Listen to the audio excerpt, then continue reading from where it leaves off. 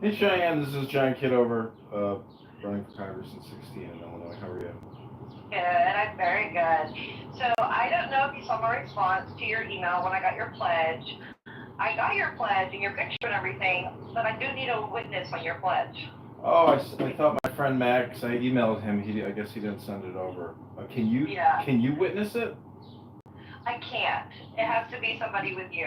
So Oh. It can be anybody, a friend or a spouse or anything like that, a coworker, whatever. It's just unfortunately we are not allowed to witness it. So you have to have a witness and send it to me with a witness signature on it. God, I thought I saw on Darren LaHood's signature that you were his witness, but maybe that was... I wasn't. I didn't even work with the company at the time that was it. Really? I thought it said Cheyenne on there. No, if it's a Cheyenne, it's a different Cheyenne. I'll have to look at that, but I don't know who that is. No, it's definitely not me. The only time that we're allowed to sign it is if we do it in person. It might have been Shanna, my coworker Shanna, she got his in person. The only time that we are allowed to sign as witnesses is if we're there with you and you sign in person for us. Like when we go to capitals and stuff like that and work on the ground, if a representative will sign it and we're right there in his office with him, then we're allowed to sign it. But otherwise, we are not. Okay, no worries. Let me email my friend and text him and see if he can send it to you right now. Yeah, and he can just, if he needs to, he can snap a picture and text it to me. It don't matter, however is easiest for him. How long have you been working there? A year and a half? Oh, Almost cool. 2? Yeah, about a year and a half. Well, I applaud you for what you're doing. I think if we did have more turnover, we'd have a lot less fraud, waste, and abuse. Yeah, absolutely. So, and of course, you're military, so of course I applaud everything that you have done too for our country as well. So. Yeah, thanks. Appreciate it. Well, have a great. Now, if you win your seat, are you going to leave the military? Do you have to? I don't even know the answer to this question, so I'm going to ask you. It might sound dumb, because I don't know the answer actually. If you serve in Congress, do you have to leave your military duties? I'm not active duty anymore. I'm finished with the military. That was 2000. Okay, so you're not even reserve or anything anymore. No, I'm out. Oh, okay. For some reason, I don't know why I was thinking that you were still reserve or something, so I didn't know for sure. So, but do you know the answer to that question? If somebody is still active, do they have to leave if they run for Congress? You can't actually run for Congress if you're active duty military. You can, if you're reserves, you can, but if you have an active duty contract, like that supersedes you stepping out and trying to run, for political office. Yeah. Okay, I'm curious. Thanks for my question, so I appreciate that. So yeah, just keep me posted. Like I said, I had waited, I had replied your email when I got it, but then I wasn't sure if you had received my email, so I was like, I better follow up with him so that we can get him promoted. And I got everything I need except for that part, so as soon as I get that part, I can get that over to my press team, so I just wanted to follow up with you for that. Okay, I appreciate your help. I'll let me re-forward this right now and text my friend who's basically working as my campaign manager. So thanks so much. Appreciate it. Have a great day. Thank you. You too. Okay, have a wonderful thanks, weekend. Okay, you too. Take care. Bye. Bye.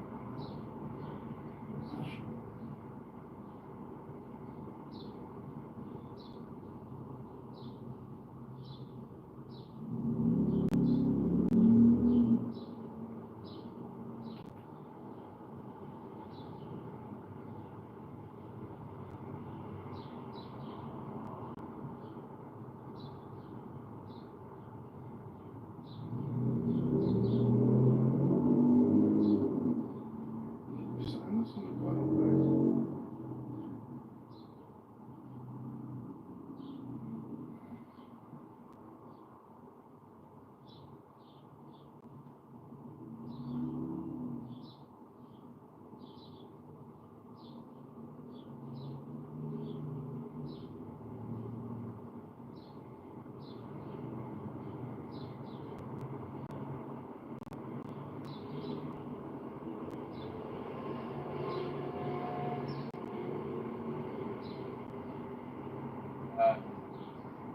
And he sat there being very good at rebel.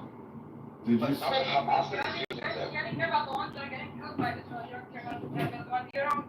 You only care about the ones getting killed by Hamas. You don't care about the ones getting killed by Israel, right? The ones that get caught the bomb, that's okay. It's not Hamas. no, I feel bad anytime any innocent person. What do you want for you denying that people getting caught the bomb? Did you see? Yes, I deny the fact that yes, I deny the fact that they're being copied because A, you don't know what you're talking about. You just make quick things. Because I can hear the fact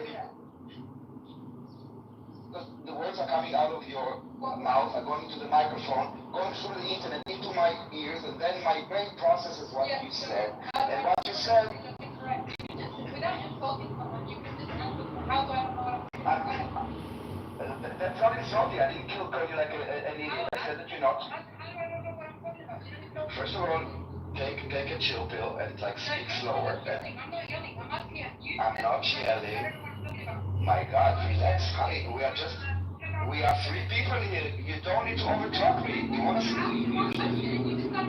I understand, but the way that it works is after you ask a question, you need to use your ears to listen, not keep on talking. I'm trying to answer if you will let me. Can I answer your question? Thank you. By you using the talking point, which is carpet bombing, when you do not have any military experience or intelligence regarding what is happening on the ground, tells me that you don't know what you're talking about and you just echo things that you heard. Answering my question again. Do you use the same yes that you guys? I can answer the question. I haven't. Well, I haven't. It hasn't been my turn yet. Maybe your comprehension skills are not there. So calm the bombing. Who's insulting who now? Who's insulting who? Yeah, but don't insult me. Yeah, but don't insult. Yeah, but you don't insult. Yeah, but don't insult. Yeah, speak. Yes, but speak. Yes, but respectfully. Women and kids, and you bomb it to the ground because there's like 3 terrorists. What's that called? Can you tell me of the advantage you're talking about? That's called collateral. That would be called collateral damage. No, it's called. Actually, my friend, it's called a made-up story. This is what it's called. It's called a fantasy. My friend does that. He does that as collateral damage. So you only care when it's Hamas, but when No, I feel bad when it's collateral damage. Why do you say fucking kids? They're not fucking kids. I'm not shouting, I'm speaking. I'm not shouting. Mike is not being intermittent. He's trying to mute your mic every 5 seconds when you're speaking. Thank you. Yeah. Okay, go ahead, Mo. I feel bad when they die as a collateral damage as well. I know, but then you weren't going ahead. You weren't going ahead. I was. I just said what my speak. Thank you. So you Jews love to pit everyone against Muslims and look what Hamas did and look what the Palestinian culture is. Bro, there's videos of Israeli children screaming death to Arabs in the street. You guys want to make it all about Hamas? Well, there's videos of Arabs cutting Israelis' heads off. And there's videos of Israeli settlers helping Palestinian farmers with stones. But you don't want to talk about it. Why were they getting pelted with stones? Okay, you gotta be. You started with. You start. Hold on. More. Quickly. Oh my God. I think you should go to Amir's room. You will feel much comfortable there. Then you will be admired for your outrage, your performative outrage. Now you started with this carpet bombing bullshit, okay? So I'm asking you, why do you say carpet bombing? Because if you look at the facts on the ground, how many Palestinians were reported killed, even by Hamas themselves? Okay, that was easy. Anyway, she can go to Amir's room. This is exactly the level of conversation, like outrage and women and children. Like it's stupid. Hit him again, Daniel! Hit him again! Well, so now on to serious note. So today, yesterday night, the IDF did an operation in Khan Yunis and retrieved the bodies of 2 hostages that were buried there from Kibbutz. So we now have 56 hostages left. Those 2, this couple, they're American citizens, Israeli Americans. They're 70-something years old. Peace activists, by the way.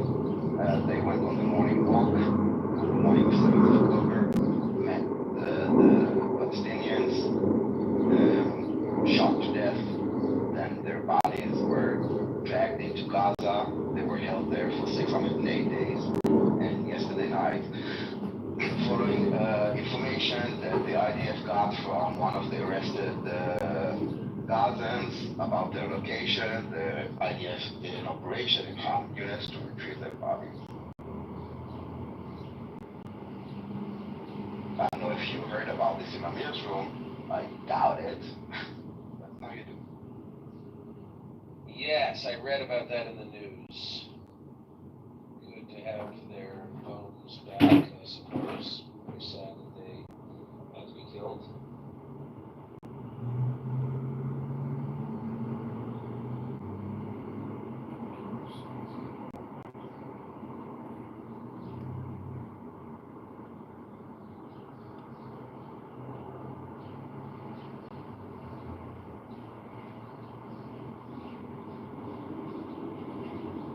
What's up, Yogi?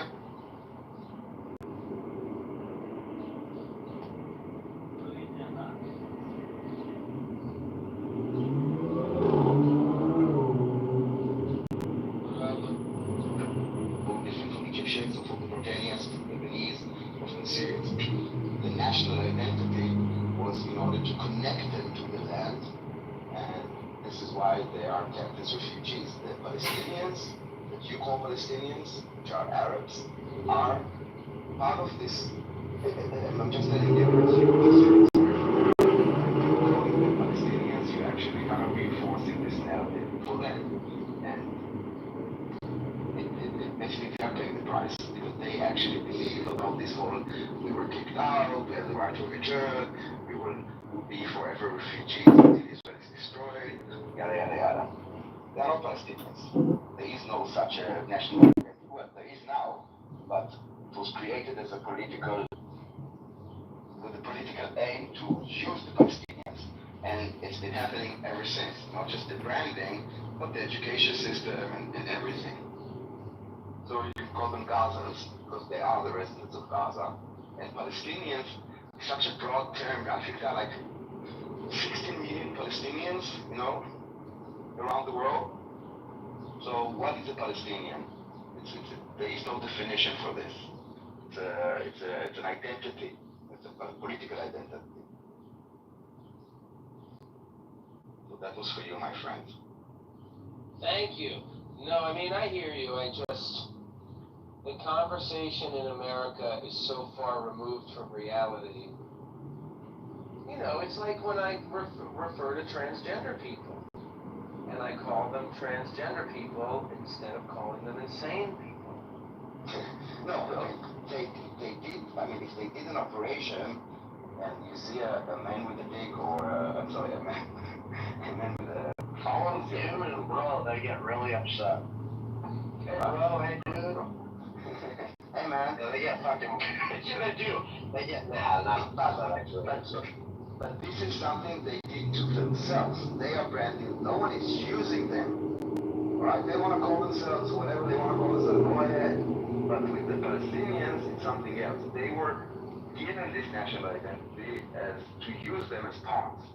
Pawns are not pawns for anything. They are the victims of themselves and of like society or whatever you want to call it. They are not being used to whatever.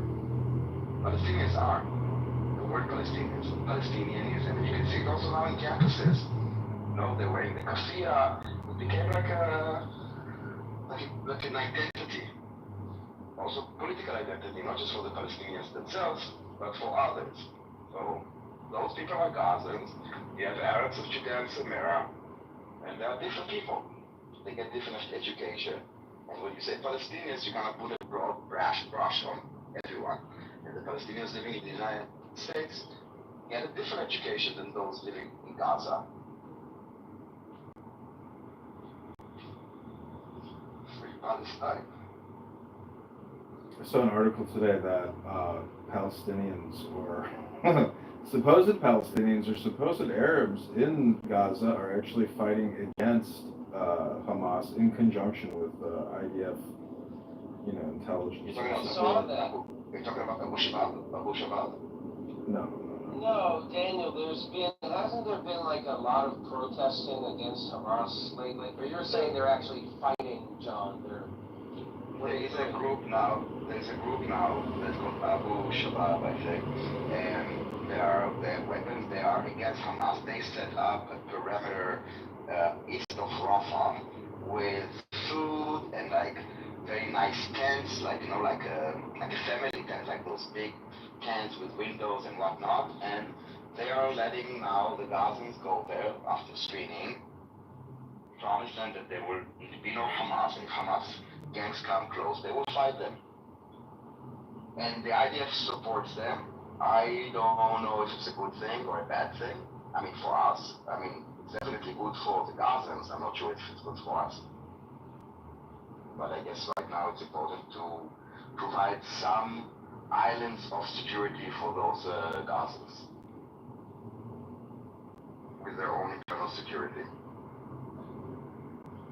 Yeah. And when they kill them, when Hamas kill them, and they bomb them once, then of course they say that those are IDF. They would never admit that they killed a group that is fighting them. They would say that those are undercover IDF soldiers.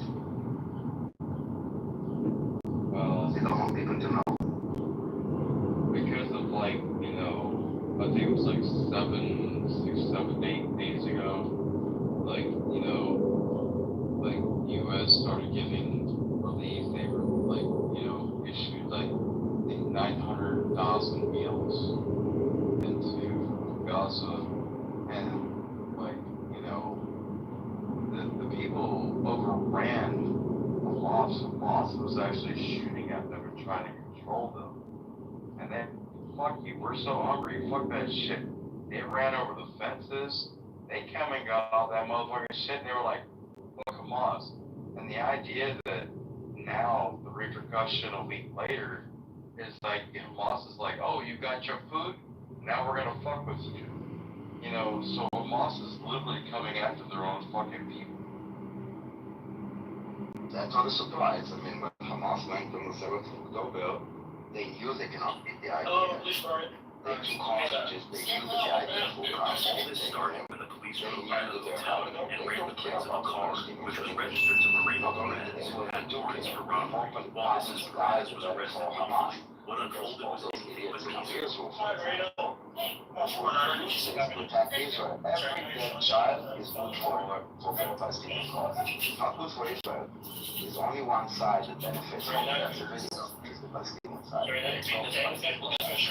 Yeah, well, it's all propaganda, Hamas just drugs and Jordan to American soldiers. Hamas fights Exactly, we're gonna. No, hold on. I'm sorry. I said it wrong. Yeah, It's just. the Houthis and the Tutsis. Yeah, I do so. No, the Houthis. I'm not talking about Rwanda. I'm talking about Yemen. Yes.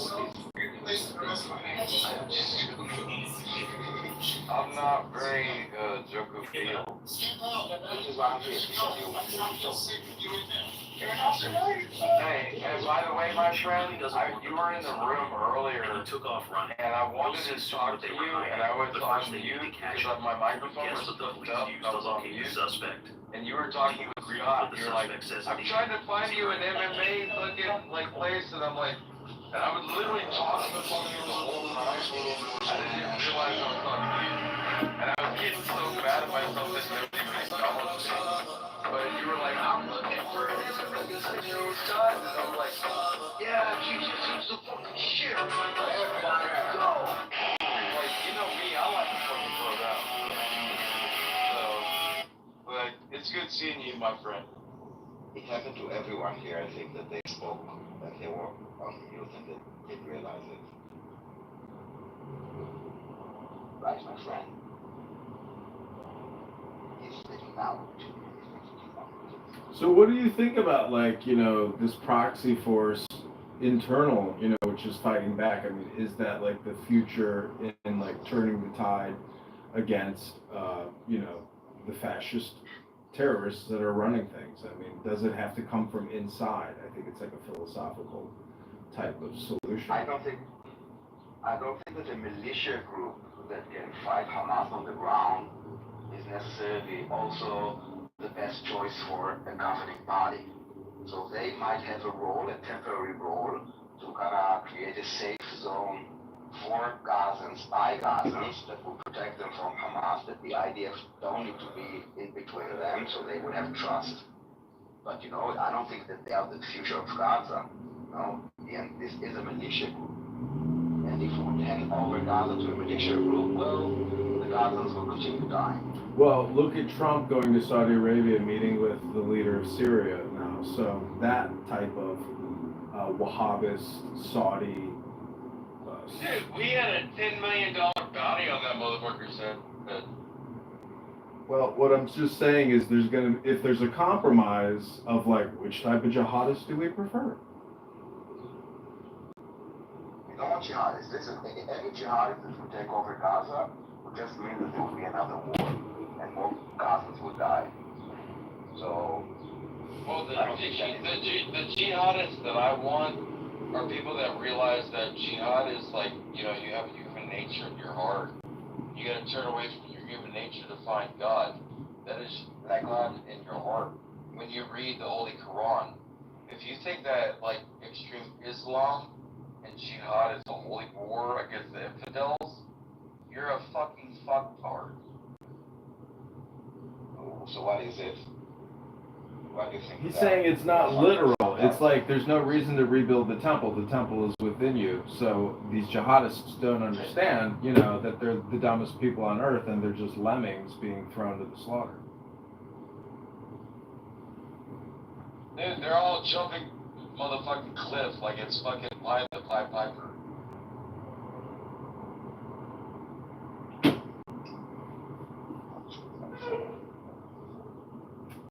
I mean, Israel has, like, you know, not proven, but Israel has supported, supposedly, you know, Islamic fighters that are going against regimes that they have even bigger conflicts with. Like, for example, Bashar Assad. I mean, that shit is just passed over as if it never even fucking happened. Like, Israel was at war with his father and Bashar for fucking 50 years or more. So that dynasty is gone. Syria is, you know, a new thing. But I'm just saying Gaza, I think, could end in the same way, where some new leader emerges. Like, what about that one Palestinian person, you know, who defied Hamas? Remember that guy? What's his name? I can't remember his name anymore, but great speaker. The Green Prince, Muhammad Abu Yusuf. Yeah, dead. Yeah, I think that's him. Yeah. Like, why can't that guy emerge as the president of? You realize today is June 5th, And it's been 36 years since Tiananmen Square where that dude with his grocery bag stood in front of that fucking tank. It's been 36 years. That guy disappeared. He was Like nobody even knows who he is.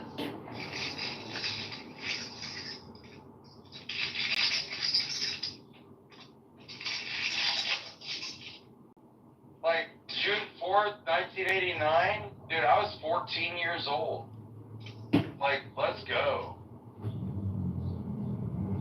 Actually, I was 13. I turned 14 a month later. Or less. What do you think about later. What do you think about this flotilla with Greta and this UK Parliament member? Greta, who gives a shit about that fucking autistic, fucking Down syndrome looking bitch? I don't know what it is. I think it's like a psyop. I think it's like a fake psyop. I don't understand why. I thought that she was a climate change activist. I don't see why. Yeah, she came over at 16 from her country to America and like, how dare you? I'm like, bitch, I will get my little fucking niece to fucking beat your ass.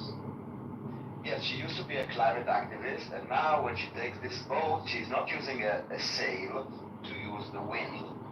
She's using an engine, which is a bit surprising to me. Now they took this little dinghy.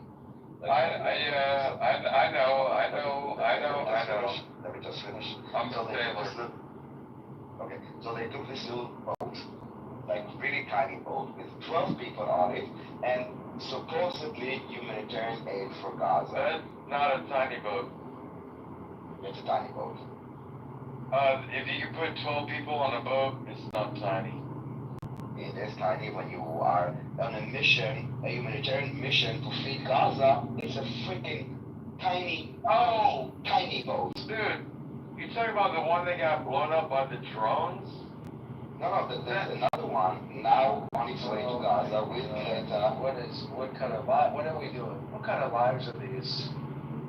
I don't know. I was talking about her going when she was 16 years old from like her homeland to America at 16. That's not what. And how dare you? And now he's going to current days. And you're talking about like a ship that got blown up and they had to turn around. Doc, I was talking. Am I wrong? About, yes. I was talking about the boat that is going now to Gaza with Greta, and then you jumped and you said, yes, she was 16, yada yada yada. So yes, you are right. Still, the boat is on its way, and we changed the topic. Actually, I started Greta. You're jumping on my.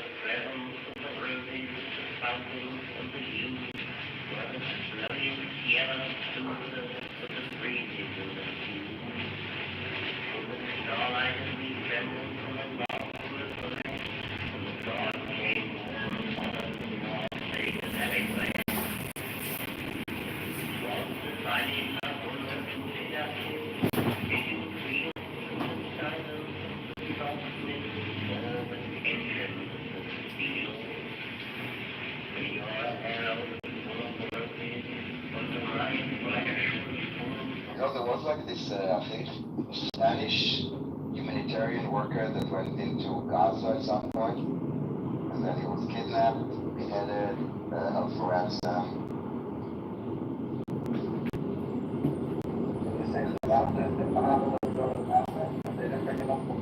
Did you see the Piers Morgan show with Natasha Lautdorf? So he brought her and some comedian, I don't know if you know him, but I don't know, Dave Smith, which is, I guess, morality of the action. He's a dummy.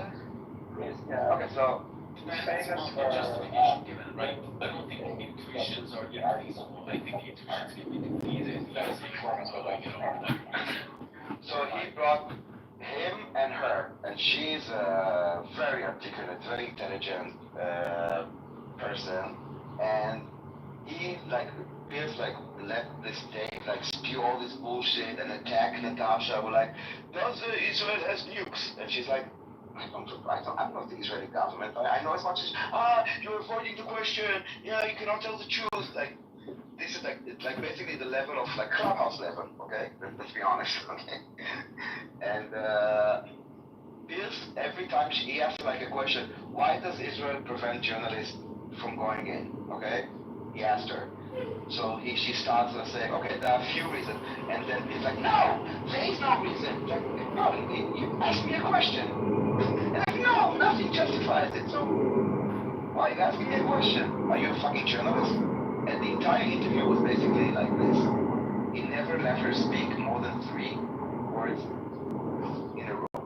And this is what I'm saying. It's not just those radical idiots. This infestation, this plague of this free Palestine is infecting normal people, I would call it, or people that were balanced, and takes them off balance.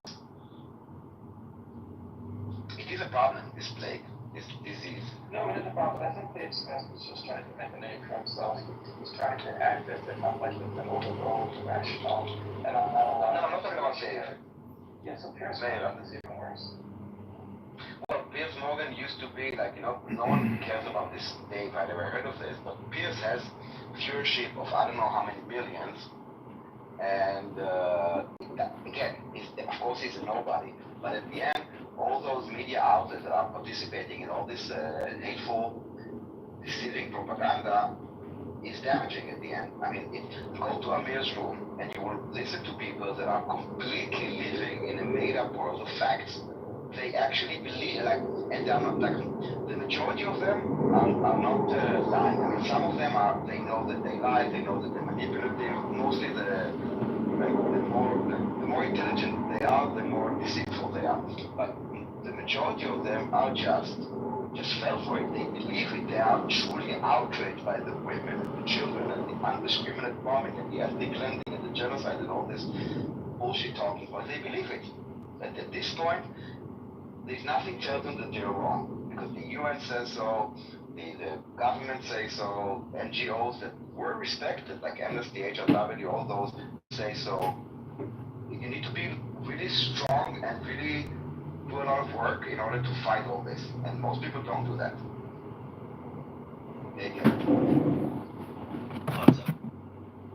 Yes, I think Dave Smith is more of a reach than you understand, because he's like sniff is the wrong word, but he's like a crutch. Piers Morgan, he has his position, and others have their position. And then there's Dave Smith, who's just a comedian, and he's just looking out at the road. And people look at that and be like, okay, so the normies are bringing the points on. And yeah, but if Dave Smith, I think, yeah, go ahead. No, you can listen to the debate. I think he won the debate. Not that his arguments didn't win, but he did a better job. He looked like people don't understand issues. Douglas Murray did a really bad job on that debate. Really bad. He missed the important points. He just didn't debate well. I saw the one that was only Natasha and Dave Smith. There was no. So there's a very famous one that's quoted on Joe Rogan, and it's Dave Smith and Douglas Murray. And Douglas Murray, instead of arguing the issues and showing what Dave Smith was in it, he argued that you were to talk because you were uneducated. Yes. About that. And that was that you were not in Gaza, right? Were you ever in Gaza or something? This is where it comes from, right? Okay, and Dave Smith says, so you would never have master regime. You know what I mean? I can't go back in time, but I didn't about it. realities now, because the country is getting instead of showing it that the Smith was wrong about both Bush's, one of these things is resumption into this war because it's the worst war we've ever seen. And Douglas Carter says it's not even worse than one single year in the Syrian war. And Dave Smith responds, well, I'm sure there's years like that. You're saying every single year, and instead of hammering that home, yes. Not only that, every single year was way worse. And again, it was way worse. And there are multiple years that are way worse. If he just lets it go, so he doesn't show the audience just come to the wrong conclusion of the expected ignorance. He says you're ignorant, and he doesn't back it up. You know what I'm saying? Like, he didn't do a good job. Yeah. This is why I like Natasha. She's so classy, she's so articulate, so knowledgeable. She talks facts, not emotions. She doesn't curve, she doesn't like... So his accent would have come.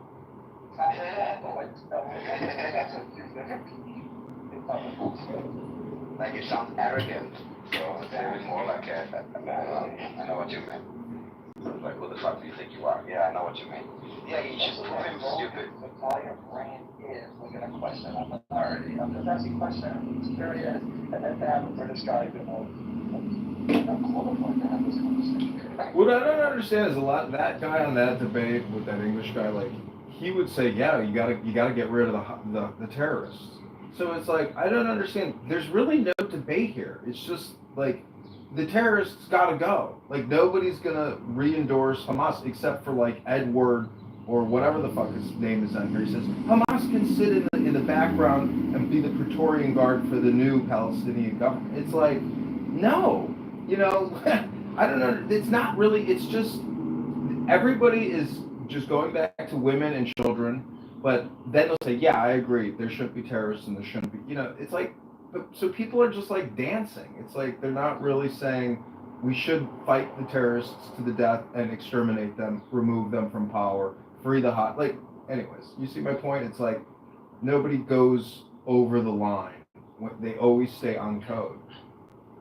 I think Edward feels a lot of confidence right now because of the world perception. So he actually thinks that he is like the boss of things.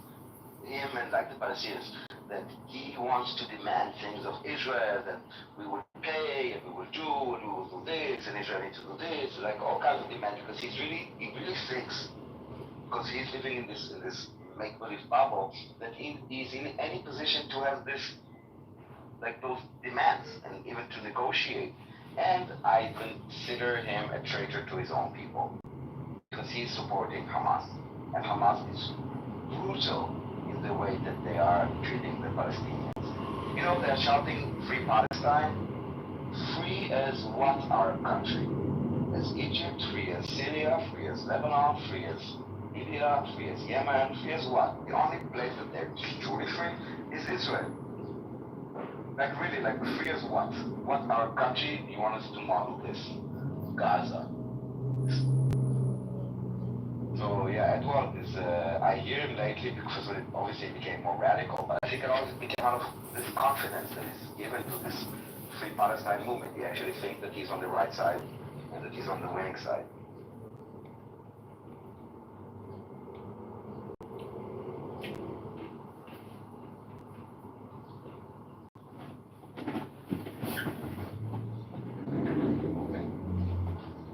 It's just weird. It's like terrorists gotta go. It's like, how do you expect them to go? Like, what do you? Because Edward will say the terrorists gotta go, but it's like they gotta go, you know, by a sword. He said that because I hear him call them like praising Hamas, the resistance is doing this, and the resistance will not let you do this. It's basically, let's be honest. Like, listen, it's illegal for him to say the words "I support Hamas." Okay. It's illegal to him because he's a U.S. resident, but the things that he's saying, and when he's calling them the resistance, he's more free in his mind to say supportive things of them, and to praise them. Every time I hear Edward talk, he's only ever talking about one thing, and it has nothing to do with the war in Israel. What is it? It's the fact that, is this the guy who can't find the vagina he thought it was penis?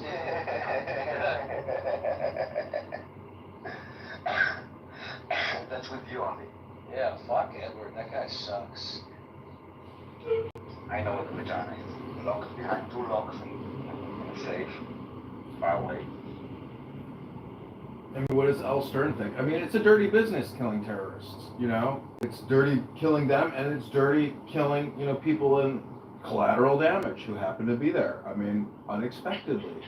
So, I don't know, there's just no easy solution for this problem because people are going to die. Well, it's not God-given, and it's not really collateral damage, and it's not just that they happen to be there. It's a strategy of Hamas. Because this is how they win public perception. The more people dead, the better for the cause. A photo of a dead child is good for the cause. It's good for them. This is why you will also see those supposedly pro-Palestinians will put a PTR of a dead child. Because it's a tool for them, like the Palestinians. I mean, at the end, the Palestinians are a tool to attack Israel. No one cares for them. Same as that no one, like, all those idiots support Yemen. While I think there are like millions there that are displaced, hundreds of thousands of malnutrition children that are on the brink of starvation. Not only do they not care, the UN doesn't care, Amnesty doesn't care, Human Rights Watch doesn't care, all those UK Parliament idiots don't care. Like literally, not us pigs. And they actually think that Yemen is doing this to support the Palestinians. I mean, fuck it, they don't even support their own people. Every rocket that they launch, I don't know how much it costs, those ballistic rockets. Those are not like handmade rockets like Hamas. Those are ballistic rockets, they travel thousands of kilometers. They cost tens of thousands of dollars. That would feed tens of thousands of people. Daniel, if you were living in Israel now, or when you go back, do you go to protests? Would you go to I did go to the protests, but and my family does. I don't always have the patience when I'm there. No, that's because I'm, because they're yeah. it's in raw. Like I get it.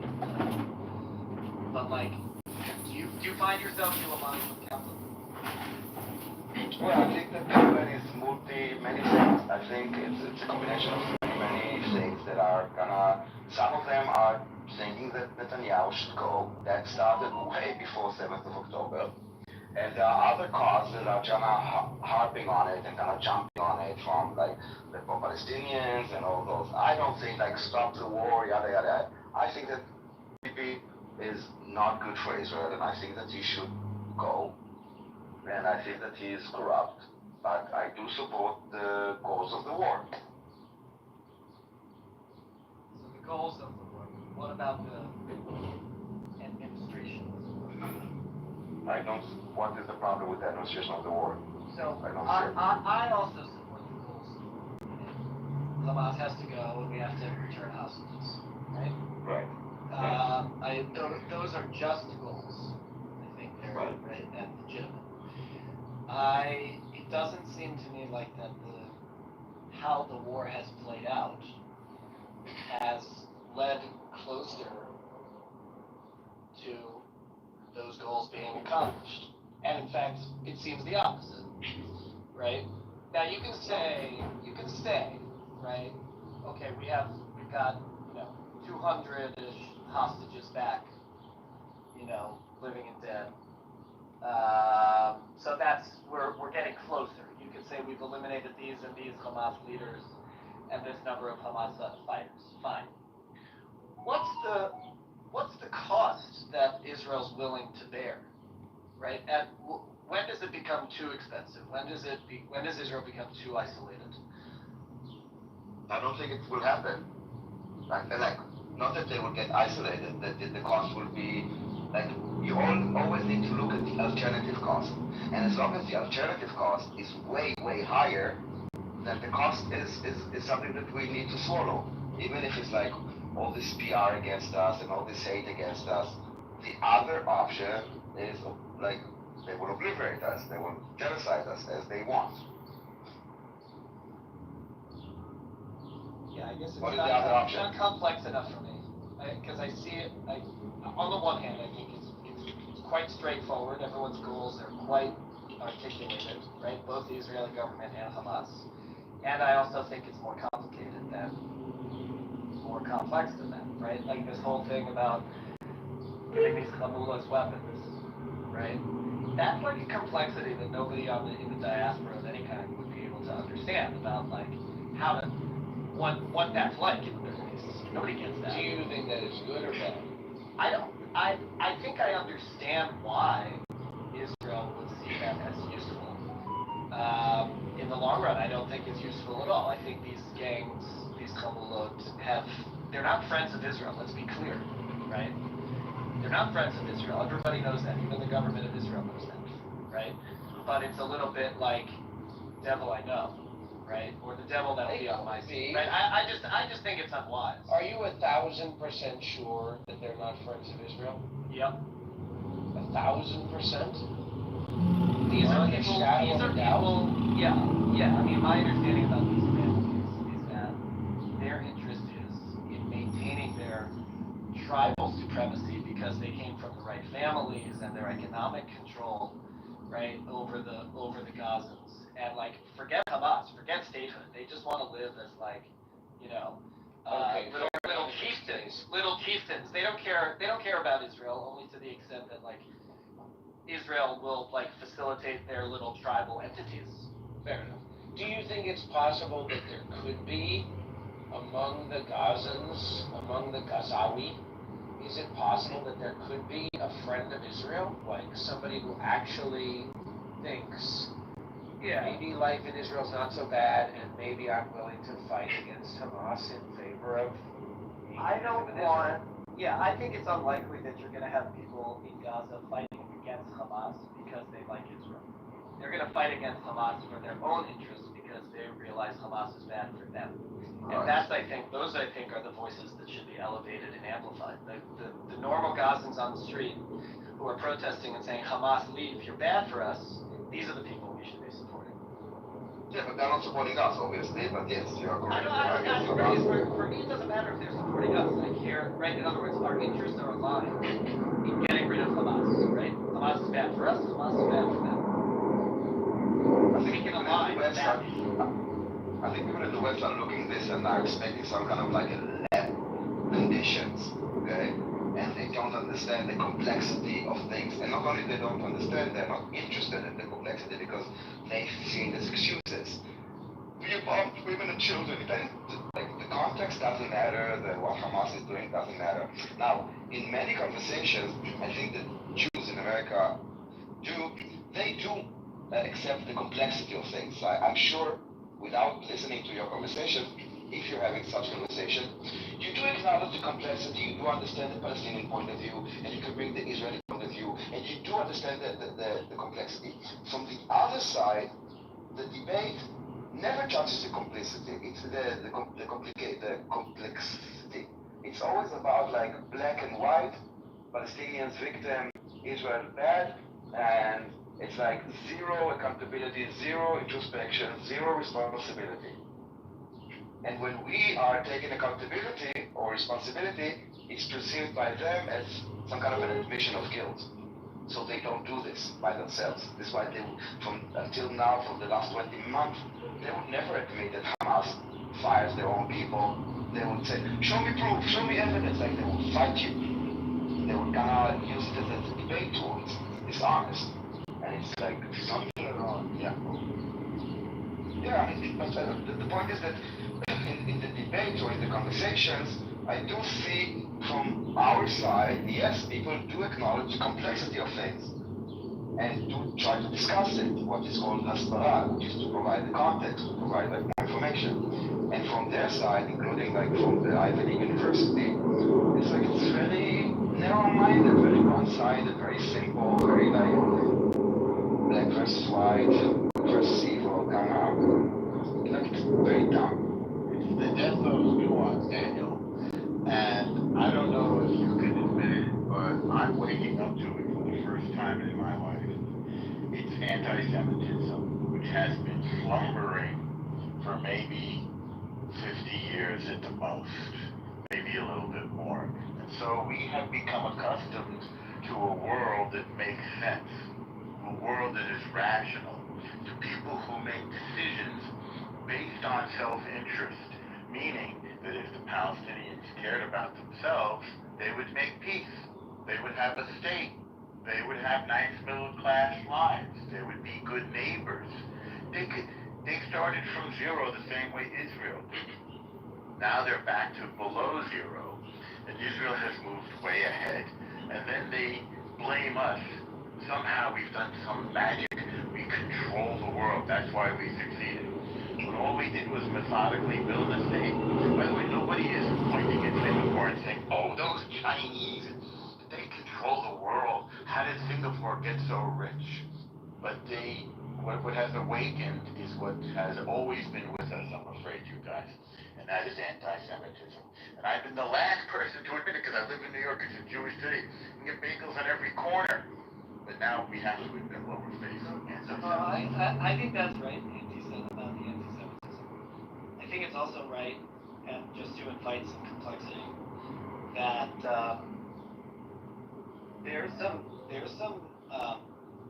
some rot in certain sectors of Israeli society that don't do us any favors with the anti-Semites. I'm not saying it justifies the anti-Semitism, of course.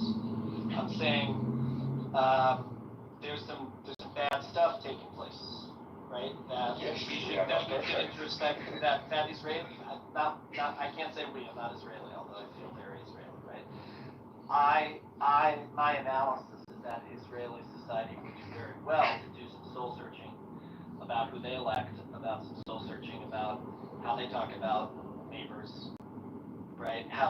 Is there dehumanizing going on, right? And again, this is to invite complexity. This is not. But I think that you're putting a bit of a double standard on Israel, as if other countries, nationalities, or ethnic groups don't have like people that are radical to the right, radical to the left. Of course they do. Yes, and so is Israel. I don't think we need to do any special introspection. We also have criminals, we have rapists, we have thieves, we have many things, like any other country in the fucking world. So I don't think we need to do it. Well, so this is what I keep trying to explain to people in other rooms, like Israel's a real living, breathing society, complex like every other society. That's not an excuse, but that does mean that in free pluralistic democratic societies, right, the accountability is on the self, right? So like Israel's got just like every other country, no double standards, have to look themselves in the mirror and say, and look at themselves in the mirror, right? What the outcome of that self-conversation is something else, right? But I don't think I've seen a nation. And I do see. I would just say I do see a soul searching in Israel. I do. I don't think that I've seen a nation like Israel that does more soul searching and do internal debates like Israel. The democracy in Israel is so vibrant, so active. Literally, I don't see it, even not in the United States. I don't see something like this. We call out many things from I don't see this. So to say that we're lacking introspection, I think it is double standard. Because if you compare Israel to literally any other country, including the most vibrant democracies, no, I don't see that. I think I didn't explain myself. I didn't express myself well. Of course, what you're saying is true. That all happens, and that actually proves the vibrancy of Israeli democracy. Of course. What I think is terribly unfortunate is that people are not willing to consider Israel as a real, living, breathing, complex society, right? That does these things, right? Do you know who Tomer Persico is, Daniel? Who? Tomer Persico. You ever heard of him? Yeah. Yeah, I like him. Anyway, I read him from time to time. I think he's very good, right? So I encourage, one of those dum-dums. If you want to hear what dissent sounds like in Israel, right? Go read a guy like that, right? And the fact that he's able to publish freely is it should not go unnoticed, right, in the neighborhood. Remind me, I know his name, but I don't, right now I don't have a profile of his He's like a public intellectual. He writes about issues of religion and modernity. Of course, everyone writes about the war because everyone writes about the war. He wears a He's little pro-what? cap. He wears a little cap. He's got a short beard. But he's pro what, or he's like against what? Like, what is his position? Well, I think he's definitely a lefty. I think. Yeah, what kind? What kind? I think. Yeah, I think maybe our kind. Maybe I don't know if you would group yourself with me either. I think my kind of lefty. I think even the lefties in Israel, everyone in Israel understands the danger of Hamas. Everybody understands that. Even the far lefties are not like defending Hamas, right? They recognize about Israeli state. Yeah, but so much. Only the extreme, obviously the extreme. Like, listen, they do believe Hamas propaganda, and whenever something happens, and the same day, it's like today I saw it. Okay, someone wrote in Hebrew, like from the morning, I don't know, 67 people were killed in Gaza. Okay, no, dude. First of all, how do you know? It's like today. It's like today, by now, like from the morning until like, I don't know, I saw it like 2 hours, 3 hours ago. Like, it doesn't make like, the only source that you would have is Hamas.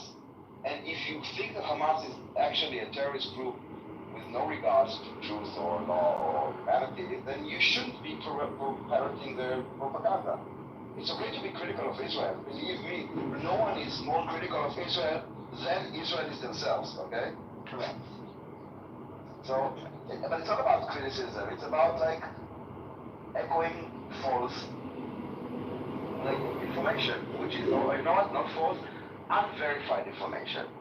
Let's call it that to be more balanced. That's fair. That's fair. And I think it's using emotions at the end. And maybe a lot of people are, I get it, affected by emotions, but we also need to keep our cool and keep our like logic and understand the law and understand, as we said, the complexity of things. And it's not an easy situation. I mean, basically, it doesn't matter what Israel does, you can paint it as a bad thing. No? It doesn't really matter what we do.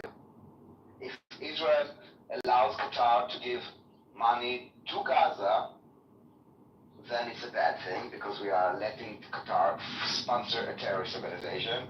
If we had stopped it, then of course we are starving the people of Gaza and not allowing them to build. And then if we say, why don't you build? Because you didn't allow us to get the money. I mean, it doesn't really matter what we would do.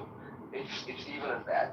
When we say you need to evacuate this place because we need to bomb it, then it's forcibly displacing them. When we give them food, then we are treating them like I don't know, like cattle because they need to stand in line. It's like I think at this point I also like, it's really hard for me to take criticism seriously because it seems like the verdict is set and then you write like your arguments. First of all, guilty, and now let's write the arguments to support it. Well, that's the anti-Semitism part, but there are some. That's the anti-Semitism part, and I think it's also the case that if that's true, that we're already guilty from the outset, what do we need to do for our own self-respect, for our own sense of our own self, right, and our sense of our own safety? It's a lot to balance, right? And it's interesting. I heard something interesting the other day about Sharon and Olmert, right?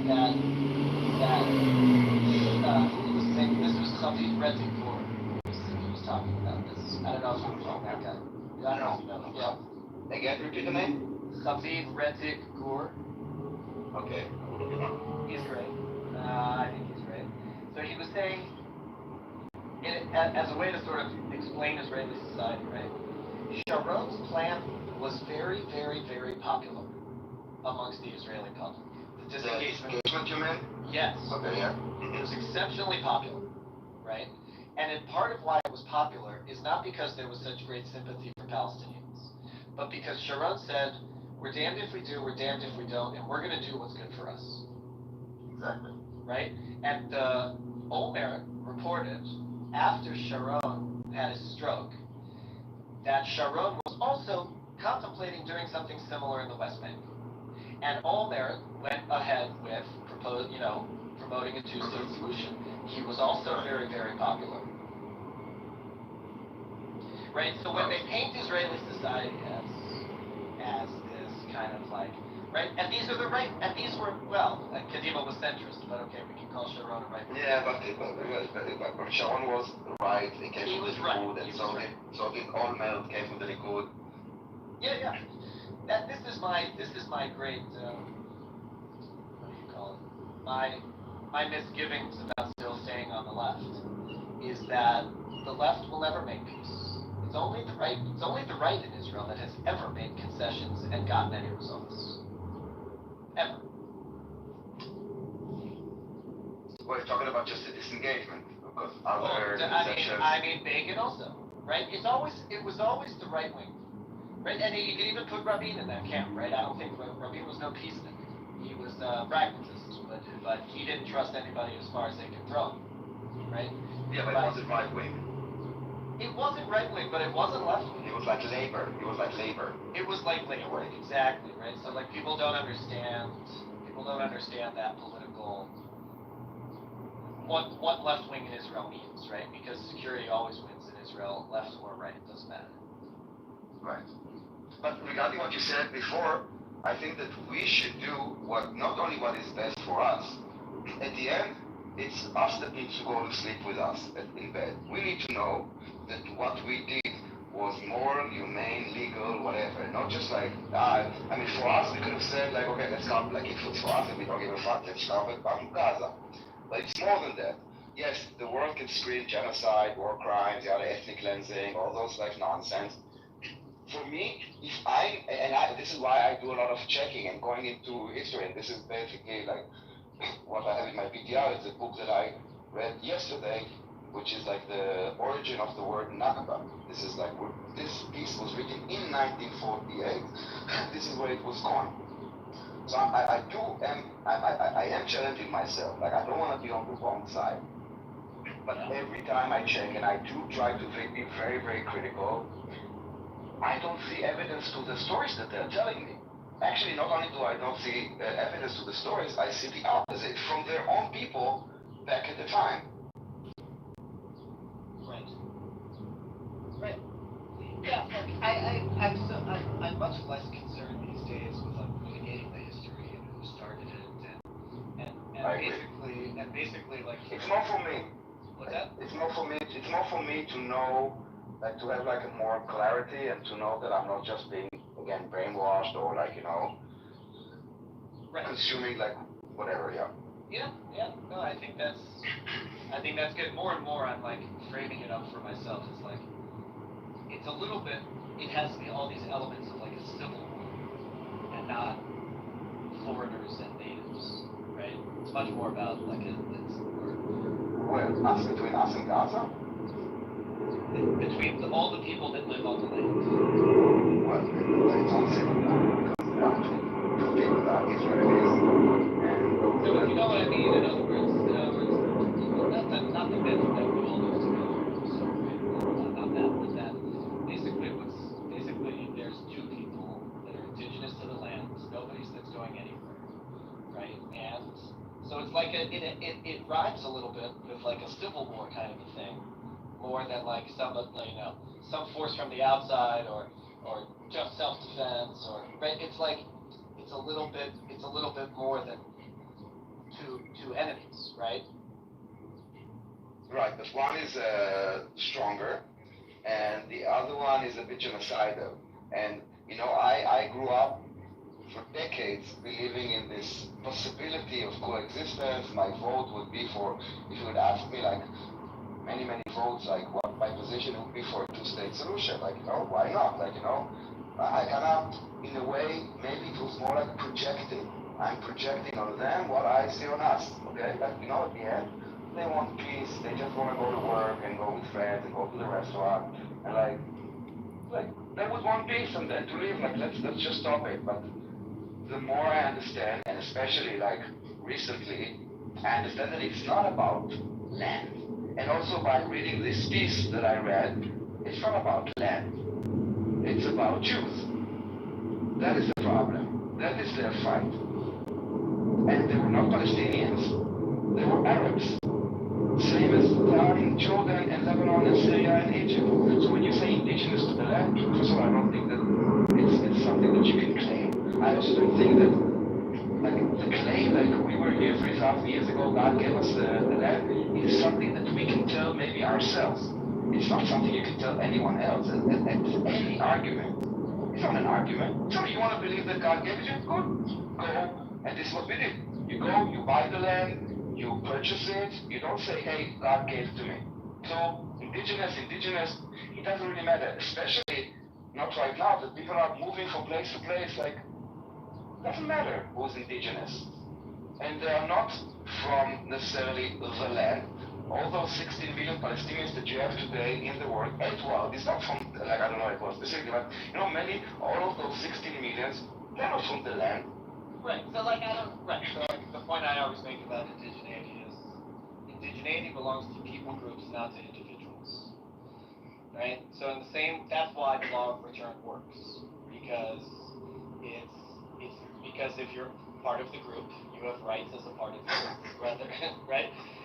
So like, the same way that I want to preserve my own access, right? I have no problem with the theoretical claim, at least, of like indigeneity or right of return or something like that. It's obviously not practical, right? Like those things are not. My secret hope, it's not so secret. I hope and this is like against my better judgment because I think they should be drafted. I think that the opposition should do as much as they can to get the Haredim to leave the government. Are you up to date what's happening? Maybe not since this morning. Why? Is there something? Yeah, but in the last like 24 hours, you are aware of like exactly what you said right now. It's like, okay, you didn't say it out of the blue. Okay. No, I'm advocating for it. I think Ben Gurion made the big. I think the deal Ben Gurion made with the religious back in the day was one of the worst things. Now, you know, in hindsight. And this would be the second version of that, but I think it's worth it. I think it was exploited. I mean, I don't know how many religious people with it. Listen, if you are like an excellent athlete, for example, you can be exempt from the idea, so you can continue. Like if you are on the way to the Olympics. Right. So same with the Torah studies. If you're like some kind of a prodigy, amazing. I have no problem with 10,000 of them studying Torah from the moment they wake up until about 10,000. I don't need like the top of the top because that is fine like any other that we want to invest in. Not as a blanket on the entire population. That is not the I same. agree entirely, right? Torah Tov U'Manu Tov is a high standard. Yes, but not as I can just put a pin on my. No, many of them. It has to be. Yeah, it has to be the people who are really going to be, not these Shabbatnikim. Yeah, but I think that when you kind of let this thing kind of grow and become reality, it's harder to change it. Same with this Palestinianism, this. I guess at the beginning no one cared that they started calling them Palestinians. They didn't see what's wrong with that, and now. It's really hard because people actually believe that there is a nation of people that is specific and unique called Palestinians. But it's not true. They have nothing that is different from the Jordanian. Not language, not culture, not land, no nothing. They are exactly the same people. The reason that, and actually I think Yasser, who said, I will find you, hold on. So it's an interesting quote, I have it here. Does that actually matter now though? Does it actually matter? Yes, because we need to deal with this. Right now, you're not saying if there were Arabs, that would be easier because there are many Arab countries. What would you say, Palestinian? So who cares? So let's just say, so we'll just deal with it as if it's 1947 again and they're just the Arabs. Yeah, but we are not living in a bubble. Right, but I'm just saying, like, as a historical matter, you might be right. As a, like, practical, pragmatic, like, does it really matter? There's now a group of people that's mixed, that's either from there or not from there, that are distinct or not distinct from their neighbors and Arab neighbors around them, and they would like to have a state, and that has been a plan long before, for decades before Israel was even a state. So, like, who wanted to have a state? What's that? Who wanted to have a state? Who wanted to have a state before Israel became a state? There's Sykes-Picot, and there's all of these arrangements. Right, that grant a certain kind of autonomy and independence to the Arabs living there. And the Jews. Yes. And the Jews, Yes. right? Right. Great. So for me, that's still the goal. What? Coexistence? Yeah. Like living side by side? I don't think that it's practical or possible, unfortunately. Like as a wishful thinking, if we could have turned back time and I don't know, make different decisions along the way, also mostly on their side actually. But at this point of time, I think they pushed it too far. Obviously not now and not immediately, right? Lots of things have to happen before that's even a practical reality. I'm just talking about, like, in my aspiration, right? My Zionism was always nurtured on the idea of coexistence. Of, like, my Zionism taught me that a Palestinian state was part of, like, I get to have a state, they get to have a state. That was part of my Zionism. How is that connected to Zionism? Zionism, in Israel, we do live in like coexistence. We have over 2 million Palestinians living with us as equal rights citizens. That is not a problem. No, Them having a state, you think they don't want a state. I think I'm not expressing myself well. Maybe it's me. I would take responsibility. No, I don't know. I'm not sure. I mean, because there's coexistence inside, right, Israel, Right. which is also complicated, right, and not clean. And I think it's okay to admit that it's not clean. It's fine. No society is clean that way. I think it's, just so you know, I think it's like this, taking into account all the forces that are trying to like stir shit up, I think it's way better than it should have been. Like, there are like forces, international forces that are working on this divide and about this hate like no other country. I mean, in every country you have like all kinds of minority groups or like people that are feeling oppressed or less than or whatever. But in Israel, it's not from the ground up. It's basically it's manufactured. I'm not sure I followed all of that. Who's manufacturing what? The global positioning, in a way, of this notion of, the free Palestine, or all this support for the Palestinian, I think is actually bad for them because, like Edward and many others, they become so confident that they actually think that they are owed a state, that they will get a state, and I really don't see that happening. Judea and Samaria, if you look like geographically, like they are like, it's a higher ground. It's basically, Israel will not be defensible if you would create a Palestinian state in Judea and Samaria. Israel would be destroyed. The only way that you would have a two-state solution is with another peaceful nation. Right, not that's, with that's why my interest continues to be making sure that both societies are politically and, all institutionally, socially, right, prepared to be peaceful with each other. Not laying blame, right? I'm just saying, right, that... No, but you don't have any influence on them. You can influence us. That's right. And if you would, That's right. I have no influence on them. Absolutely right. and they don't have, like in Israel, I would find dozens of like peace organizations that are Palestinian Jewish or Palestinian Israeli, from ceremony, organization, activities, like many of them. I will not find one in the Palestinian Authority. I will not find one in Gaza. I will not find one. I keep looking also. So that is like, this is the reality. This is what I said before about the complexity. Yes, we do acknowledge the complexity. We do try, but if there is no partner, and this is the point, there is no partner. It's not like there are two peaceful nations that needs to find a resolve and let's find a solution. Their solution, they say there is only one solution, Intifada revolution. Not them, but from the river to the sea, Palestine will be free. When you hear them talking to people on the street, like, okay, yes, they are being taught from birth. Israel is yours. You are ethnically cleansed, and it's your right. They use our right of return as if it's a real right. It's not a name of a law. It's an actual right, and it's not just they are delusional. The UN supports this notion that they have this right of return. So they get kind of like this legitimacy stamp that our struggle is legitimate. Yeah, I mean, you're right. We have no influence on them, and I'm much more concerned. Committed my professional life to the Jews, so like I'm much more concerned with us. And something I find that's very ironic, right, is that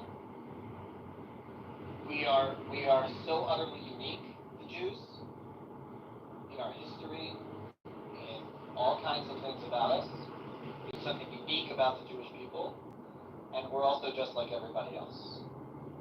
And it's like this tension for me that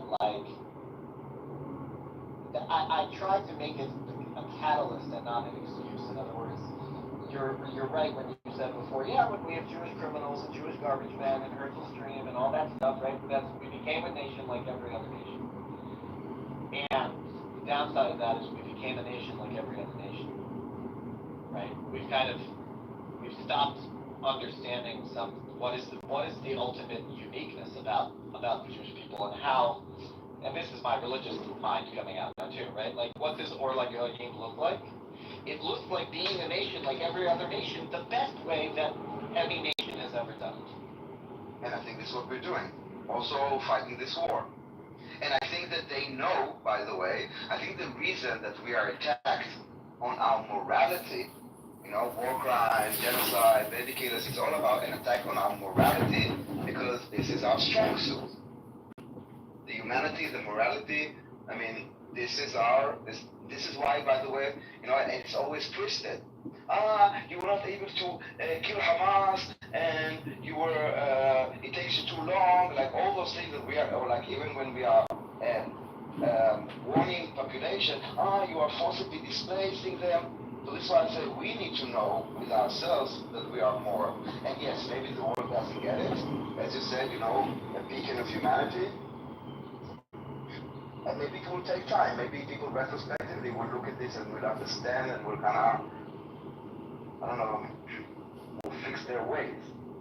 Do you think, what do you think about law? I mean, morality, ethics, virtue. I mean, when you're in contradiction to the law, so, Uniform Code of Military Justice, there's two sets of laws, and these Free Pally, terrorist supporters are essentially playing one side of the fence and ignoring the other side of the fence, which is essentially the lawfare or the law of war. They never ever talk about law, ever. Well, the law only applies to Israel. I mean, the humanitarian law, the law of armed conflict and all those, like Geneva Conventions and genocide prevention, it's about nations. I think that Caleb kind of said it before, it comes from the notion that governments or like the armies are said to protect their own people. They did take this, what is happening right now, that we are fighting this militia government that is also using their own population, that they, like usually you care if your people get hurt. They actually see it as a win. And those laws, and what do you do? Like with like breaking the law. I mean, Hamas breaks the law every single day. Every bullet that they fire, every rocket that they launch, every time that they step out without uniform, I don't need to list them because you guys know them. All of them are against the law. But who is accused? Who's being blamed for breaking the law, war crimes, baby killers? It's Israel. And I do think that law is important, of course. And I do think that law is on our side as well. I don't think that Israel broke the law. Yes, there could be mistakes. I don't think that any country is perfect. And obviously, when you have an army that is basically everyone, yes, as there are like rapists in our society and murderers in our society, there could be also soldiers that break the law. Definitely. And even commit war crimes, but it doesn't say that Israel commits war crimes. Same as you wouldn't say Israel raped someone. Well, when you and your family, like, if you go to these anti-Benjamin Netanyahu protests, I mean, look what's on the other side of the fence. I mean, you're talking about, like, total evil. I mean, if you watch any of those Yahya Sinwar speeches, where he's foaming at the mouth, holding up a baby with an AK-47, like, you're talking about you need somebody with maybe the political and, the ruthlessness of, you could say, top tier politics to counteract those types of politics. Like, I'm just saying, like, I don't, it's always so one-sided when you go to a protest. It's like, if you could be instantly transported over there, you'd be like, oh, I'd be protesting here too. But unfortunately, I can only protest here. I'm not sure that I followed you. Meaning that, like, even prior to October 7th, there was this whole judicial Supreme Court, protest, situation happening on Clown House as well, just never-ending conversations about the Supreme Court. And then real priorities take effect. So what I'm saying is, like, if you think Benjamin Netanyahu is corrupt and part of, like, a fascist regime, I mean, it's yin and yang. Like, you need the opposite of your enemy to counteract and balance and create an equilibrium. The balance is there. Like, Netanyahu is that balancing agent or the catalyst for creating balance. Palestinian Hamas Islamic terrorist extremism. No, I think it's mixing two things. Like, I think that most of the people that are demonstrating against Bibi Netanyahu, it has nothing to do with the Palestinians, it has nothing to do with Hamas. It's about him and the way that he's taking down the level of our parliament and our government. I mean, look at the people that he surrounded himself with in the Likud party, that used to be a very respected party with a lot of, like, very respected people. Now you have Bibi Netanyahu and a bunch of nobodies because he doesn't want to have a competition, which at the end affects us because those people are ministers and they are, like, incompetent. I think and we want to. I think, Daniel, you should pause for one moment. The reality, I go to Israel all the time. The reality is, in my opinion, Daniel, I'll be very brief. When Israel was founded, it was dominated by Ashkenazi people, and there is evidence that the Ashkenazi people persecuted the Mizrahi people. And I would interpret Netanyahu's rule as rule by the Mizrahi. The overwhelming majority of Ashkenazi people, especially educated Ashkenazi people, they hate him because he's very similar to Trump. He represents the uneducated class. And so when Americans see protests against Netanyahu, they need to understand it's a racial protest. It's not, everyone in Israel is unified in terms of fighting the Palestinians. The war over Netanyahu is really a war between the educated, snobby Ashkenazi and the working class Sephardic Mizrahi people. I'm done speaking. If you disagree in any way, you can criticize me. I will not criticize you, but I do disagree with you. I think this racial thing is nonsense. Me living in Israel, the first time that I even knew that there is something called Mizrahi or Sephardi is like in my 30s, and and then I was like, okay, who was in my class? Okay, I had some people that were like darker, people that were whiter. It was a non-issue. It's not an issue. When I hired people to work for me, no one cares. And you talk about him being like the representative of the oppressed. He's a fucking he's an Ashkenazi living in Caesarea, multi-millionaire, owning 3 houses. He's actually exploiting and promoting this divide that does not exist. Because this is something that happened maybe at the beginning of Israel, because there were like people coming from different places, some are more educated, some are less, and there was like different accents and different like education level. But now, 2024-5, they're like, everybody's mixed. Ashkenazi is marrying a Mokai, a Yemenite is marrying a Polish, and their children, what are they? It doesn't exist anymore. It just kind of keeps on like harping. And you know what? If that is the case, that it's about like helping the poor Mizrahim, why doesn't it do anything? Like to help the peripheral cities? Like nothing.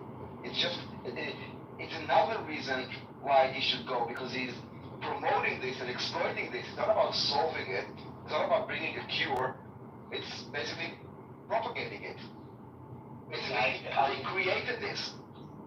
I agree in part. I mean, what you're pointing out, Hubert, the phenomenon of Mizrahi and Sephardim voting being the largest included voting bloc, we could inquire about that and say, like, why is that happening? What is attractive about the Likud party platform and Netanyahu to this part of the population? Now that would be a fascinating question. I don't know if there's like polling on that or anything like that, but that would be interesting. That would be interesting to try to figure out. Which leads me to another like observation about Israeli society, which is most of it is Sephardi Mizrahi, population-wise, amongst the Jews. And then if you add in the Arabs, right, so then you're overwhelmingly sort of like the political culture that people come with is a Middle Eastern political culture. And the minority political culture is actually the West. Now that's something telling about what's going on inside internal to Israeli society, Israeli politics. In part you have this, right, I think in part you have a bit of a clash between Middle Eastern style politics and Western style politics, and they're trying to figure it out. Well, I'd like to hear from everyone on the stage, but I feel that I love you and Daniel. Let me just be very brief. I love you and Daniel, but you and Daniel are obviously, you have a very, very high IQ, very high education level. I don't have confidence that you and Daniel really understand people who are much stupider than you and much less educated. Not because you're a bad person, but it's just because you don't live and breathe with low IQ tribal people. So you guys are maybe too sophisticated to understand the voters. I'm done speaking. You know, in the Likud party that have a majority like Mizrahi voters, when they had like David Levy, you know who David Levy? He was like someone coming from I don't remember exactly where he lived. Like, yeah, he was like from Sderot or Sderot, right? Something like that. Yeah. And the voters did not vote him, and that was like a big thing. You know, first time he's running for the head of the Likud, which kind of could lead him to be prime minister, and he lost by the Mizrahi themselves. To be honest, I don't think that the Israeli society looks at race like the American society. The American society, the race is very, very, it's in everywhere. Like still today, like I see shows, I hear Clubhouse, I see, like everything is really surrounding race. For us, I don't see it. I honestly tell you that. I respectfully disagree, so I have evidence that you're wrong, okay? The last time I was in Israel, I went to the Negev, okay? I went to the Negev, I went to the working class communities in the Negev, which I recommend you go if you get the opportunity. And just dress like a schlep. Do me a favor, dress like a poor schlep and talk to the people in the Negev, and they will tell you that they hate educated Ashkenazi people because their perception is highly educated Ashkenazi people in your social class, Daniel, look down on them. So why do they champion Netanyahu and the Likud? What's the exchange going on there? It shouldn't be hard for you to understand. It's exactly the same reason why working class people support Geert Wilders in the Netherlands. Working class people support Marine Le Pen in France. Working class people support Nigel Farage in the UK. Working class people all support Trump in the US. Like, come on, get a fucking clue. Israel is not different than the rest of the world. Working class people hate highly educated folks who they suspect look down on them. That's true in every fucking country in the world. And I'm sorry for being so exercised. I'm going to go to the audience for a while. I think hang on. I think you're pretending to be stupider than you are. No, stay, because now something clicked for me. Are you saying it is racism on the part of the Ashkenazi elites, or it's just perceived racism? That's what the people are saying. That's what the Mizrahim in Dimona, I don't know if I can even, Arad are saying. My guess is it's probably a little bit of both. I'm sure there is some elitism. I mean, when he says that the working class people of France and all these other countries, they're the disaffected people who look at the immigration and they say, why are we giving away all of our national surplus to these people? It should be coming to us. Where's our nationalism? So, I mean, Hubert, I mean, if you want to come back up, I don't understand why internally in Israel, maybe they have the same sentiment. But even in America, that sentiment has resulted in Trump MAGA populism, nationalism. Don't you find it ironic, right? Yeah, I think that the people, I think that, first of all, I hope I'm not coming across as rude, but I think David and Caleb, because they have such incredibly high IQ and such high educations, they just don't understand working class people, in my view. Not anywhere in the world. They wouldn't understand, in my humble view, they wouldn't understand a working class person in West Virginia or in Marseille or anywhere. They just understand. They're not, but they don't understand in class low IQ people think. But again, I don't think that Mizrahi are low IQ. I think it's about opportunities. And if the Likud, or like whatever Netanyahu, wants to help those poor people, so in the last, 20 years, how many schools did he open in Sderot? Why does he move a university over there? Like, maybe there is a problem, but where they are mixed. Like, check how many Mizrahis are in the Haifa Technion. You will find many of them running banks. Like, yes, maybe if you are on the peripheria and you don't have access to proper things, then you have less chances. So you would vote someone that will kind of change that, not enforce reinforce it. And that is why I'm thinking that he's not the solution, he's part of the problem. And making it bigger, not making it smaller. Because making it bigger is good for politics, because, divide and conquer. If people are oppressed and you are the salvation, they will vote for you. If you provide a solution, then you're not relevant anymore.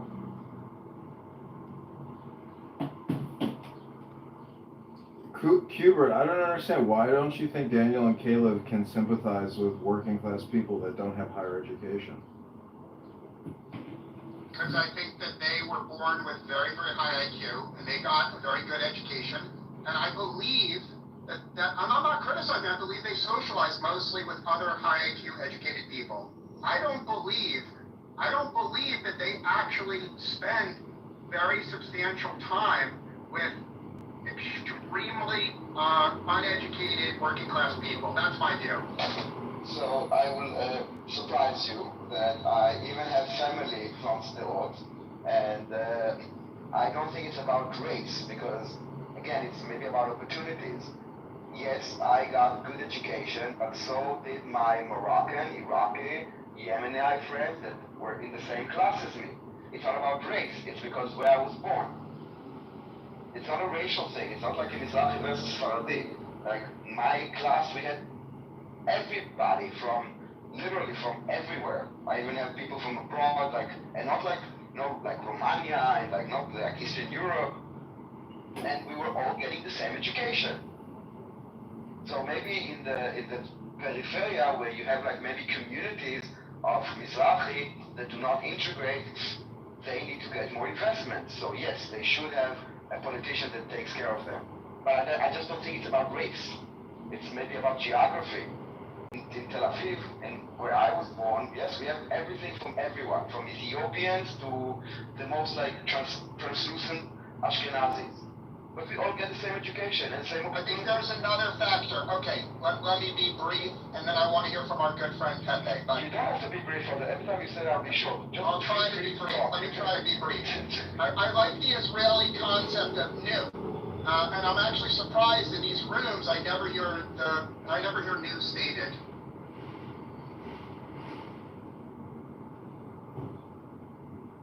Say new? Yeah, I'm not sure what you meant. No, what do you mean new? New is a Hebrew, hold on, new is a Hebrew word. There's no English translation. What new means is, yes, I agree with what you're saying, but you're taking too long to say it, so speed it the fuck up. That's the way it's used in Hebrew. It has many uses. I'm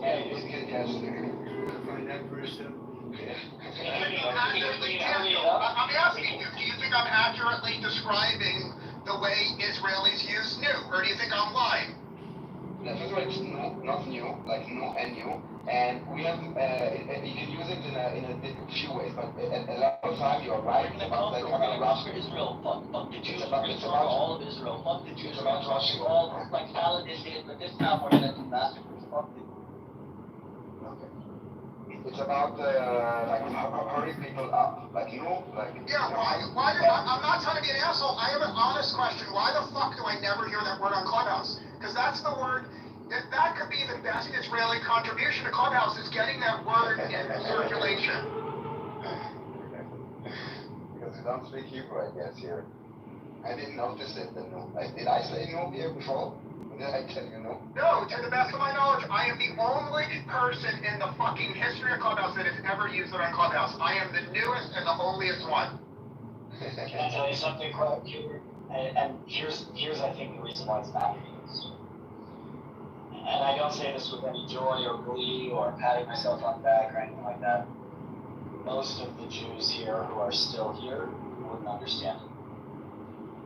That's true. That's why my favorite person on Clubhouse is Pepe, because Pepe speaks the truth. Pepe doesn't give a fuck about offending people. I've seen Pepe go into rooms and speak the truth, and by speaking the truth, he offends every single race, every political group, and every religion on Clubhouse. I don't know if anyone as fearless as Pepe, respectfully. Yeah, but Pepe has wasted a lot of time on this app, and Hold on, let Pepe respond. Let Pepe respond. Well, the things, yeah, well, you know the rooms I used to make. I don't really have, like, how do I put it? I'm not like an advertising friendly person. I don't really, I guess I was wasting my time. I mean, I don't know.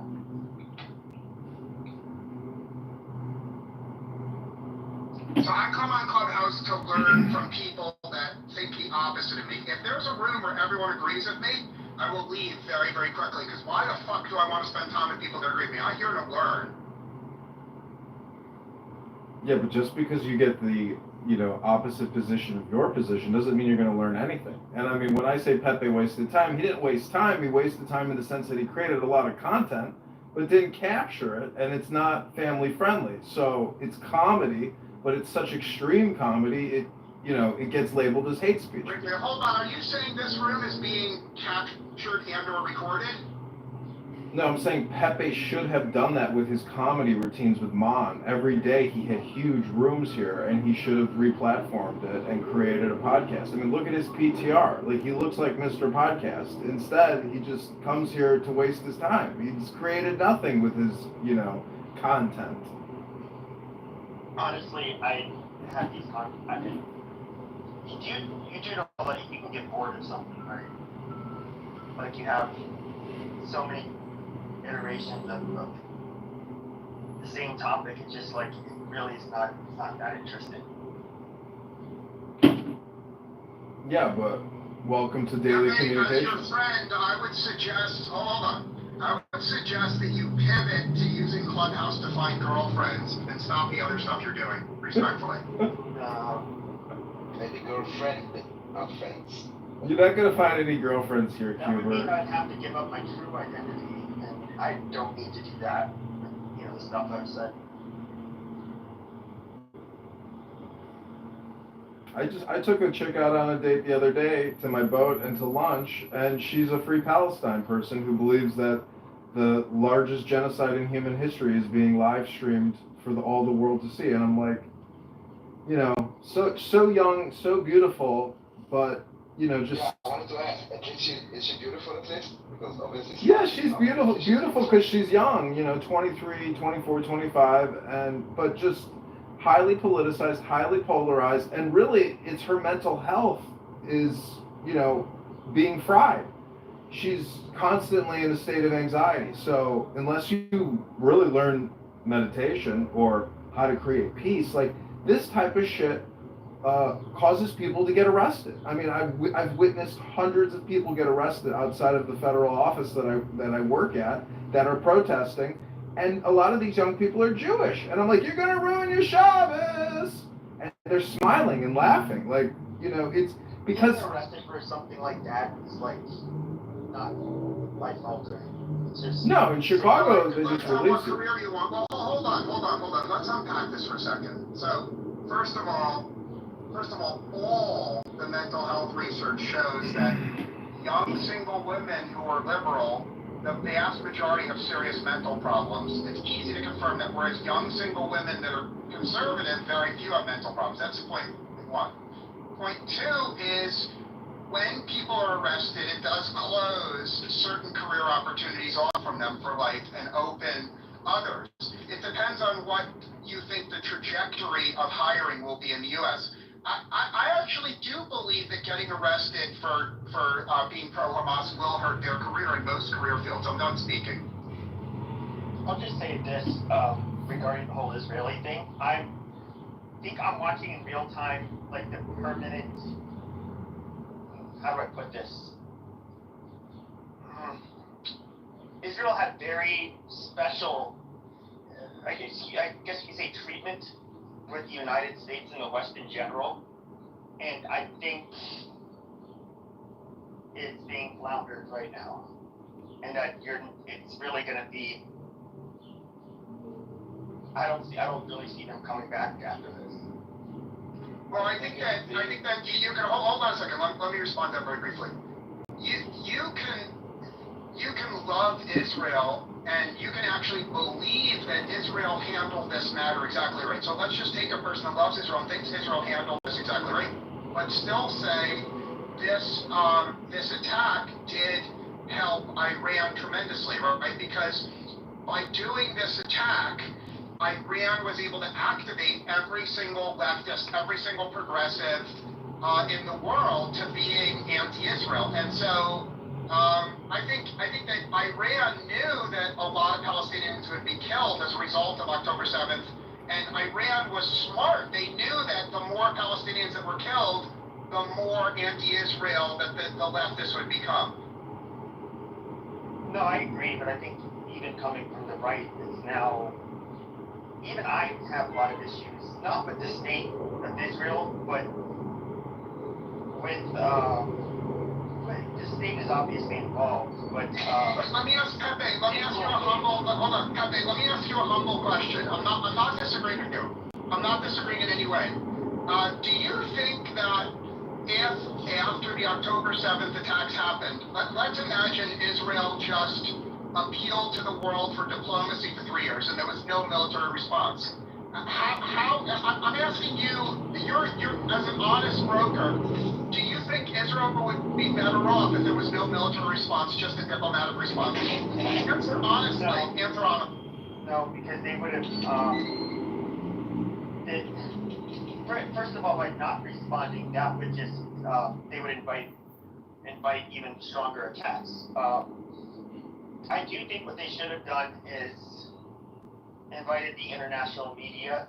Yes, it puts them at risk, but international media has always been allowed in war zones, including in Iraq and so forth. That's not true. That's not true. You can Google now, go to your ChatGPT and ask what are the zones that are not allowed. Right now, in the war in Ukraine, there are so many restricted areas to journalists exactly for the same reason.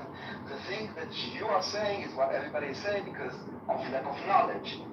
You are always, and this is the exact double standard, is to tell Israel is doing something, ignoring that it's happening everywhere all the time, and kind of pretending, either pretending or just being like not knowledgeable that it does happen. One second, let me finish this. And the fact is that if the journalists that went into Lebanon, for example, they said that they were extorted by threatening their colleagues that if they would report anything bad, something would happen to their colleagues. And the last point is that if any of those people will be killed, doesn't matter by who or by what, Israel will be blamed. So I don't understand about this. Daniel, let me respond. I want to take this in another direction, and if you don't like what I'm saying, please kick me out of the room, okay? My direction is, if I was in charge of Israel, I would have done something neither of you suggested. If I was in charge of Israel on October 8th, why don't you let me finish? What? If you don't kick him out of this, if you don't kick him out of the room, hold on one second.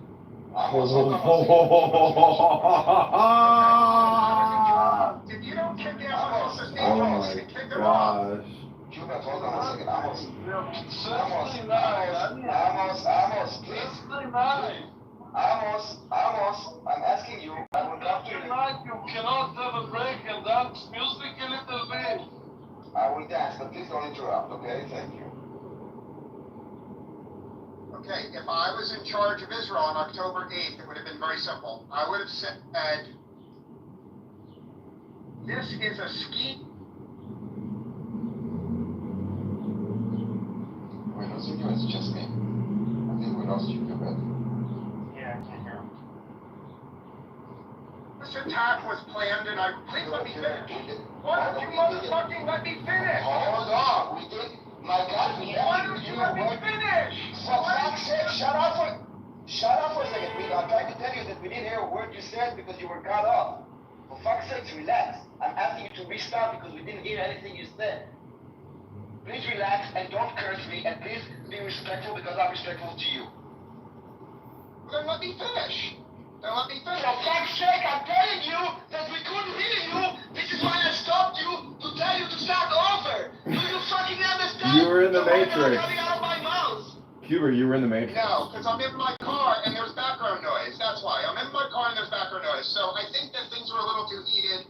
Maybe I'll come back to your room tomorrow, respectfully. It's heated because you started cursing when you had a problem with your mic, and I tried to tell you that there's a problem with your mic, but you kept on blabbering and cursing me that I just wanted to hear you.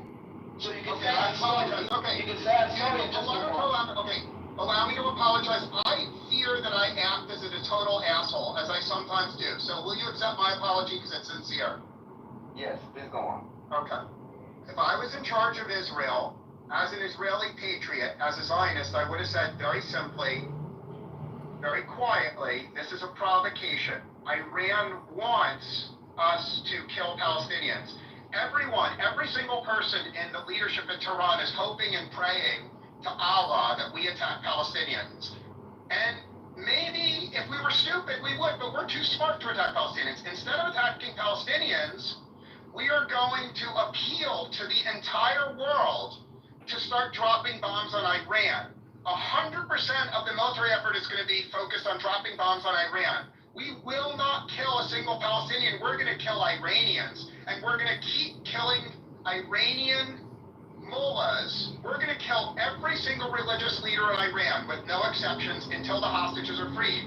And we're asking for America. We're showing incredible restraint by not killing any Palestinians. We're asking for every ally of Israel, especially America, give us a fuckload of free weapons, everything we want so that we can destroy every mullah in Iran. And if America gives us weapons, as long as America keeps giving us a shitload of weapons, we won't kill any Palestinians, we'll kill Iranians. Now, in my view,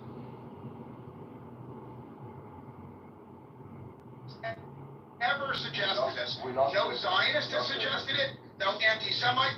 No one except me is suggesting that the war should have been against Iran. The war should not have been in Gaza. It should have been against Iran. I want to hear brutal criticism of my humble view. I don't think that the world was left being welcome. How y'all guys doing today? Once again, what was the name of the defense minister when the war started? You Yoav Gallant suggested exactly that. So you're not the first one to bring it up. He suggested it in the war room. He said we should ignore the saddles and go full-fledged, destroy Hezbollah. They already have deeper set up and go after Iran. And then when that's done, go to Gaza. They already did that already. What are you talking about? He said this on October 8th. Iran already got hit. What other people that got hit? Jordan don't got hit. Jordan was 1967. Jordan Graham got hit 6 months ago. What are you talking about? Jordan got hit. Iran got hit. Afghanistan got hit. By who? By who? By who? By the U.S. and the Israelis. Okay. When did Israel attack Jordan? When Jordan said they were part of that terrorist group, what's the name of that group? They never said it. Jordan is a state, you understand? They're not part of any terrorist group. No, yeah, but they got hit. Jordan trying to play. Jordan got blockaded by America. So we blockaded Jordan by America. What? What are you talking about? Jordan was not blockaded by America. I'm not sure what you're talking. Maybe you're confusing with another country. Go ahead, sir. I'm thinking that maybe that you're kind of mixing things up. Israel did not attack Jordan. Jordan did get hit by rockets that fell on the. Hold on, let me finish. No. Jordan, please listen to what I'm saying because words matter. Jordan was not attacked. Rockets that flew from, for example, Iran and were intercepted fell in Jordan territory. But the targeting was Israel. Jordan was never like a target and they were not attacked by anyone that I know of. Especially not by us. Attack Israel. We got the dome. You can't attack Israel. We got the dome. We attack Lebanon. We attack Lebanon.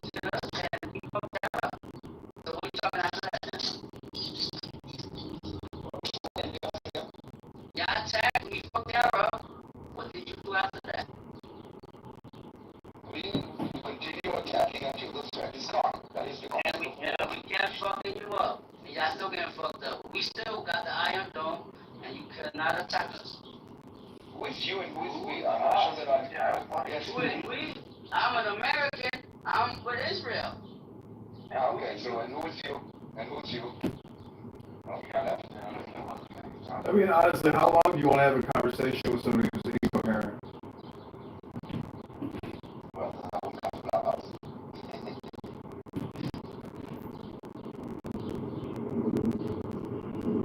So I don't see how that would be helpful, you know?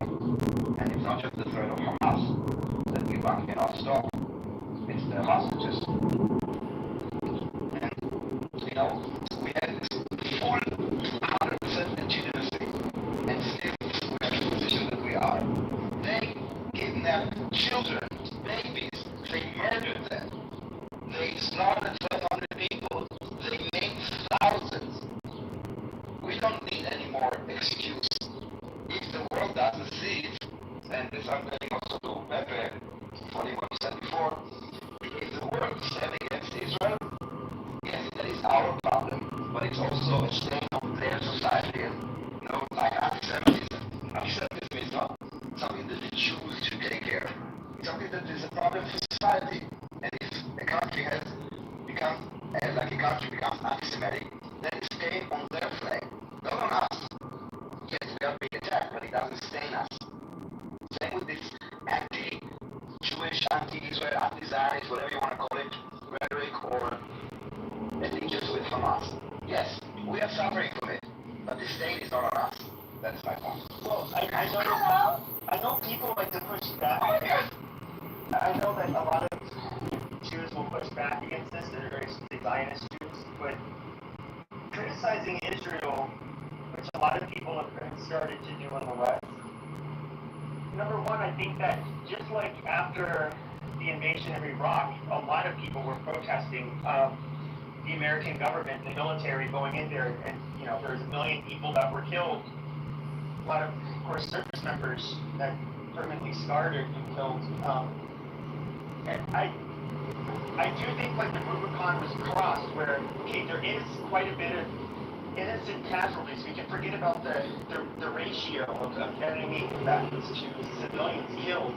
It's still going to rub a lot of people the wrong way. It's going to be very hurtful for them to see.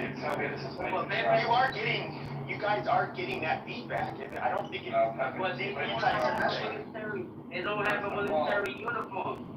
They do not have a military uniform. They want to say we are military and hide behind civilians. So when we bomb fucking hospitals and stuff like that, they're gonna say, oh, we're not fucking military.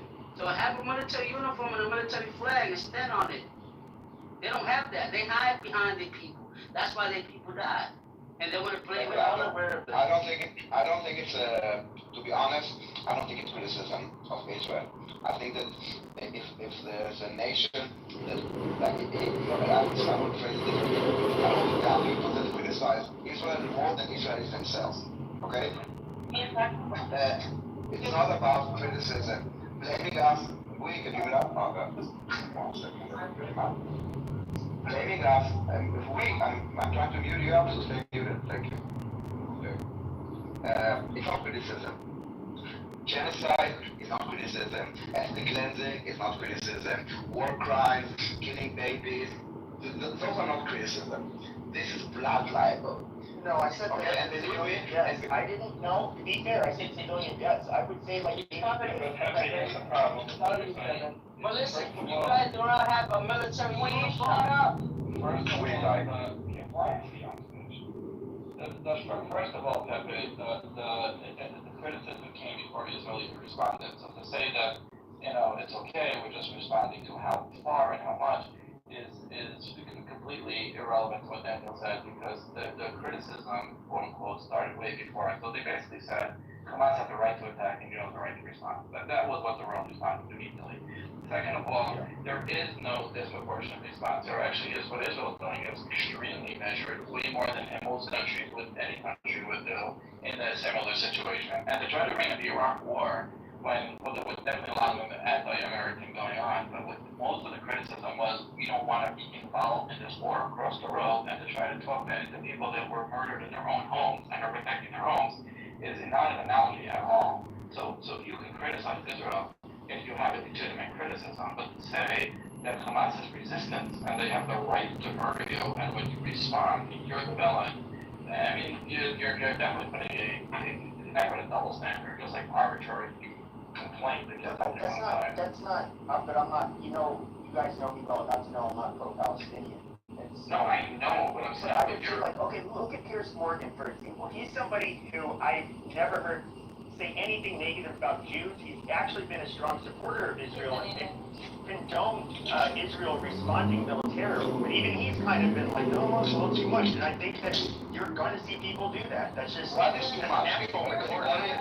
Piers Morgan is someone that just likes to be liked. Like, he doesn't have a spine. He just wobbles, from one place to the other. He doesn't even have a critical standing to actually take an opinion on something.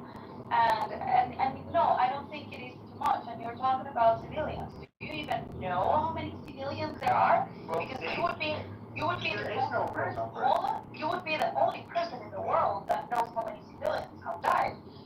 there's no way to know. There are a lot of militants that are disguised as civilians, and so they make it impossible for the IDF to fight them, because precisely they have to go door by door, and then when they open the door and they go with their hands up, pretending they're civilians, and they're like, okay, like, fine, we're looking for this and that and for weapons and da. And then the other quote unquote civilians get out of the house and shoot them, and a lot of IDF soldiers have died like that because they have been obliged to go house by house respecting the so-called civilians when they're not civilians, and they are killed. You know how many stories I heard from hostages? Taking a position on what's right or wrong. He's telling you what the situation is, what the optics situation Exactly. is. Yeah, the optics, we know the optics. I'm saying it's not criticism. Let me ask you, Patrick, if you're talking about the civilian deaths in Gaza, do you know any other war that happened in the last 10 years and the number of casualties? Even one that's happening right now? Every war has casualties, and I would say... No, I'm asking, my question is, do you know the number of any war in the last 10 years, including ones that are happening right now? Give me a number. Well, there's the one that's currently like a civil war in Myanmar, What's the number? Sudan, I don't know. No. So my point is, there are wars going on everywhere, including now Ukraine, and you don't know the numbers, okay? There's hyper-focus on Israel. It's not about criticism, it's about double standard. Why do you think that is? You tell me. Yeah, there is a real reason for this. I think Israel is kind of seen as being more or less one of us, like in terms of countries in the West. We're countries that are highly involved with Israel. Our societies are very similar. I'm sure there's differences, but very similar. So we kind of are going to be focused on what happens to people like ourselves in countries that we're connected with, civilizations like our own, far more than South Sudan. How many people do you know from South Sudan? And what the fuck do you even eat there? I don't know. What about Ukraine? How many people? I'm sure people care about Ukraine. Yeah, exactly. But how many people died in Ukraine? How many civilians died in Ukraine? Is it 100,000? Is it 500? Do you even have the ballpark? Do you hear about it in the news? Like daily reports about hospitals being bombed and journalists not allowed to go in? No, you don't hear about it, so you think it doesn't exist. This hyper-focus on Israel. No, you don't know because no one tells you about it. It's hyper-focus. Updates all the time. What are you talking about? So tell me, how many casualties are in Ukraine? Give me a ballpark. Oh, is it 100,000? Is it 200? Is it 500? I heard it's like, when it comes to fighting forces, it's approaching 1 million for the Russians. For civilians. Civilians? I don't know. I mean, I'm sure it's tens of thousands. But here's the thing, though. If I say Putin is a murderer, he's a thug, and he's fucking the place up and killing civilians, I'm not going to get much pushback from that. So it's not really that controversial.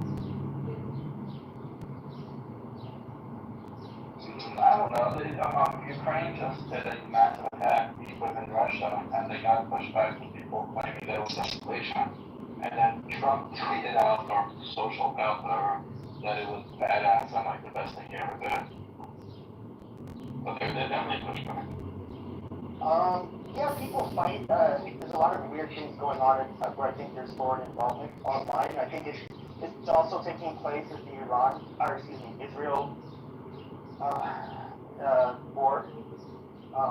So you say that are there Russians on U.S. campuses that can't get to class because they're being blamed for the Russian aggression, or vice versa? Are there Ukrainians that are being blamed? Like, are there tents? Are there like marches in support of one side or the other that are getting firebombed, and then when the person gets deported, they're like, no, you can't do it, you can't support that person. So what are we even talking about? Like, what is that? I don't know. I think once again, you guys are fashionable to hate, and say like Israel sucks, to deny your history, your existence, to even minimize it. Because you guys are seen, they look at you as a bunch of white colonizers, just like they look at white people in the West. There's a double standard. And so, there are days where white people couldn't go to Canada and shit. Like, my point is, you're proving my point. It's not a criticism, it's brainwash, it's lies, it's fabrication, it's blood libels. I cannot, like, when you say majority white, it's completely wrong. It's completely wrong. I know, but that's not how they look at it. I understand, but this is the problem. And you need to understand why there's such a twisted perception of Israel. And it's not because of us. There are forces that are brainwashing people. And this is why I said the stain is not on us. It's on you. On your education system, on your moral values, on your whatever, not on us. The fact that you are letting your society be corrupted with lies, fabrication, blood libels, and all that, that is a you problem. Yes, we pay the price, but you will pay the price as well, because it's a moral collapse of your society. Hold on, Pepe. I've listened patiently for 20 minutes. I think you should yield the mic for a second, respectfully. Okay. So, this conversation is tired. The people have been arguing the morality and the ethics of Israel's response for years and years. It's a tired conversation. I'm asking both of you to let me speak for 1 second to change the lens, okay? Because I believe that Israel's response was 100% morally right, 100% morally right, but it was still a retarded response. And the problem in this room is we have some people saying Israel's response is moral, and some people saying it's immoral, but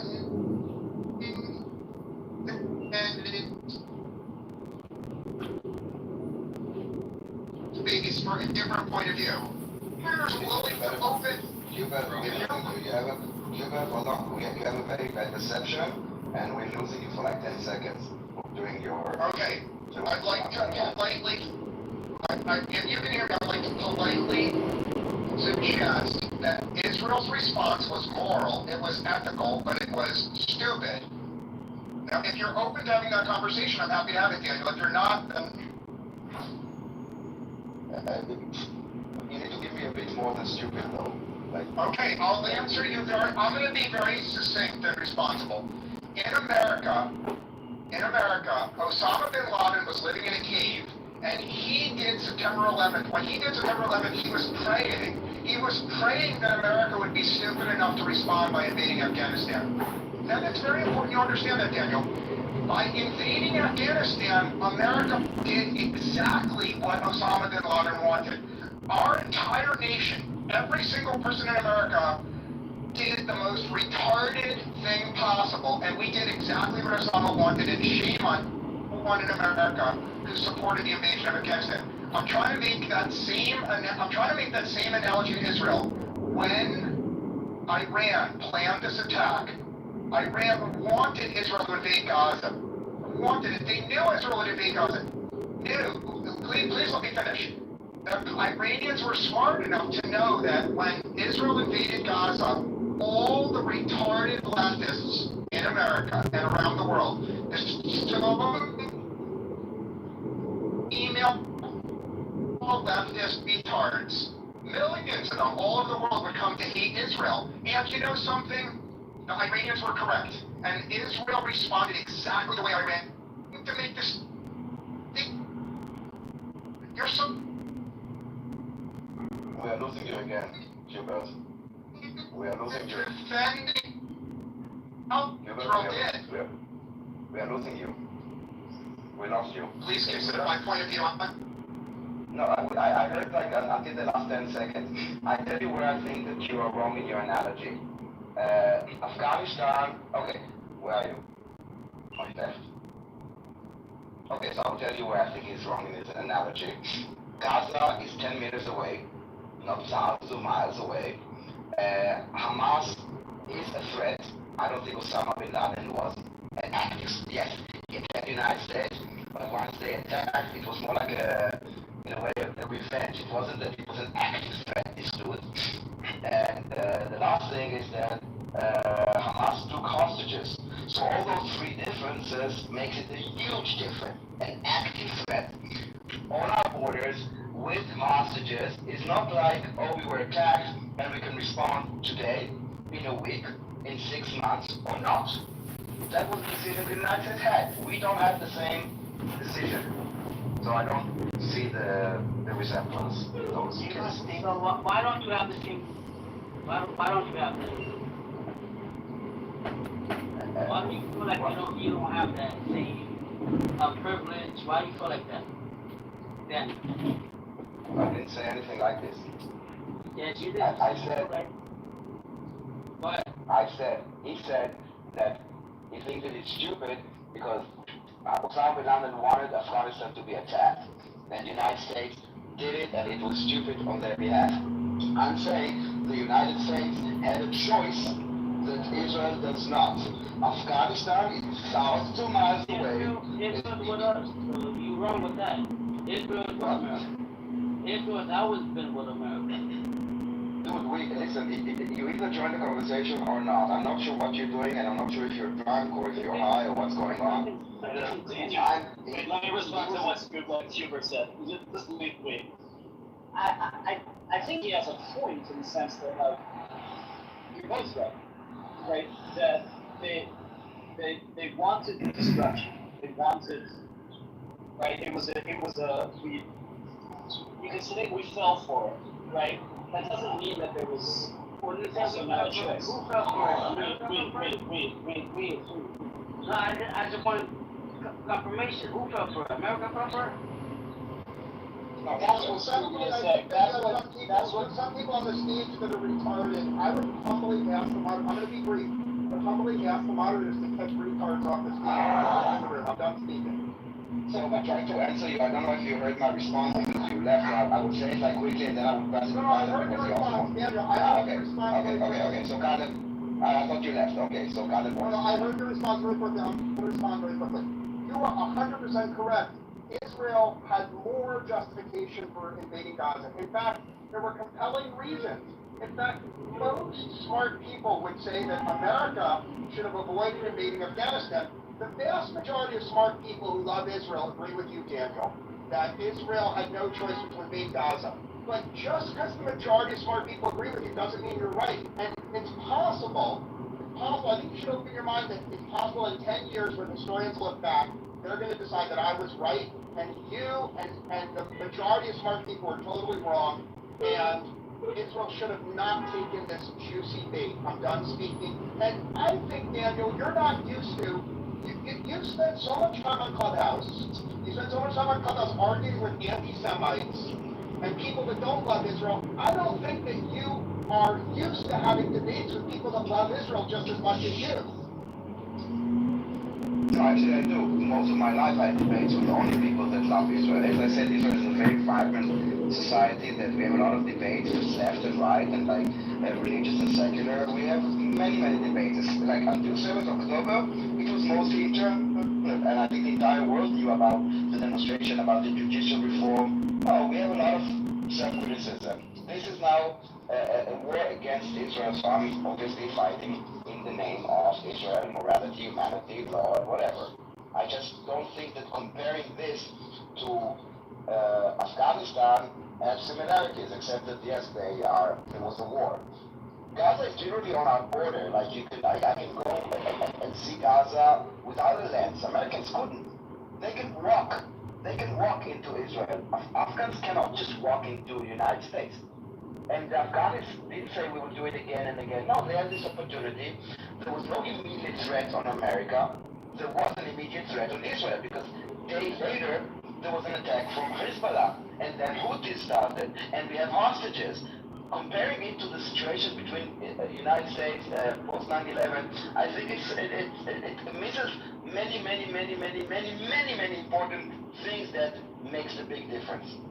Well, I would say maybe by he was bringing it up, and I kind of briefly brought it up, is that I think like outside of Israel, probably similar to Israelis in Israel, there is. You do get a lot of people that will be very outspoken and condemn, the actions of their current government. And war just happens to be one of those things that is highly divisive, and ugly, and you're always going to have people that protest, and will just, you know, Well, why weren't the Palestinians protesting Hamas, Pepe? Despite how justified it is, I don't think there's a way to have war without people protesting it and decrying how it's, you know, innocent people are dying. I don't even know if that's possible. Right, like we have it in Israel as well, obviously. You have demonstrations in Israel against the war. I'm just saying that the world hyper-focus is not about morality, humanity, justice. I don't think it's any of this. I think it comes from a much more sinister place. Pepe, it's not like they took a vote in Gaza prior to October 7th. You know that, right? It's not a democratic terrorist attack on October 7th. Just so you know that when I just speak, I think John wanted to say something, but just so you know that if you speak, you have such a bad mic that when you speak with others, we just hear like muffling. Just so you know. You're saying that of me? No, of a comedian. Okay. If you were your indictment of the Western world and their state of morality based upon their position about the conflict towards Israel. If you were an average person with an average level of education, how would you approach trying to understand the reality in the conflict? A lot of time I think that if I would be like, I don't know, in Iceland, remote from everything, and all I see is the propaganda that I see still today, I would probably also be like, oh, free Palestine, Zionists are evil. Because it's being supported and legitimized not just by idiots on Twitter, but by, you know, CNN and BBC that are publishing unverified stories, and the UN has like parts that are literally anti-Israel. It's not about being pro-Palestinian. The fucking UNRWA is based on the concept that Israel should be destroyed. I mean, those refugees, the Palestinian refugees, will be forever refugees per the UN until they are allowed to come to Israel, which will never be. So, yes, I would probably be also manipulated. And I would have to dig hard and do my own independent research, which hardly no one does. And I would probably also be brainwashed. Yes, totally. But it doesn't mean that it's true. It's optics, not reality. Do you think that in this most recent epoch, the optics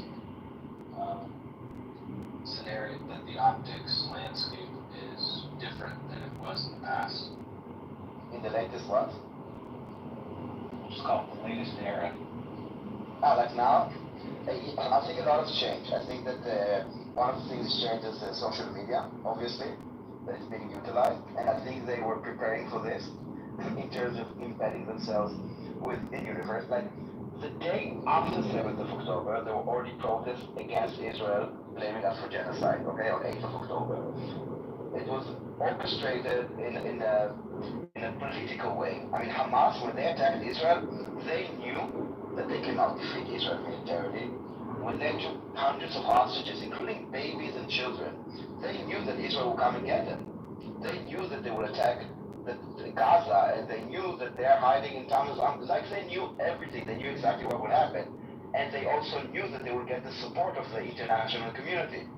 Because of like a picture of a dead child, obviously it touches every person that has humanity in them. And if you strip it out of context, and you kind of hyper-focus on it, it paints Israel as the villain. I understand this. I don't agree with it, I think it's false, but I do understand why people are so emotionally charged. This entire war is based on emotions, not on facts. Well, emotions are fickle, and it's not that your description is a mob-like behavior, and I think that the pendulum swings in both directions, and currently there may be an upswell of anti-Israel sentiment due to the optics landscape, but I also believe that things change quickly. Sometimes countries never come back from this level of unpopularity. You see, I I don't ever question the morality or the logic or the justice of how Israel's conducting the war. I have not one single criticism. I think every single dead civilian, I have no for the way any soldier has behaved. I have no criticism of the way any officer has behaved. I question the political leadership, and I think the political leadership of Israel has done an ethical thing, they've done a retarded thing, and they have permanently damaged Israel's ability to continue in a going concern way. Whereas holding their fire, building a weapons stockpile for 2 years, having a bipartisan consensus for 2 years in America to double the military aid to Israel, right? Having Israel the world's best military with tons of weapons stockpiles, with political goodwill all over the world, okay, that would have been a much better path for Israel. So I have no criticism of the conduct of the war, but I severely criticize everyone that was stupid enough, in my humble view, every single person was stupid enough to do exactly what Iran wanted. It's as if the people in Tel Aviv and in Jerusalem, it's as if the leadership of Israel is a marionette being manipulated by Iran, doing exactly what Iran wanted in Gaza. I'm done speaking. I'm going to stay mute for a while. I'm happy to hear other people, but I don't want to hear the same tired debates that we've heard for 2 fucking years. I want to hear some new ideas debated. Hamas is not a proxy of Iran, Garfield. Like, yes, they're getting money from them and they're getting support and help militarily, but they're not there like, they're not doing their bidding. They just both hate Israel, so are the Houthis. So many of the Arab Muslim world, they are Daniel, you really don't think there's coordination? Come on. Yes, I think there could be the coordination because they do have both the same. I mean, one is Shia, one is Sunni. The thing that brings them together is the will to destroy Israel. So they're aligned in this goal, but Hamas is not answering to Iran, especially not now. Iran cannot tell them now release the hostages. They cannot. They will continue fighting. They will say, okay, Iran, if they will tell us, then we are cutting ties with Iran. They are now traitors. They are like Zionist collaborators, whatever. And we will continue fighting. So what, you think Iran will then attack Gaza? No, that will never happen. It will still come to our doorstep to fix. We need to remove the threat that is Hamas and this ideology, and we need to bring the hostages back. And if the world doesn't like it, tough. You know, Golda Meir said like decades ago, we'd rather be alive and not liked than pitied but dead. And unfortunately, it's true still today. I thought it was behind us, but it's not. And the reason that they're doing it is because, yes, Israel is a moral, humane, legal, abiding country, and this is exactly where they're taking us. On our morality. And I think that if people are aligning with this, then it's a stain on them. I do understand that they don't necessarily have the tools to know right from wrong, but still, they still right from wrong.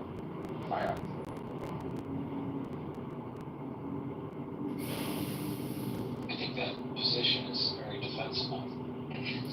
But I think what I hear Garfield saying, and I may slightly agree, is it the most expedient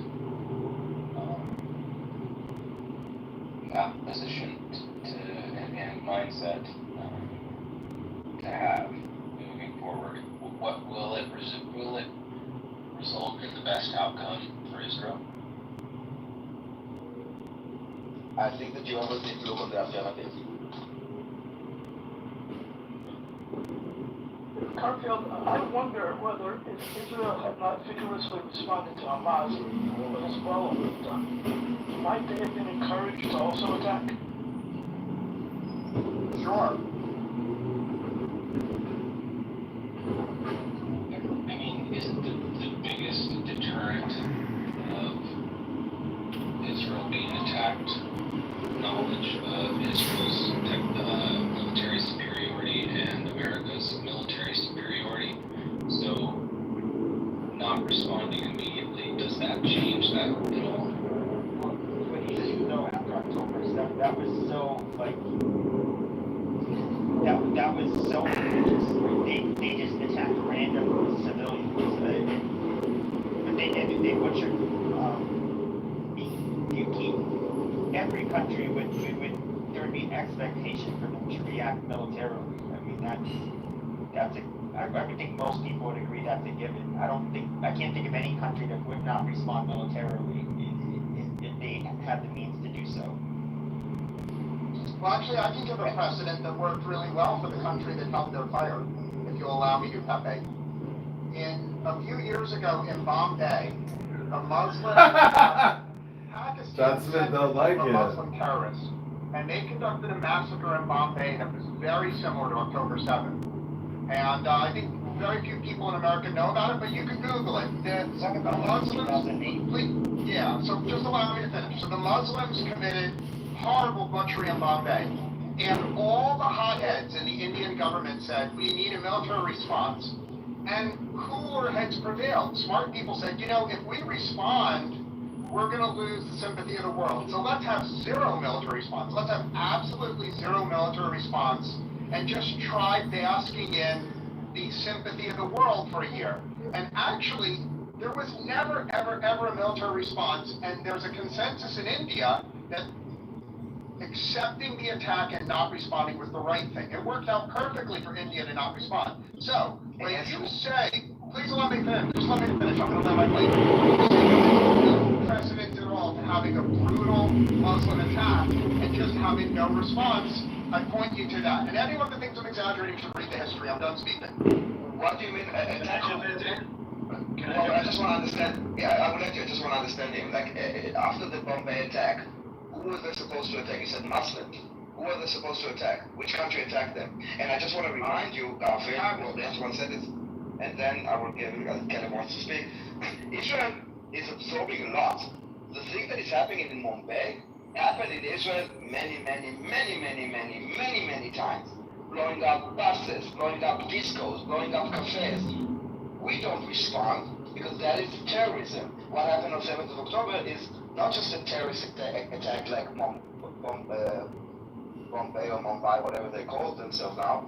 It's an invasion of a country, of a Gaza, into Israel, into their borders, like thousands of people, and taking hostages, and they are on our borders, like 10 meters away.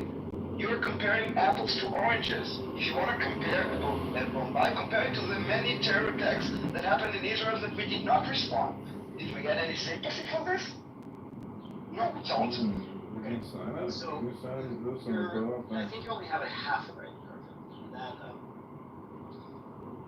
the half you have right is that there could have been deliberation, shouldn't we. By the way, the war didn't really start until 3 weeks later. There's no real, right, there was delay. But I think, maybe try this one out, right? Had the Prime Minister gotten up on October 8th and said, I call on the world to help return our hostages to us within 2 weeks. And if not, we are going to do what we have to do to protect our civilians and return our hostages. I think what you'll find is a whole different math these days, right? Because the soul searching, right, it would have happened publicly, it would have happened out loud in the press, and people would have seen, with the sympathy of the world, Israel had at that time. I think you would have had people come through. Let's get as many countries as possible, pressure all the right people, we'll get the hostages out. What's equally tragic, right, about the war is that the half the world said fuck Israel to begin with.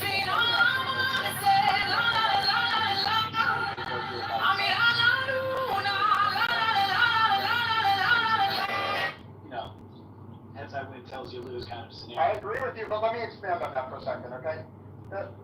Let's assume that Israel said, look, we're going to give it months and months to negotiate, but the way for us to get the hostages out without killing any civilians is we need a lot more weapons. Just open your mind for a second. Let's say Israel made a diplomatic mission around the world saying, look, we have hostages And the only way the world can help us get the hostages out safely is to give us weapons. So we're calling for both political parties in America to triple the amount of free weapons they give to Israel. We're calling for our allies in Australia and in Great Britain. Every person in the world, if you care about the hostages, if you care about rescuing the hostages, give us free weapons, okay? Now, you, and I'm eager to hear people shit on me, but let me finish, okay? My view is in America, there was such political sympathy for Israel in both political parties, okay, in both political parties, that a special appropriation that shipped Israel an emergency weapon shipment, right? Israel could have had half the fucking U.S. arsenal of weapons gifted to Israel. That's how high the sympathy for Israel was. We are losing you again, Garfield. We are losing you. Garfield? Hello? We are losing you. I hope you hear me. Let's give him another few seconds. Back again as keeper. Garfield, are you in a tunnel? I don't know if you can hear me. He's in a Tesla. Meanwhile, I don't know if you're following X, but Elon Musk has accused Donald Trump of going to Epstein Island on X. They had a big falling out. They now hate each other.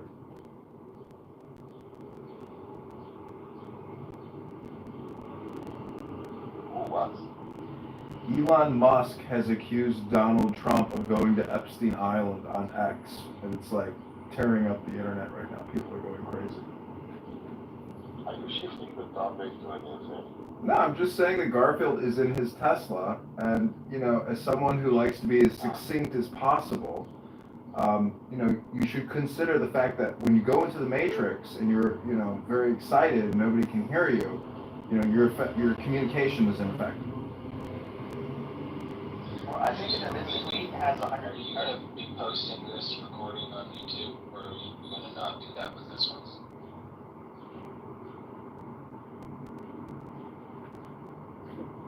I think that you're going to post this on YouTube. Or streaming, sure. Elon Musk has 27 million views. Says time to drop the really big bomb. The real Donald Trump is in the Epstein files. That is the real reason they have not been made public. Have a nice day, Donald J. Trump. Yeah, that's a bit ugly, even if it's true, to be like with him and then immediately turn, like, I think it's a bit like, it means, if you knew this, then you should have said before, but, you know, I don't want to go into this topic too much. I don't know too much about the whole thing. And I will not be defending Trump or the Epstein Island. I just think that if he brings it now, it's a bit...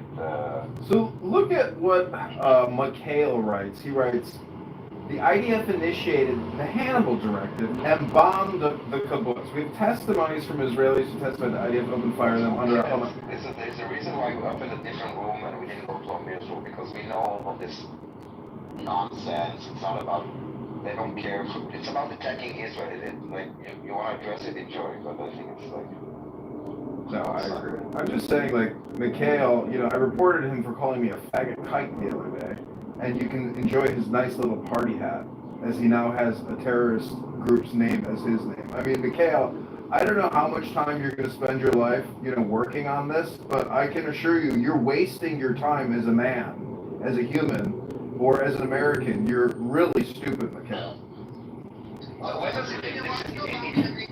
me to make an analogy very briefly. One second, I'm just paying attention. If I unmute and I tell you something, it's probably because we cannot hear you, okay? Okay, very good.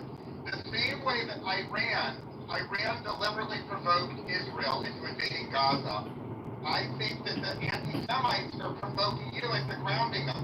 You're giving them what they want by responding. Every time an anti-Semite or a retarded leftist comes in the room, just kick them out or ignore them. I think you're diminishing your room by giving a minute to respond to either the anti-Semites or the leftists. But that's just my view. I'm done speaking. I really don't need to give them platform, because it's not about having a serious conversation. It's not about having, like, understanding the complexities of things. It's about attacking Israel and using the Palestinians and the suffering of Palestinians. You going to attack Israel. And Scooby, I keep on changing the name how I call you, Hubert, whatever. You keep on saying Iran, but Hamas is not a proxy of Iran. Hezbollah is, yes. And Hamas is not the only group that attacks us.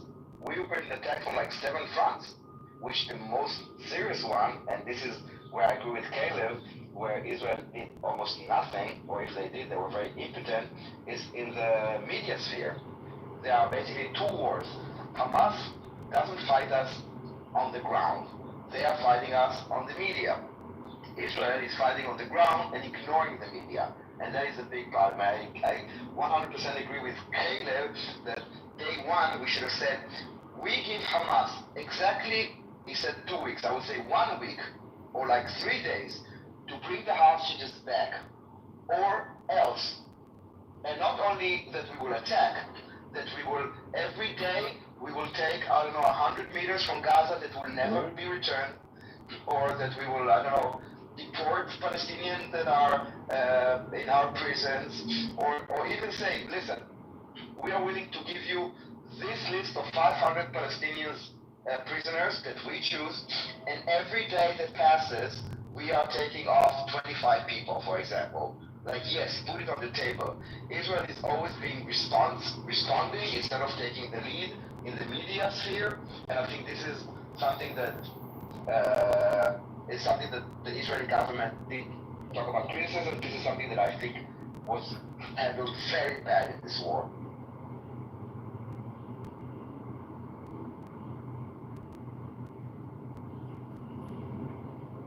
Has anyone ever heard of a good war? I've never heard of one. I mean, it's a racket, let's be honest. But what those bastards did on October 7th, I mean, they were looking to go to heaven on an expedited trip. And they got exactly what they were looking for.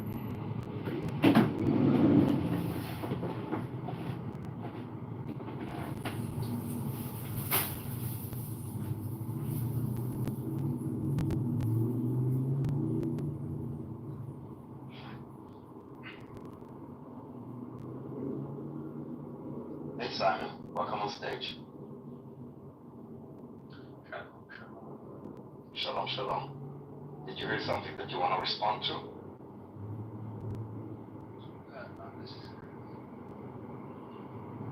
Feel free to do so.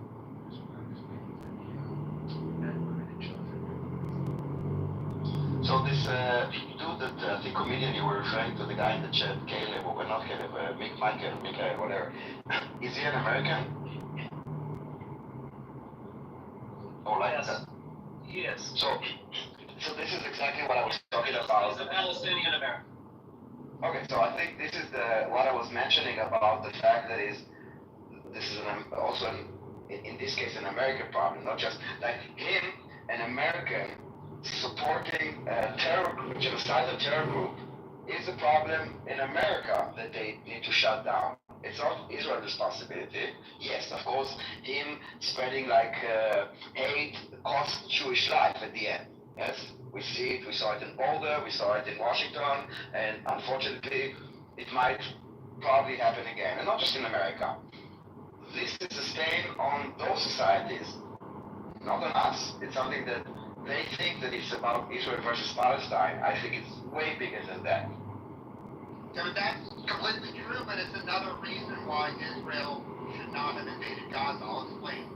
The real threat to Israel is Muslim immigration to Europe, something that Pepe talks about all the time. Because when Muslims immigrate to a country, they vote to destroy Israel. So as the Muslim population of America grows, right, the chances of Israel being destroyed gets greater and greater and greater. Now, I don't know how much time you spend in America, but we have proof of this, right? In the cities that are majority Muslim, those mayors vote to destroy Israel. So, when Pepe warns about Muslim immigration, Pepe is correct and everyone else in the room is wrong. Now, why is that relevant? Well, if Israel had not invaded Gaza and instead had a diplomatic approach in America, I think Israel could have used the goodwill of most people in America to reduce Muslim immigration to America. In addition, please let me finish. Israel had the opportunity to massively reduce Muslim immigration to America. That was squandered. Israel had the opportunity to get a much bigger budgetary allocation. Squandered. So, Daniel, if you, and I'm not fundamentally Daniel, if you see millions of Muslims move to America and commit pogroms and Kristallnacht, I believe those pogroms and Kristallnachts are caused by Israel's invasion of Gaza, because the Israel's invasion of Gaza created a lot of sympathy for Palestinians that may result in a lot more Muslims moving to America and ultimately having political influence in America. And I don't think anyone else in your room has ever made that point. I'm done speaking. So I think that, first of all, this political route of like stopping Muslim immigration, this is not Israel's objective, and you're kind of missing on the urgency. We had babies, children that were taken into tunnels. We don't have time to wait until, like, I don't know, there's a committee next week, and let's do a meeting, and we are calling upon Hamas. I mean, they would do shit. At the end, you need a military force, unfortunately, because you cannot ask politely, hey, Hamas, please put down your arms and release the hostages. Because even now, after all this like craziness, they are still holding hostages.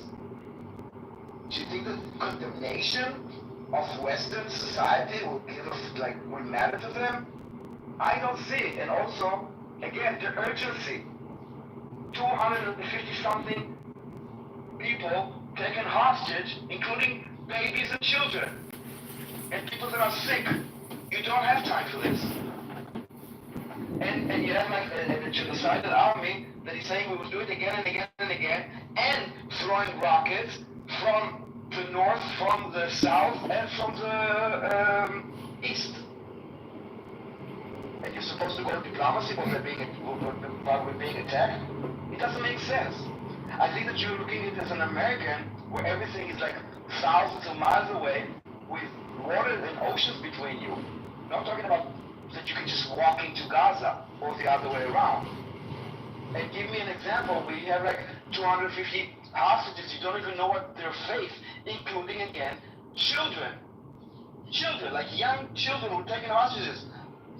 Over like almost 2 months they were kept there. You have to act. And also think of the people in Israel. There were like hundreds of thousands of people displaced from the north and from the south. You cannot wait. There was an imminent threat that Mumbai didn't have and the United States didn't have on 9/11. That is a big difference that I think that you're missing in your comparisons. Also, Daniel, even before October 7th, Muslim immigration, certainly in Europe, had already taken place. That's a done deal. If anything, maybe because now they're feeling so confident. Like this guy that they were talking about, this Mikhail, is an American citizen on an American app supporting terrorism. It's easier to weed it out, and I think that maybe now that anti-Semitism and all this jihad is gonna lift their head because they're confident, then maybe they will see that there is a problem. All of the Western world now, I think, is more clear of the problem than before. Because they are feeling more comfortable and they are doing intifadas on the streets and like wreaking havoc everywhere. So maybe it's gonna put, like, it was there, it was dormant. Now they are all waking up, all those like sleeper cells. So now everyone can see that there is a problem. So would you consider, he left, I would ask him if he would consider that, Scooby, do you consider maybe the option that this war actually exposed the issue that was kind of dormant until then?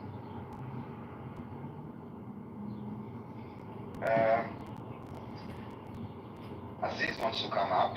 I will give him, I hope he will be able to have a serious conversation with nuances and complexity. Let's give it a try. Always. You wanted to welcome on stage, Aziz? Yeah. You heard, I don't know how long you've been here, so I don't know what you heard, but you're welcome to respond to anything that you heard. Yeah, I think, Garfield made a good point. That's kind of the point I made. I don't try to establish the legitimacy of the state or stuff like this. I think these are kind of pointless. You're not going to get anywhere with that. But I think Garfield made a good point, if there was a way to,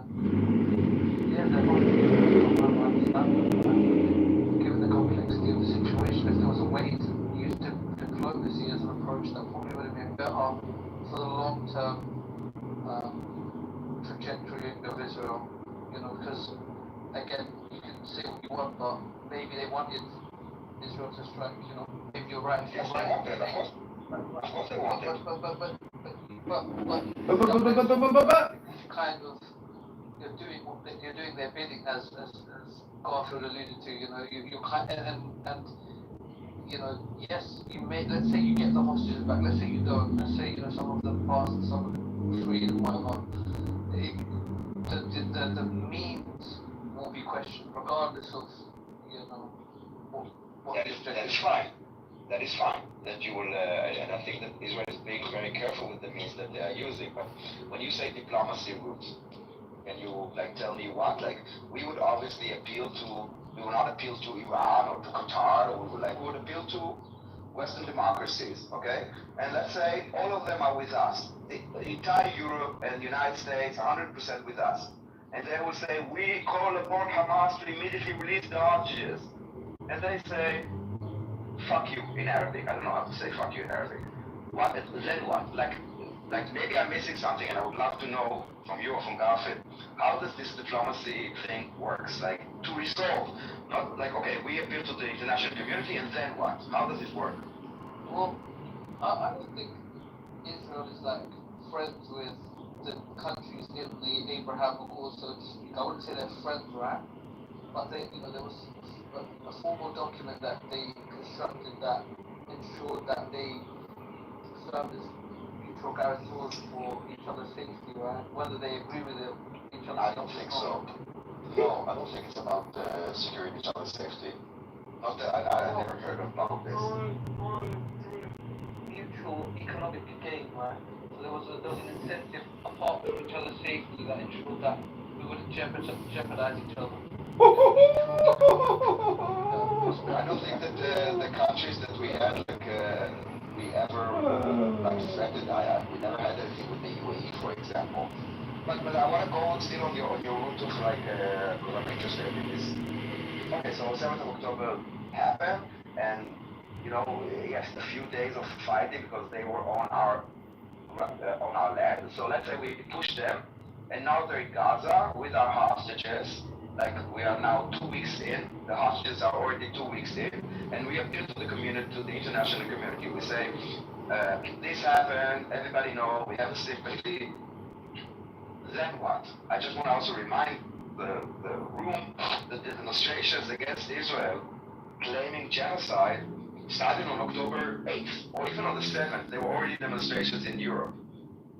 So forget about this. And so meaning that it's not just that we are the only players here. It's not like a lab that we are the only ones. Meaning that once we are fighting the information sphere or the political sphere, they are also doing it. And they are much bigger than us in that sphere, from Al Jazeera to providing unverified reports and stories as we see the entire war. So how does it work? We appeal to them and then what? So I missed the last bit because I was on the phone. Just the last bit. I'm just asking you, you said that you were talking about that we could have taken and also Garfield said it, not invade Gaza, but appeal to the world. But how does it work and how long would it take? No, I think a military response to some degree would have been justified from Israel given the nature of October 7th. I don't think it's reasonable. I think they wanted to attack. No, we don't want to attack. We basically went into this war because we have hostages and we want to come back and we want to remove the threat. Right. What I'm saying is, I think a military response would not be unreasonable given the nature of October 7th. I think, that would have been 3 months, a month, 5 months, 6 months, something like that. You could take a day. It doesn't matter, the objectives are there. What he was saying is that once the Hamas knew that we would invade Gaza, and they knew that the public perception will change because we invaded Gaza and there are people dying there, because, even if the military response that you're talking about, people would die. And as I said, the perception started shifting on the same day. They're already pushing for it. And I'm trying to understand, okay, so you said immediate response, but how do we get the hostages back and how do we, like, basically this is what we want, okay? Not a single person could die. And I agree with Caleb that said, we should have said, like, Hamas, you have, I don't know, 24 hours to bring them back or else, or a week, or I don't know what. Or to even say, every day that passes, we will take 100 meters from Gaza that will never be returned back. For example, like, because territory is something that, because they don't care about people, they care about territory. Even that, I think I don't agree with that approach, but even that would have been more suitable. I think maybe a military Really? So let me challenge it. Let's say that this is what we... Because I think... Exactly, I think that they would say, Israel is using this to expand and colonial, imperialist, yada yada yada, like, we know the story. Like, tell me what could Israel do to achieve the objectives of the war, which I hope that you agree with, returning all the hostages and removing the threat that is Hamas. How could we have achieved this in a way that we are not perceived as, like, whatever you guys are saying for like 18 months? Like I said, But it will, yes. on October 8th, I think you're dignified in responding. I think a month down the line, still they have the hostages, even 3 months, 6 months, whatever. But I think 20 months, we still have hostages. Right, I understand that, but how many of the hostages came back firebombing? The number is 0, right? So it was... No, actually, no. Actually, no. Yes, but that's sweet. The reason that Hamas were willing to exchange was for a ceasefire, right? The longer the ceasefire, we got hostages. When they stopped providing hostages, the ceasefire ended. So the ceasefire, in order to have a ceasefire, you need to have a fire, right? You're saying that it has nothing to do. The deal was about a ceasefire deal. That is basically pressuring them to do this. No, I agree in the sense that there should have been some military backlash. I'm not saying that, and I think that's what would have been the precursor for negotiation. And I think it almost seemed as if that, there were moments where there was like a humanitarian corridor, or like a peace zone, or like a ceasefire region area, or like whatever it was, and then there was like, I don't want to say there was drama in those regions, there was IDF versus civilian drama in those regions, so it's like, it's basically like, how you got drawn out. It's like, imagine I walk up to a boxer, and it's Floyd Mayweather, and I've never boxed a day in my life, and I say, oh, you're not a good boxer. I don't expect him to put his gloves on, but you kind of put your gloves on for Hamas. They're a terrorist organization, as you described it, and they behave accordingly, and they should be condemned for that, right? But your response echoed them. In the eyes of the So I'm asking something else. I'm asking the criticism, believe me, I heard. I'm asking what Israel should have done differently in order to achieve the legitimate, justified, and moral goals of this war. How could we bring our hostages back differently? I think that you should open the stage to another point of view, respectfully. Well, hold on, let him Whose point of view? Just let us answer, like, Yeah. question directly. Yeah, but I was literally asking, now is it a question? Yes. Yeah, look, there's a big disparity between what Hamas are capable of and what Israel are capable of, and they played on that. They used that disparity, they used that difference. Disparity? Where's the disparity on October 7th when 1,500 people get killed? If I could just finish. I understand if the objective of the state of Israel as a whole is to bring hostages back, then go all out. But I think Israel has long-term objectives. I think this was a bit of tunnel vision from Netanyahu. Oh, it's the Greater Israel Project, Aziz. Specifically was, what would you do in this instance? Yeah. My campaign of a bombing would be no longer than like 3 months. I would try and target Hamas Hamas specifically, and I would aim for some form of, diplomacy, like some kind of deal similar to the Accord. Well, those are three big ones. Those are three big points. So the response to each one of those points is, you said the bombing would only last 3 months. Well, how would you, wait, okay, 3 months max. So you made three big points. The bombing would only last 3 months. How do you know when the bombing stops? You just have an arbitrary 3-month limit. Then the other one, what were the other two? I can't even fucking remember. The other two, you said target Hamas specifically.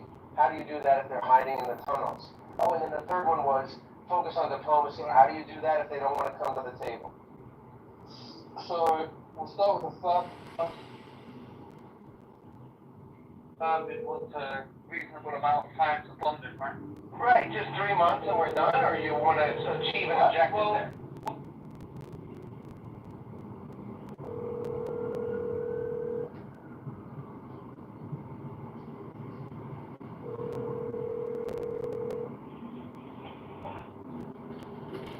Hey, can I place an order for pickup? Can I get the incredible chicken sandwich with everything? Yep. And a slice of cheese, that's it. John, yeah. Okay, thanks, see you soon. Bye.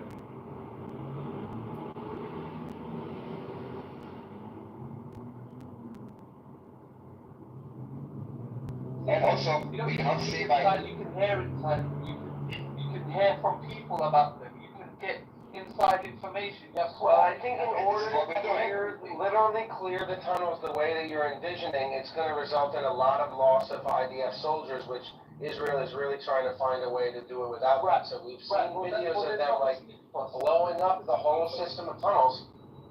But this is it. This is the problem. This is the opportunity. This is the price you pay for not taking that approach. This is the price you pay for not making the soldiers fight the soldiers. They are fighting the soldiers. They are fighting. Listen, Hamas is all in.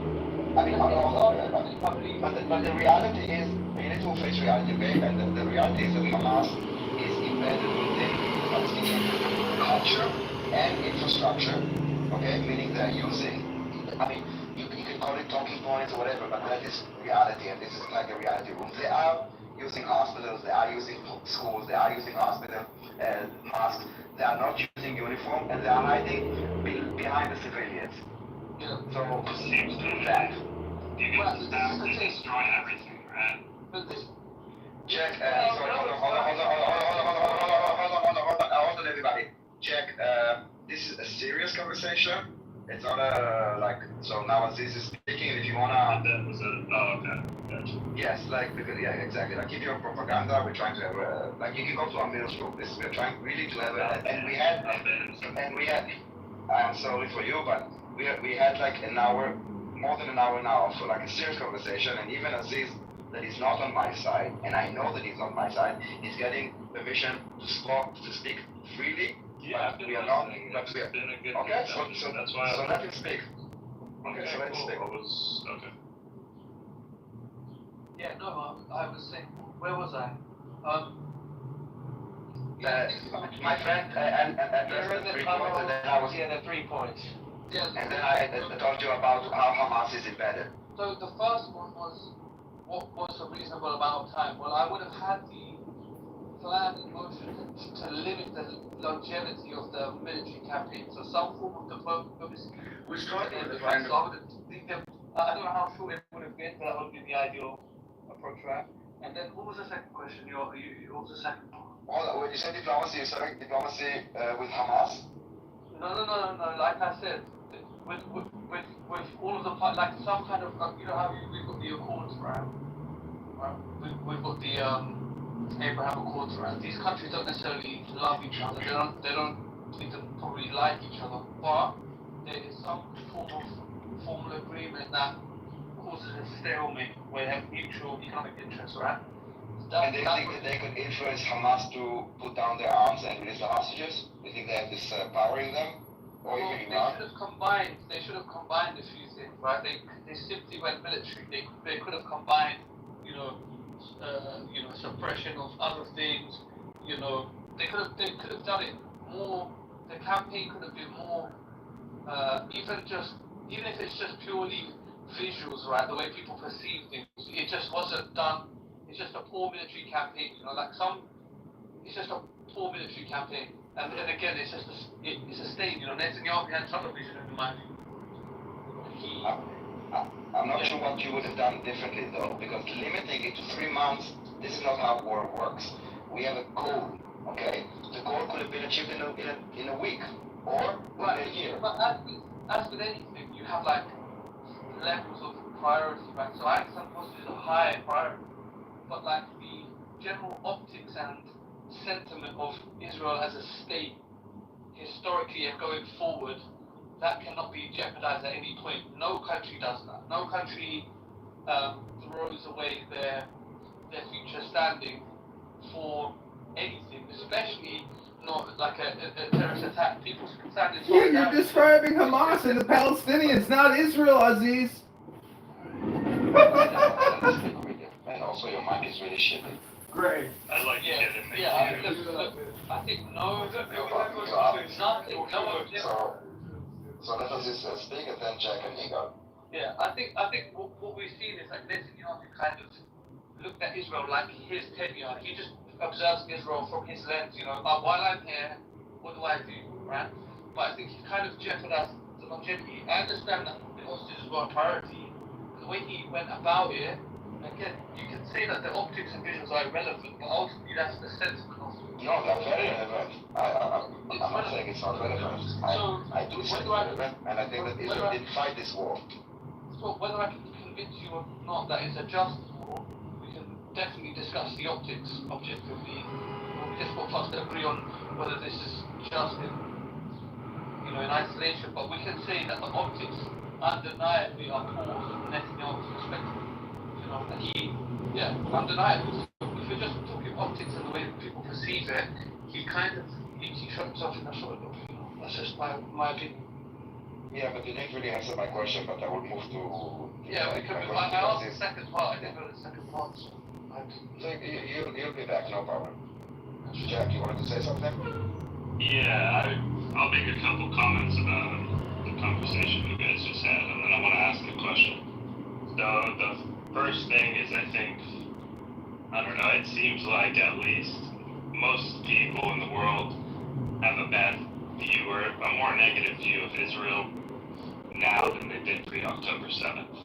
Right? That's my view on it. You guys feel free to disagree. You are right. No, we agree. Okay. I think. I agree at least. Okay. And I do agree with Aziz in the sense that the Israeli government kind of played into the hand of Hamas in a way, right? Where I feel like they knew after something like October 7th what kind of reaction they would get. Whether Hamas wanted that or not, I have no clue. But the reaction they got was, I mean, just destruction, right? Like pure destruction from what our point of view looks like.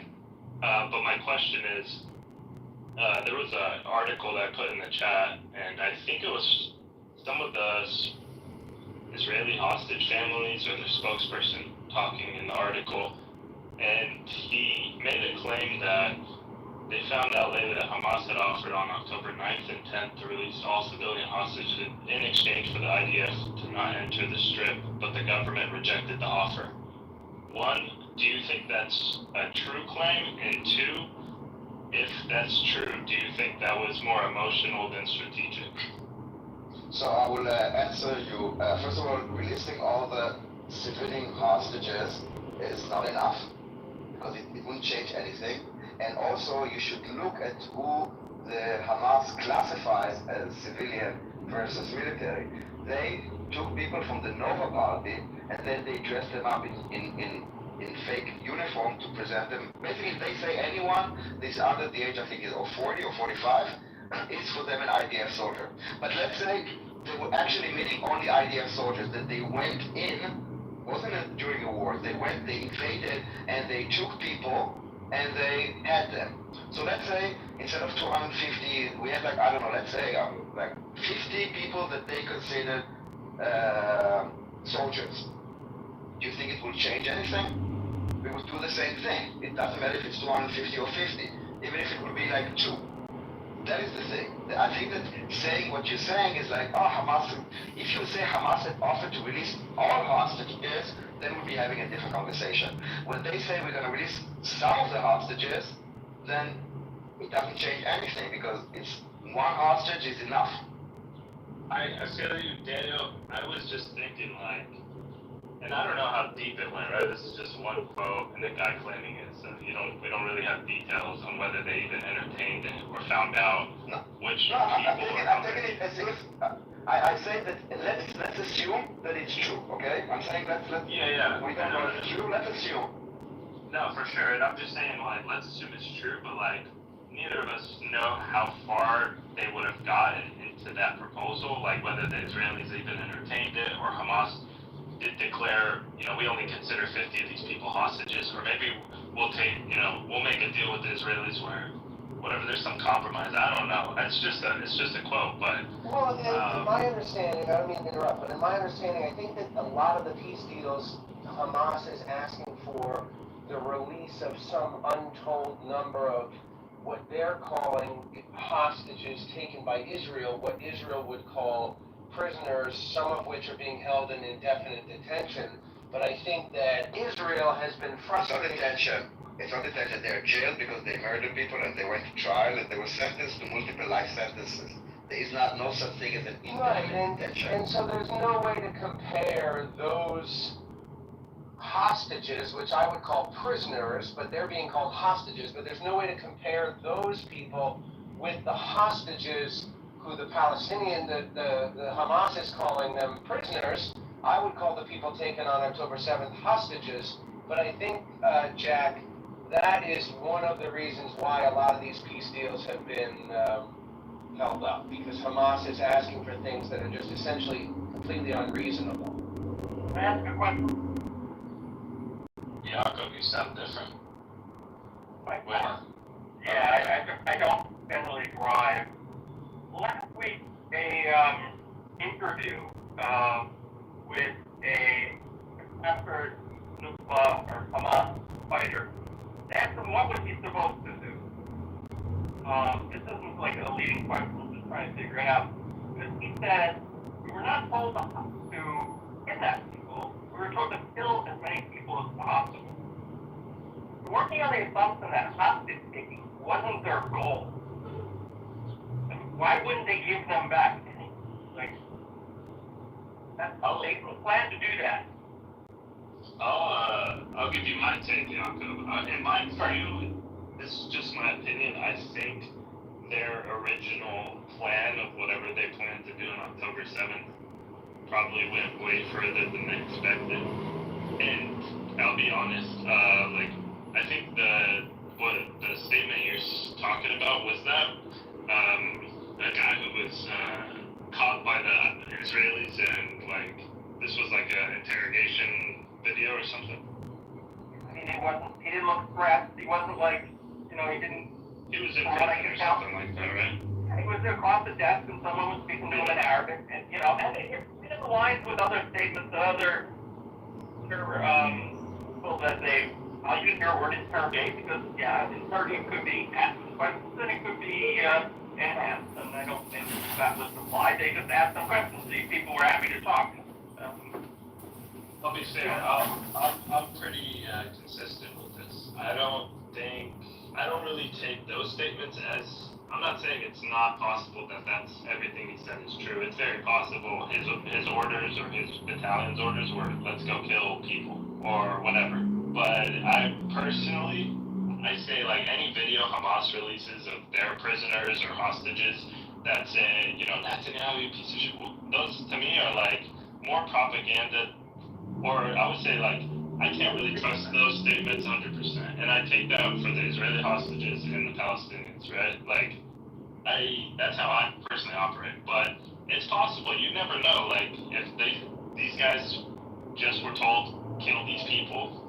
I thought, in my opinion, October 7th, they planned to attack the border, get in there, try to get hostages, probably some civilian hostages, but I was thinking mostly IDF soldiers, and then I think it just got way carried away, and they weren't From what I think read, it just kind of like went crazy. the original plan was to get to, if Daniel helped me out, was to get to a prison that was, I think, 20 miles from Gaza. I don't know which prison it is.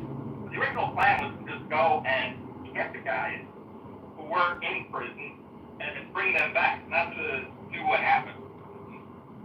I've read anything about that because it seems, back in my memory, I seem to remember reading that. I don't know, I'm not Daniel, but while I'm listening to you, I just can't help but thinking that, you know, my understanding of the Gazawi population, the population of Gazans is, you know, generations of Jew hatred and not the greatest education, and so it's very plausible, Yaakov, for me to imagine that it's a bunch of 18, 19-year-olds who have been raised on Jew hatred and they're ready to go on a special mission. And whatever the plan was, I'm sure that it got blown out of proportion. I'm sure they got carried away in one way or another. Yeah, fair enough. When you say they were raised on Jew hatred, what do you mean by that? Yo, Jack, you're retarded. October 7th was a coordinated terrorist attack, years in the making, and they went for maximum damage. It wasn't just like, oh, things got out of control and we killed some people we didn't mean to kill. You're like minimizing a major military operation that was planned years in advance and resulted in 1,500 plus deaths and destroyed all of Gaza, Jack. It wasn't just like some fucking walk in the park like, oops, we made a mistake. It was a sophisticated, coordinated event where they trained and they had tons of intelligence. They flew in with fucking paragliders, for God's sakes, Jack. You're minimizing October 7th. I'm not saying they didn't plan it for years. Wait, real quick, just real quick, I swear. I'm not saying they didn't plan it for years or that it wasn't an organized attack or anything. I'm just saying things like maybe the music festival. I'm not sure if they knew that was going to be there for 5 years and they were, let's attack this. I'm just giving you my opinion. I have no fucking clue, just like you. Yeah, a wrong turn. They got lost, they stumbled upon it. I think both can be true. I think the comedian is correct that it was a part of it was obviously had to have been planned for years, but I think that the general narrative that what most of us have heard is that some parts of it, you know, that they didn't hear about the music festival or they didn't know. I mean, who fucking knows though, you know? Yeah, I really don't know. Call this taking this and that's the new term people are going to start calling this. What is that?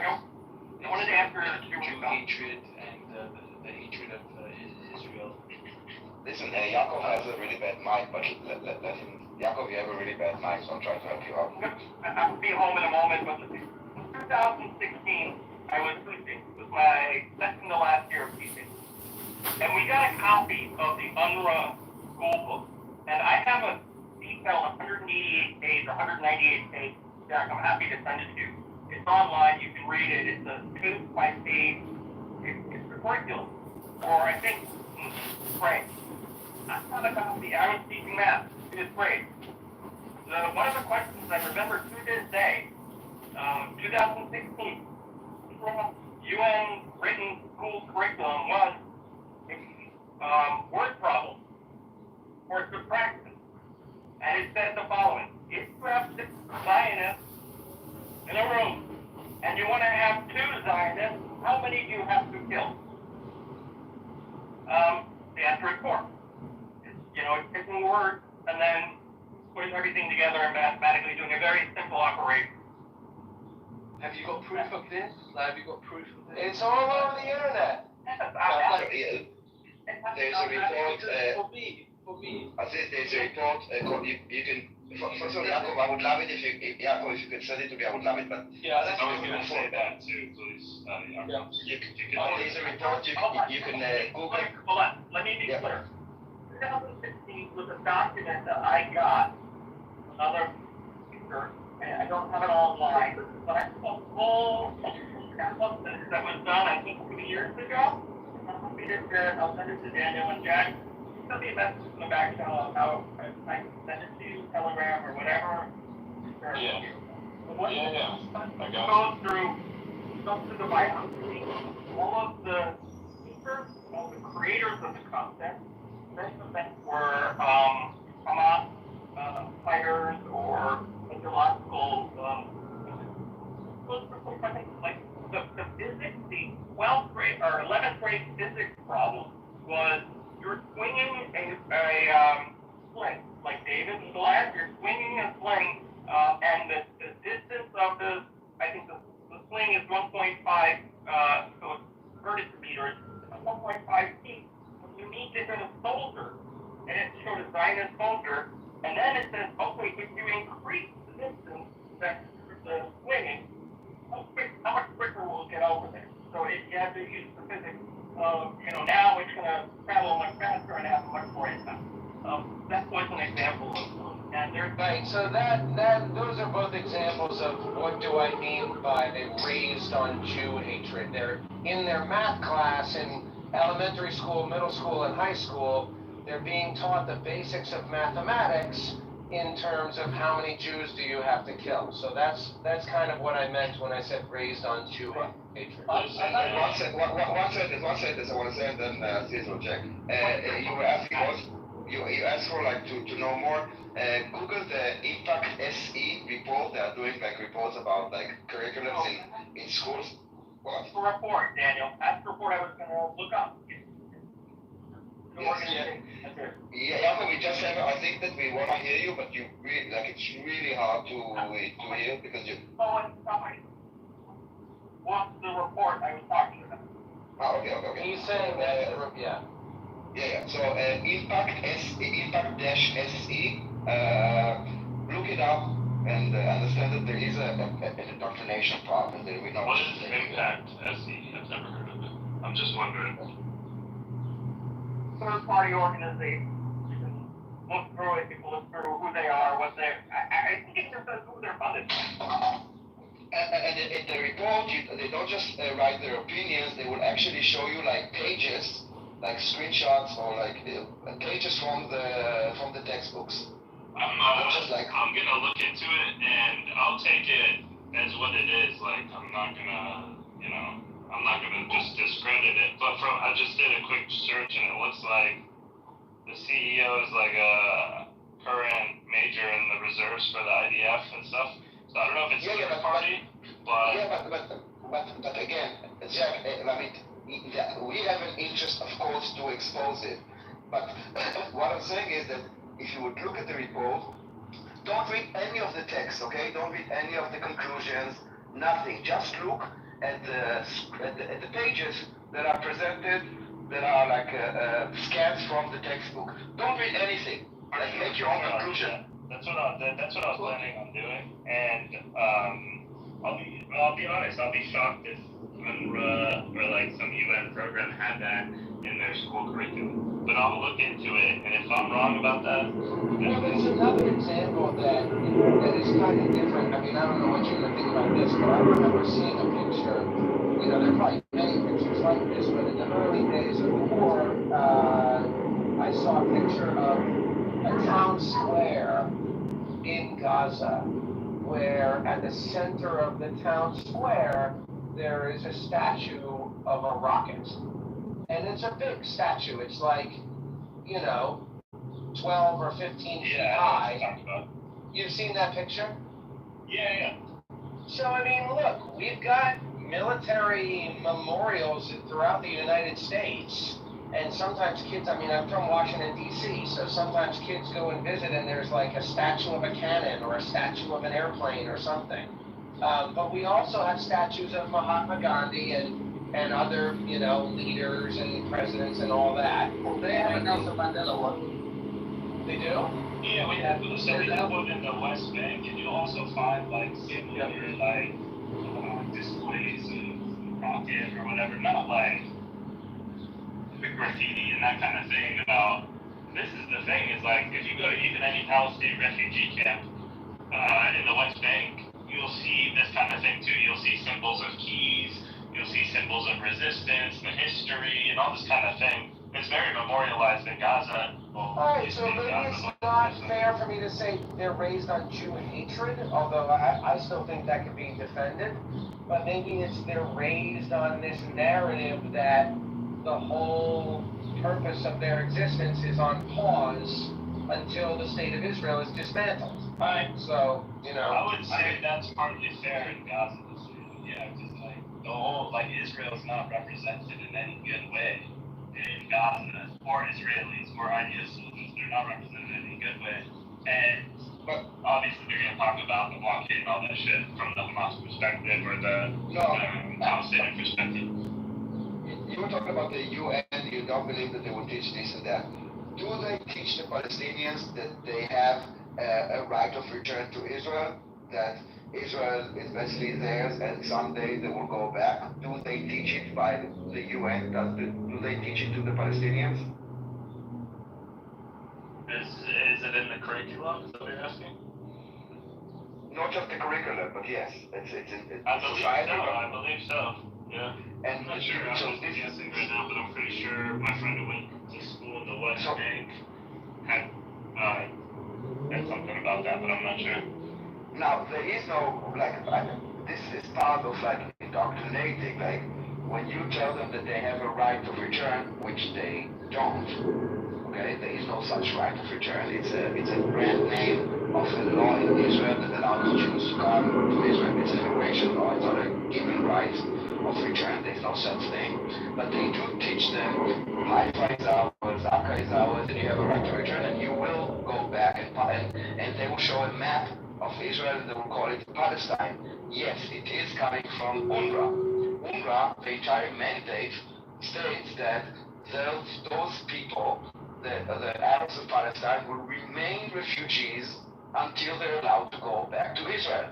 And this is not about solving any issue. They started with 400,000 refugees, and now we have, I don't know how many, 16 million? It's not resolving the issue. I'll say one thing in response, though, that's, there was a lot of UN General Assembly votes, repeatedly, and even, resolutions, UN Resolution 194, 3236, there's so many, decade after decade, and it's repeatedly saying this resolution is passed that refugees wishing to return to their homes and live in peace with their neighbors should be permitted to do so. And so this is also taught in the schools in Palestine. UNGA is a political thing. It's a political decision. It's not a binding decision. It's not a legal decision. It's a political. Let's say all the Muslim countries want to pass a resolution and Israel should stop existing, right? They can pass the resolution. They have enough votes, and Israel will vote no in the General Assembly, not the UN Security Council. General Assembly is based on majority. It doesn't At this time, just one last thing, I sorry. So, just about the UN Resolution 194, right? This was passed in, I believe, 1948. Just a couple years before. 49, after the war. No, it was 48. It was December. Sorry, it was just before 49. Okay. But they passed it, and 35 voted for it, 15 against it, right? That's not that many countries. Wait, one second, almost done. So that's not that many countries. That's a similar thing to me as the UN partition plan that got voted on by a similar amount of countries, and it's like you said, it's not legally binding or whatever. You have to make it a reality politically and through whatever other means you're going to use. But I'm just saying that this is something that the UN is constantly voting, constantly repeating. So it's not it's so crazy that this is taught, in my opinion. No, I think it's crazy that they are using the Palestinian. Arab countries voted against 194? Sorry? Because it implicitly recognized the sovereignty of Israel. Here, I actually looked this up the other day. Against is Cuba, Iraq, Egypt, Lebanon, Pakistan, Saudi Arabia, Syria. Right. Yeah. Those are Yemen. Those are all the things that are against. Right. Because it said they have to be able to move back, which, okay, sounds great, and live peacefully amongst the country or something. The wording implies that Israel would exist. So they're like, no, this isn't good enough. So they were like, no, we're going to vote against it. No, for sure. Yeah, sorry to cut you off. I think the thing is, this is still kind of trivializing it because I could sit here and give examples of maybe organizations that swing towards Israel. That doesn't necessarily prove any points. It kind of alludes to the fact that you can twist anything any way, right? But ultimately, that example, Zach mentioned the Jew hatred. He kind of backtracked on it, but I want to just be honest. The reality is, they're not simply just hating Jews because, you know, it's in their periodic table or whatever. It's like there is a conflict, and I'm not saying they're right to hate Jews, but the reality is it's trivializing it. Simply saying, well, these people are educated to hate Jews, therefore they hate Jews. There is more of a greater, wider context as to why they may feel that way, and the same applies for the Jews in Israel. They may feel an animosity towards the Arabs, and they may have a lived experience that justifies that approach, but trivialize it to, oh, well, this organization is teaching this. I don't think that kind of that addresses the core issue here. That there is a What is the core issue? I mean, when the Houthis say, when the Houthis say, curse on the Jews, it's not anti-Semitic. When the Hamas charter from 1980 until 2017 was talking about annihilating Jews, or when the Hamas leaders go on TV and say, Muslim world, you can all take a knife and slaughter a Jew next to you. That is not anti-Jewish, anti-Semitic. But this is the thing, again, it's trivializing it, right? I could sit here and name 6 people that is the equivalent but flip side, right? That Give me one. So I can talk about the Ben Gavirs, the Smokers, and some of the cabinet statements that they made. I'm not going to list the folks here, but the point I've made is that it's not part of our education system. But head me out. I mean, that's more dangerous. I mean, kind of is, but we can talk about that, right? Right. The point I'm making is, I'm not. If I say the word, oh, this is Muslim hatred, and I give examples of where, you know, it's built into, you know, systematically built into certain things, or the leaders feel a certain way, that is trivializing it. There's more of a wider context. You will argue, you will say, no, but yes, they hate the Palestinians, but this is why. So you're affording yourself a luxury that you're not affording them, you know, a contextual luxury that you're trivializing their approach, and you're still manning yours. You know, I think that's the problem. Let me ask you this. I don't know if you're a Muslim or Christian or whatever. Let's assume that you're a Muslim. If you go to Israel, do you think that you'll be safe? And then I would ask you the same if I would go to, I don't know, any of the, from Gaza to the Palestinian Authority to even Egypt. Do you think that I would be safe to be visibly Jewish? Right, well, what you're doing is giving examples of unstable Muslim countries and comparing to stable Jewish countries. I mean, that, you know, if I was to give it a more appropriate context, I would give, if you look at Afghanistan or Syria, these are failed states, so I would have to give an example of. I said Egypt. It's not a fair example. UAE, I'm safer in the UAE as a woman, or whoever, than being in central London or LA or California or New York. I'm safer in the UAE. This is a Muslim country. You know, the whole of the UAE is significantly safer. I'd say that as a Jew. Even Israel, safer than Israel. So you're disagreeing. For a Muslim? Yeah.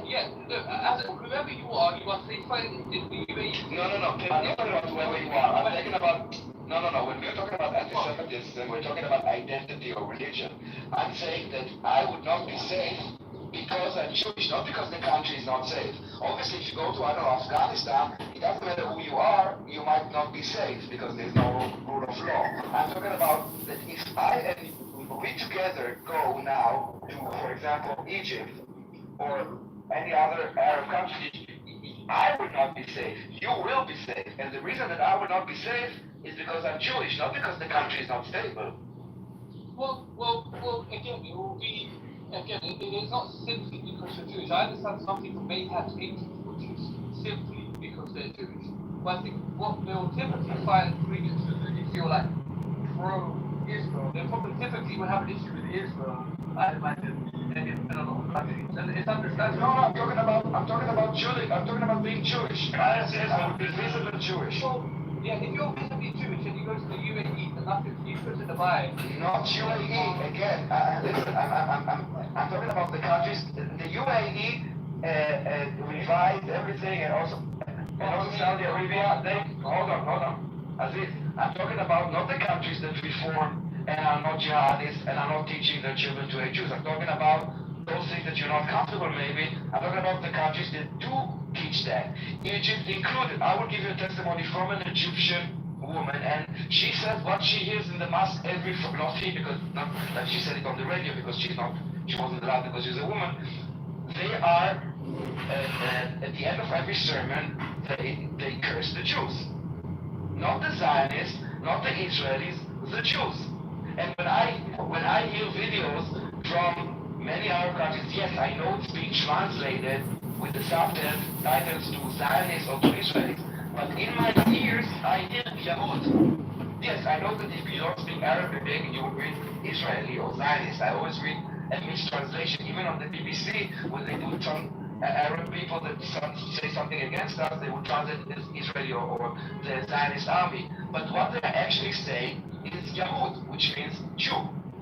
Yeah, but Daniel, like, also this is not like, there's definitely, especially now, I think, much more negative view on Jewish people across the Middle East or Muslim countries. And I definitely think There's also a negative sentiment against. But the thing I wanted to say is, for some of these places, like, the only Jews that really know are the Israelis, especially in Palestine. But I think it is very dependent on how you're viewed. Are you coming as a former IDF soldier to the West Bank, or are you coming as a Jewish American who's helping Palestinians and their olive trees and help protect them from settlers and that kind of thing? There's Jewish, there's like a couple of Jews who have PA citizenship, and it's not because they love Jews or anything. It's simply because this guy took a stance that's with us, and and that's what it is. Like, there is anti-Semitism, but to me, it's more centered around this conflict. And I'll say that because, like, even when I can go on Israeli media and I'll hear the most anti-Palestinian rhetoric I've ever heard, but I know that is fine. It's fine. not. But this is what I want to say. It's not the same, dude. Wait. Palestinians are a group of people that are attacking us. It's not Muslims. It's not Arabs. Yes, the Palestinians are attacking us. Okay. For us, you guys are the Jews in the Middle East. That's how we come. Like, this, if I'm in the Middle East and I want to reference Israel or the Israelis or Jews, I'm going to say Yahud. Because these are the only ones around. Like, look around. They're not. What other country in the Middle East are they there? But, again, I want to just say, like, even if they did talk badly about the Muslims and all that stuff. Yeah. So there's, like, you gotta understand the context is the thing. It's not like, oh, they just hate the Jews because they hate the Jews. No, there's a whole political conflict with a country called Israel, and there's wars that have happened and this kind of thing. But definitely you wouldn't be safe in a lot of these places. And it's not just because you're Jewish. Like, there's a little deeper than that. But I feel like if I was a Jew and I went around the Middle East, I probably wouldn't go around saying I'm a Jew. So I feel you. So I do think it is anti-Semitism. It always was Jew hatred. And I don't know, you were educated in the United States, right? You were not educated in Judea or in Gaza, right? Correct. So maybe, I don't know, assuming that you have friends there, if they have children, maybe ask them to share the textbooks with you, or like ask them what is the name or where are you buying it, order it, and check for yourself. Because I'm not imagining it. I see it like in their culture, and they are all saying the same thing. And it is about Jews. And you know, at the end of the day, if you look, there are no Jews in the Middle East. There are like, 4 in Egypt. But in Israel, we have like, 2 million Muslims? Yeah, but this is real quick, Dan. This is my whole point is, and I'll ask my family about if I can see some of their older textbooks or something like that in the West Bank, but I also view the way your guys' perspective on history is taught on Israel, and I can say, oh, that's anti-Palestinian, because whole identity, you know what I mean? So it's like it kind of goes both ways. Do you know the document that I have in my PTR? Did you read it? You know what it is? What is this? The meaning of the Nakba. This is basically where the word Nakba came, written by Constantine Zoayak. This piece was written in 1948 after the defeat of the Arab armies, and this is where the word Nakba came. If you would like, I can send it to you. I read it 2 days ago. It's 90 pages long. Yaakov sent it to me. It's not a Zionist, obviously, okay? It's someone that is very pro-Palestinian. By the way, the word Palestinian is not even mentioned once in this document. They were referred to as the Arabs of Palestine. And Constantine Zoayak. Was he like a Palestinian historian or something? Well, he wasn't. He was an Arab, and they saw Arabs as one nation, the nation of Arabs, and this is why also seven Arab. They actually. There's a quote that I will give you now. Also, if we're on this topic quickly, this is from the PLO. It's called Zuhair Moshan. He was a PLO commander in the 70s. He's saying, okay, and that was the narrative back then. The Palestinian, not me, okay, so don't, the Palestinian people does not exist, I guess it's a bad translation, do not exist. The creation of a Palestinian state is only a means for continuing our struggle against the state of Israel for our Arab unity. By the way, the entire document talks about the Arab unity and how they should unite and have like, for example, one of the criticisms that he has, that if Lebanon and Syria are using different weapons, then if you are a Lebanese soldier, you cannot just join the Syrian army because you're not trained. So they should have a unity of arms. And mentioning okay, let me just finish the quote. So I said, Palestinian state is only a means for continuing our struggle against the state of Israel for our Arab unity. In reality today, there is no difference between Jordanian, Palestinian, Syrian, and Lebanese. Only for political and tactical reasons do we speak today about the existence of the Palestinian people.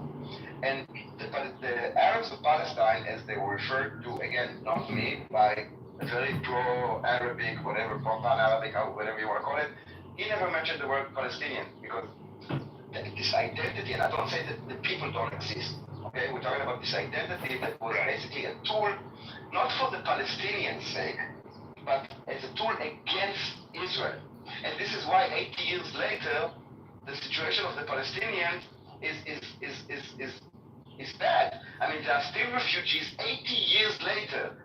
They were not allowed to settle because they are used as a weapons against Israel, decade after decade after decade. So what I'll say is, this guy seems like an Arab nationalist, right?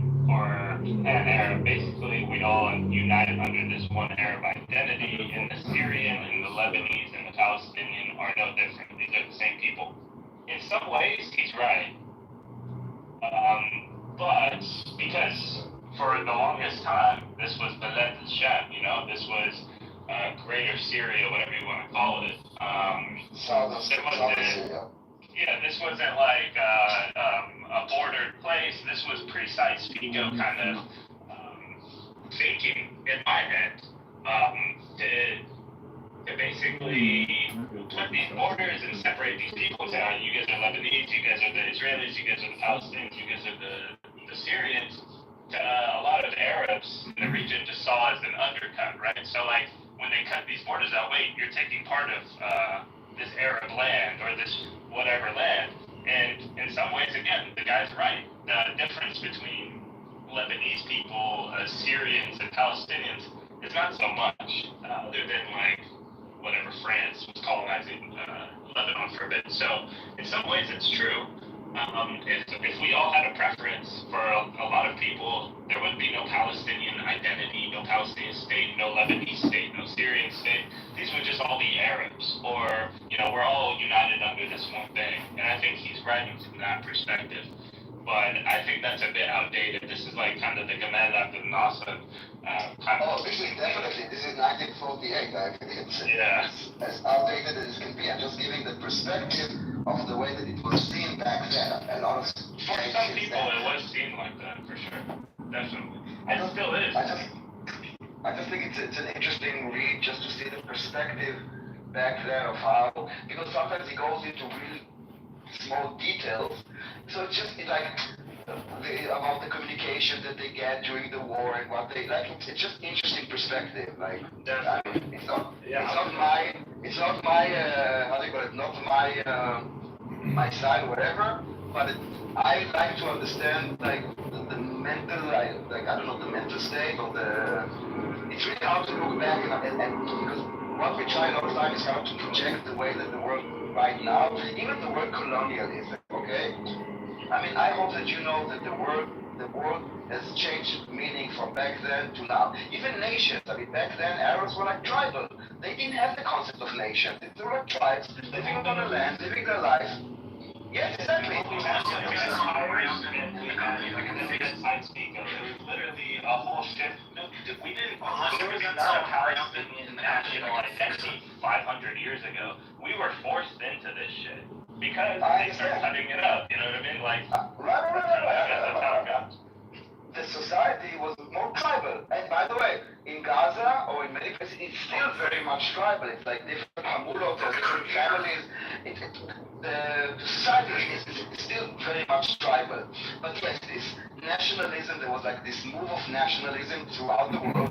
This is when the Zionists, like, I don't know, jumped to the opportunity to create their own state. It was like, a lot of things came together. It wasn't just Israel that was created back then. Many nations were created.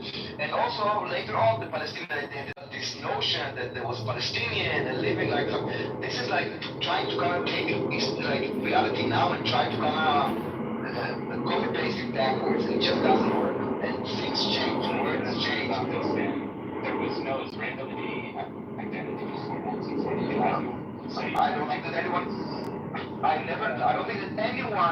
that anyone made this claim. That's the difference. We never said that there was an Israeli identity before that. It goes to your point of everyone in the region is starting to be an Iraqi, Jordanian, this kind of thing, which was an Arab interest. If you look at it from the Arab perspective, a negative thing. No, we want to all be under one umbrella or one empire, one Muslim rule, one Arab unity thing. We don't separate ourselves by nationality. We fought an attack on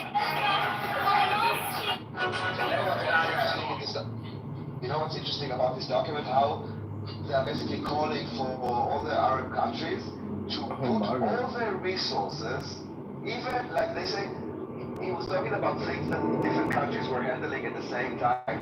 Like, no, none of this is important.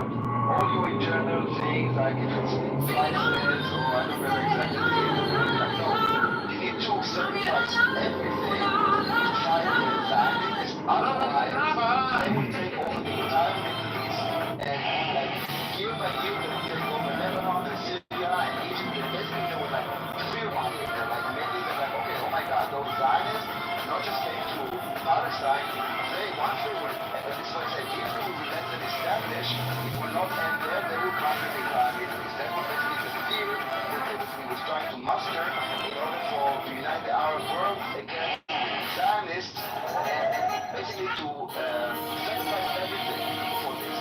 Everything.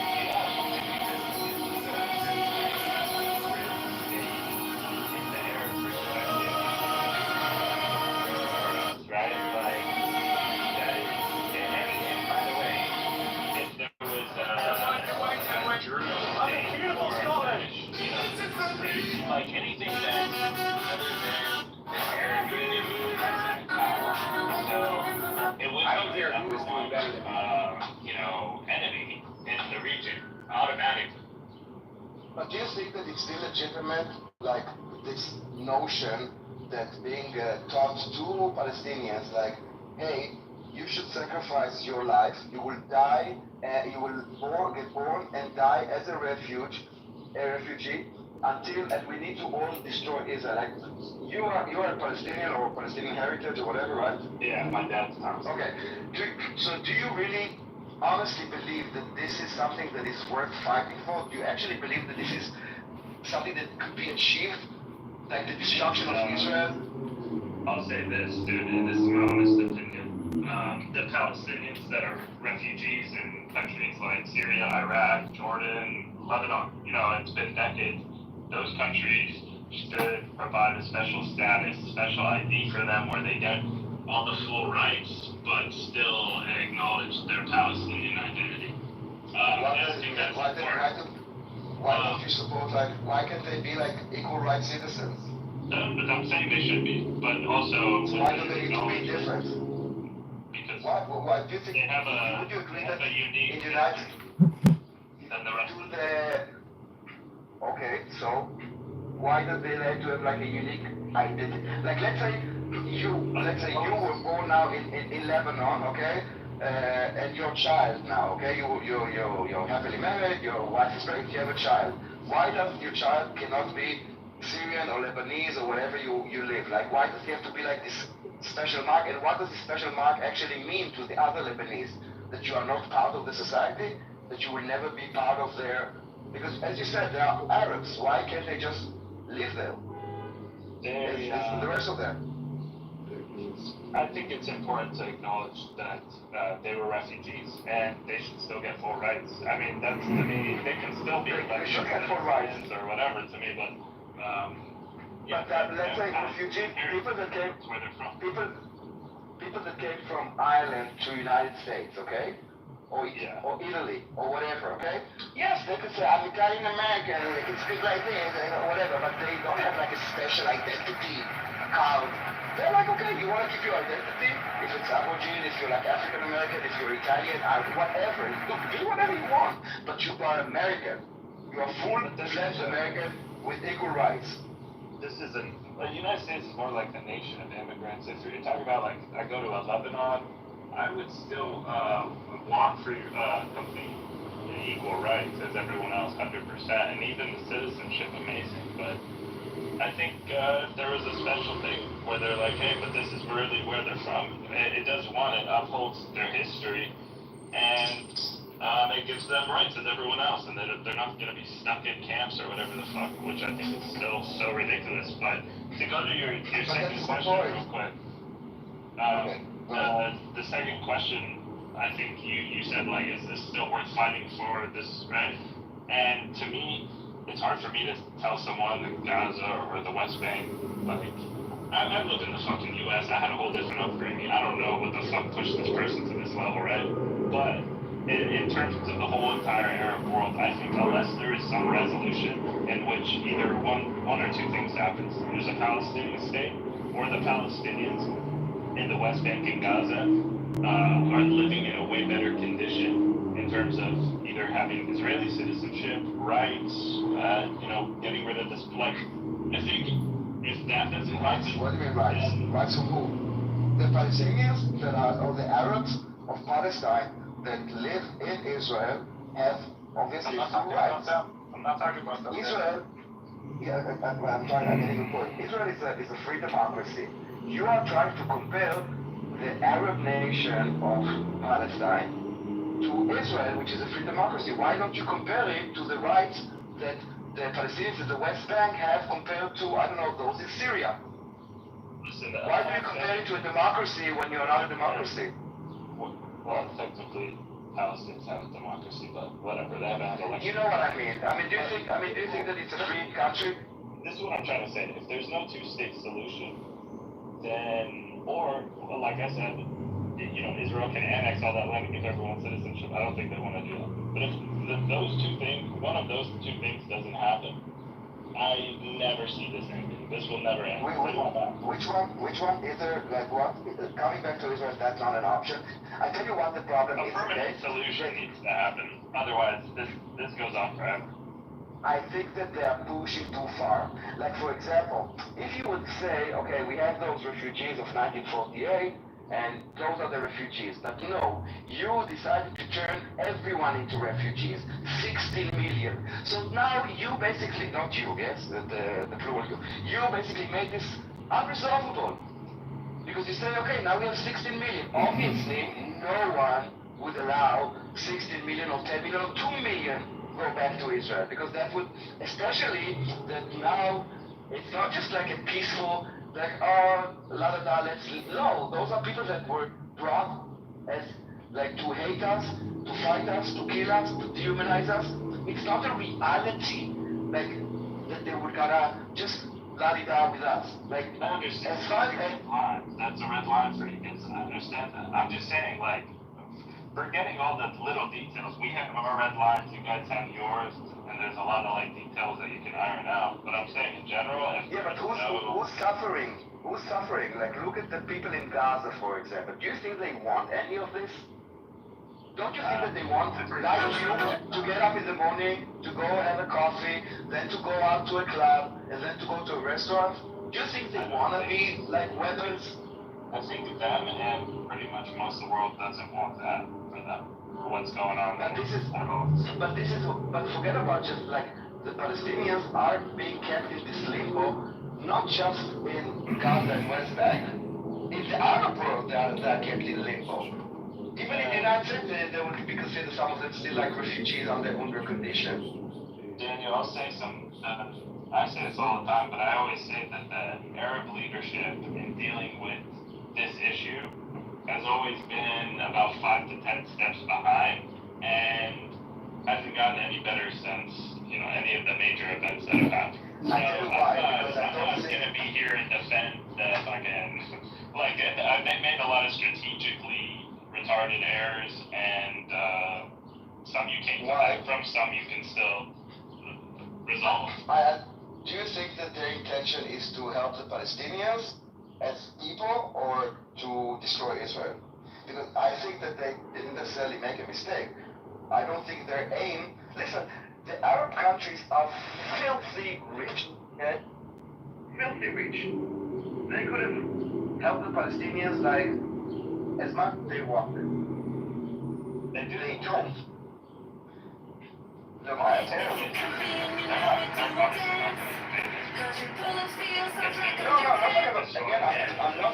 I'm talking about, and this is where I'm talking about helping the Palestinians. They know what prosperity coal. My problems are tiny, nothing compared to his. Well, at least I'm entitled to my money. Kiko, if you kill me, I promise my brothers will come for you. And I promise you, I'll bury them beside you.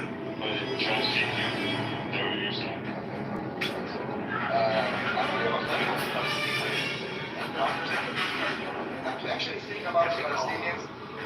Not attack Israel, like Palestinians around here. Not be. You're right. And I think that even what is so-called pro-Palestinians, to be honest, and I'm completely honest, I don't really think that they care for Palestinians. I think they use their structure in order to attack Israel. Here's the saying we have with the actual Palestinians. And this goes to whoever applies to them. They love the cause, but not the people. Some people and the Arab leaders in the past have used, abused, and raped this cause in the name of political clout, advancing their own stuff, whatever. And that's been happening for decades and decades and decades.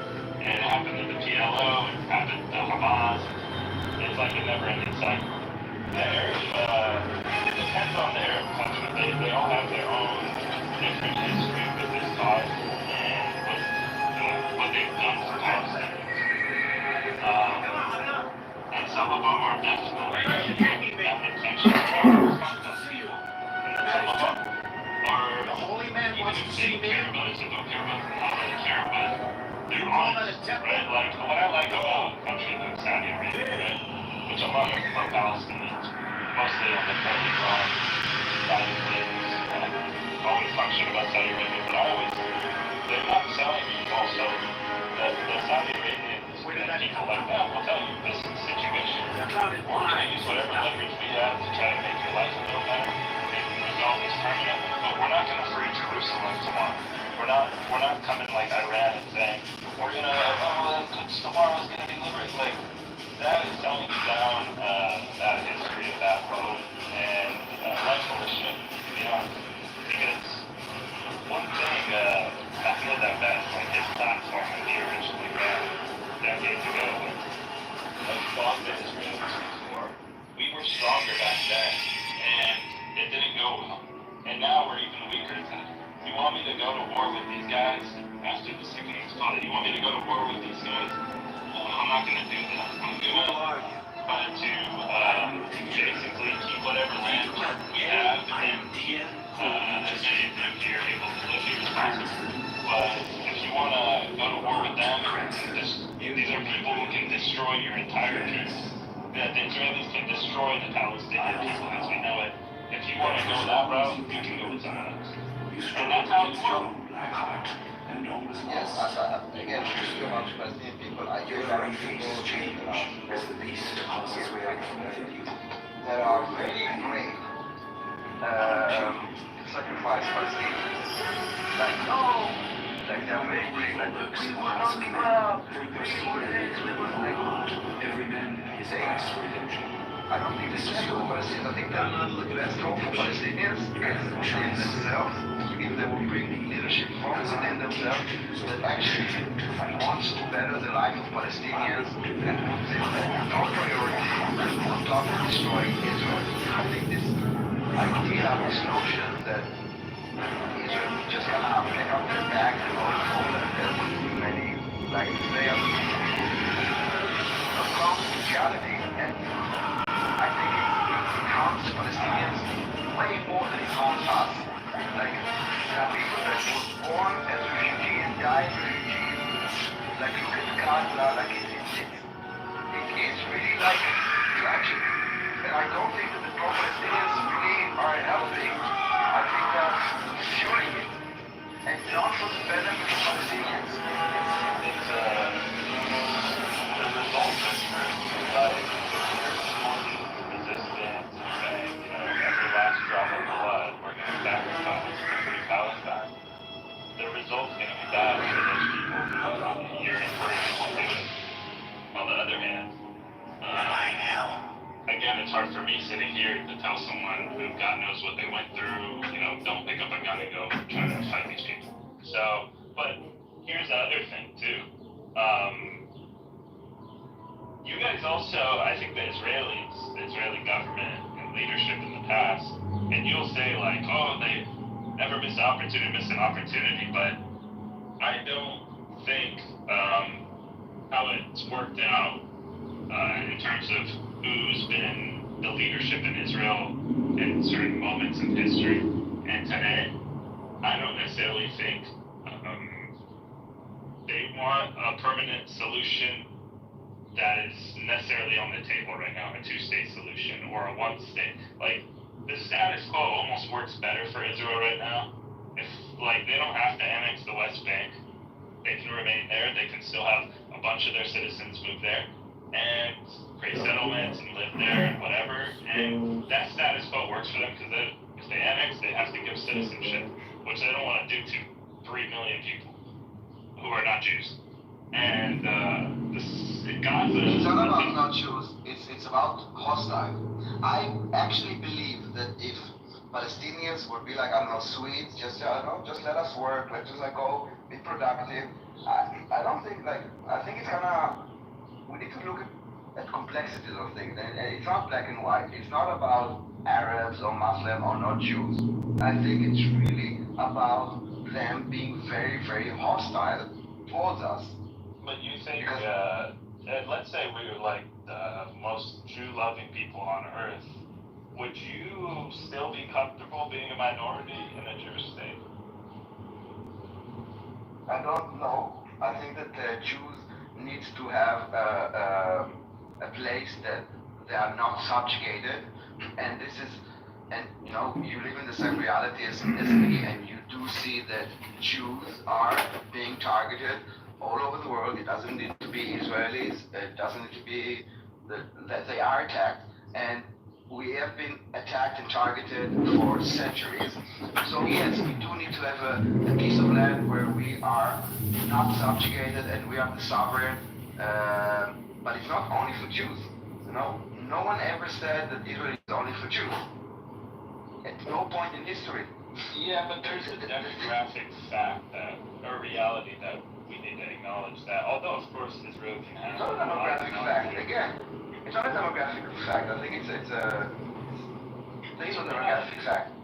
It's like, listen, it's a logical reality, isn't it? Like, it's a Jewish... a minority in a democracy. It's not about a minority. It's about self-determination. It's about having a place that is safe from us, that no one can treat us as enemies or exterminate us or kick us. It's not like that we are paranoid. It has been happening over, not you, but again, the pro-party side, one of the talking points that they like to dash out is like, you've been kicked out 109 times. Okay, so, enough. Yeah. Now, we want to have our own country that we can govern ourselves. Yeah, but Daniel, listen, I've talked to you a lot of times, and I've never really heard you know that what we did here is really fucking wrong, and we should have done this. I'm sure you have those positions about certain things. It just happens the things we talked about, you haven't had that conclusion.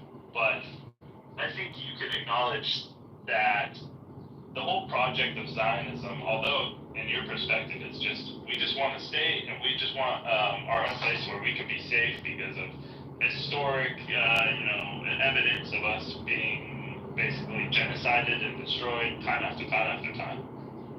The fact is that it's a little more complicated than just doing that on empty land. Like, there's a whole aspect for us, which is the complete opposite end of it, where this is basically, we're being conquered, and okay, now this is there's a whole different perspective to it that may result by military force.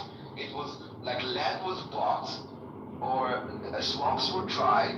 It wasn't like I know the narrative that the Zionists came and kicked people out, but I hope that you know that it's false. And history record, including, by the way, this document that I have here, basically, this is the Nakba, okay? This is basically the story of the Nakba. The mentioning of the refugees is in 3 sentences throughout the thing.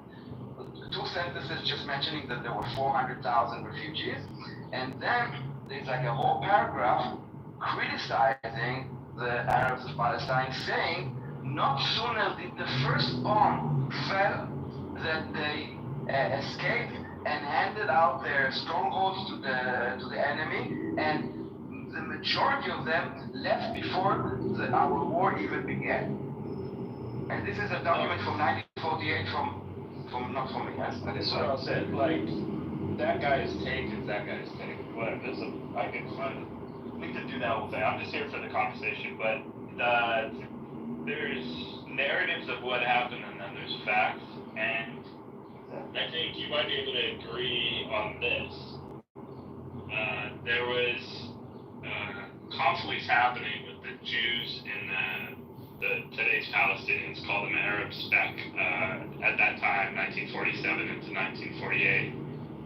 And after a specific event which we called the Deir Yassin massacre, there was multiple rumors being spread, news passed along about events that happened at this event, Deir Yassin massacre. And when people hear about what happened in Deir Yassin, some people said, I want no parts in that, I'm taking my shit and I'm leaving, I'll come back when it's all over. Some people heard rumors of, people are telling us to leave right now, there's going to be a war, and we can come back after. Other people genuinely saw some crazy shit and feared for their lives and said, we're leaving, and we might be able to come back after, we don't know. And that's the fact of the matter. Like, these people, they weren't all in on some grand plan, you know what I mean? Like, it was just a result of shit that happened. Yeah, but shit happened, like, there were millions of Jews that were kicked out of Arab countries, right? No one is like, first of all, no one branded it as, they gave it, like, I don't know, a word like Nakba or whatever. No one is saying, oh, the Jews should be allowed back to Iraq, because they will not be safe there. The people were displaced throughout history. But the only people that were kept refugees were the Palestinians, unlike any other nation in history till today. But I'm not. There was one other component. Yeah, what's up? You listed people heard some shit and, you know, clearly and said, I'm gonna get out of here.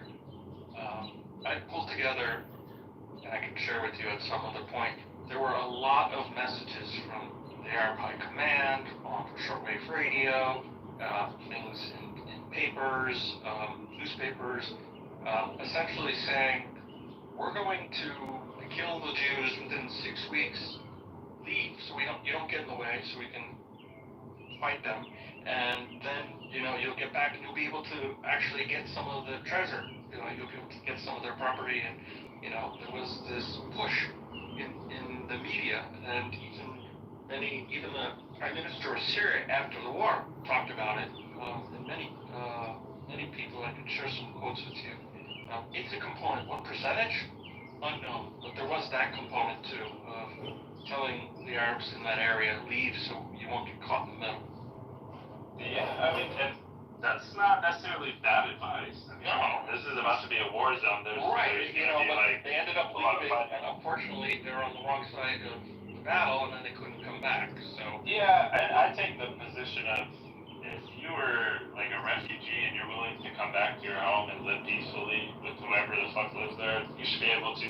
I'm not gonna like debate the morality of whatever that is, but I always think about a specific village in Palestine, like during 1948. There was a village called Abu Ghosh. I don't know if I've talked to you guys about this, but this village was like the most Zionist sympathizing you could possibly get in terms of a Palestinian village, and it still is today.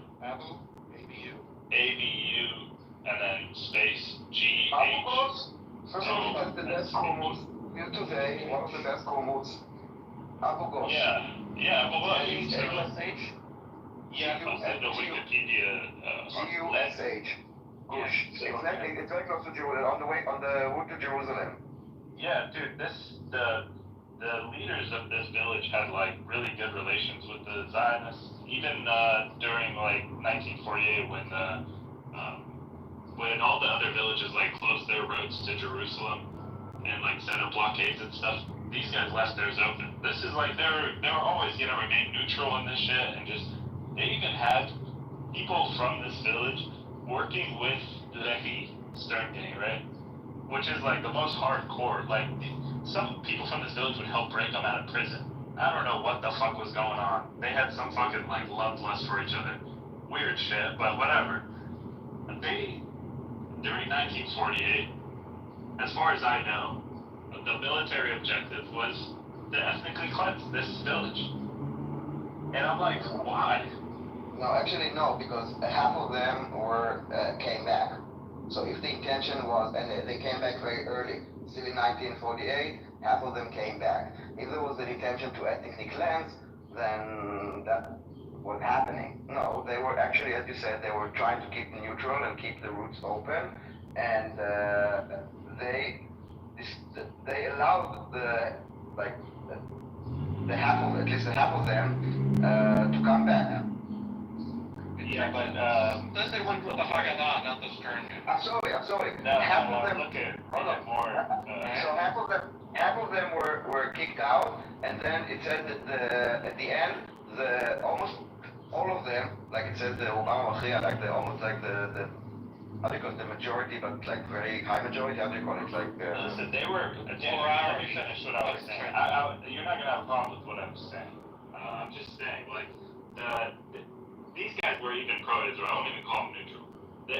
During an Operation Nashsan, the Haganah reconsidered. Yeah, so You know who Nachshon was? It is the first operation on the plan. I know, but you know who Nachshon was? wait, 1 sec, Jakob, tell us right after, I sorry. apologize. They were gonna attack the village, but due to the opposition of the Lehi, the Stern gang, they didn't. And I'm like, why were you gonna attack them if they've always been pro-you? Like, their leadership, everyone was like down with the Israelis, down with the Zionists. Why was this a plan to begin with? Jack, but the question is, why Nachshon happened? No, I'm just talking about the specific village. You know, every time you're talking about consequences. You never talk about what's happened before. You never talk But Abu Ghosh, Sergio Abu Ghosh were neutral, right? They were pro-Israel, honestly, but yeah, neutrals are good.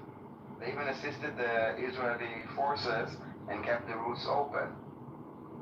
So what did they do that we're missing, Sergio? That I don't know. No, we're talking about Nachshon. No, we're talking about Abu Ghosh specifically. He was talking about Abu Ghosh. Talked about Nachshon. Okay. So it was the first operation under the plan that. That's it. But why it happened? Because well, you can tell. But the question is, why Arabs reject the partition plan and start the war in the 30th of November? Sergio, I'm talking about a village who was pro-Israel during all this. Why it makes sense?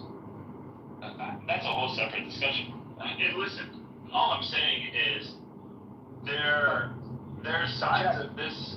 Yeah. Yes, but Jack, it's not a monolith. Yes, they were kicked out, and immediately there was a committee of Jews that were basically speaking out against, advocating on behalf. I can give you their names, and this is why after half of them were kicked out, they were all allowed to come back.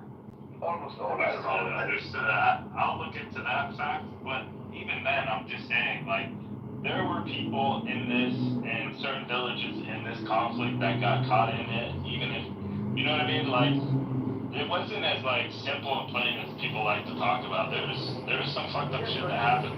That's all I'm saying. It's not a lab environment. I mean, imagine, like, the situation back in 1948, like a freshly new Jewish state being attacked by 7 Arab armies, including many of them using many of those villages to attack. Like, many times I speak to Palestinians and they say, oh, my family, and then I ask them, okay, where is your family from? And then I go and I say, did you know that your village hosted 900 Iraqi soldiers in a village of 300 people? It's not like you hosting like 3 guys and oh my god, why do you take? Like, we're talking about 300% more of the population. So it's not like innocent civilians. So yes, you know, it's a war that was like an existential war for Israel because it was launched as an annihilation war. So I'm not saying that everything was perfect, but even the thing that you're mentioning about Abu Ghosh, that it was corrected. As far as I read. Yeah, I'll look into that. And again, I'm just saying along the lines of the first things you said. That's pretty much it. There's a little more like the devil's in the details with all this shit. And yeah, that's pretty much all I'm saying. As far as I know, nobody was displaced from this village. That's not basically. Okay. Under my. You can give the source. You can give the source. Wait, Sergio, if you haven't even heard what I'm saying, all I was gonna say is I didn't even know.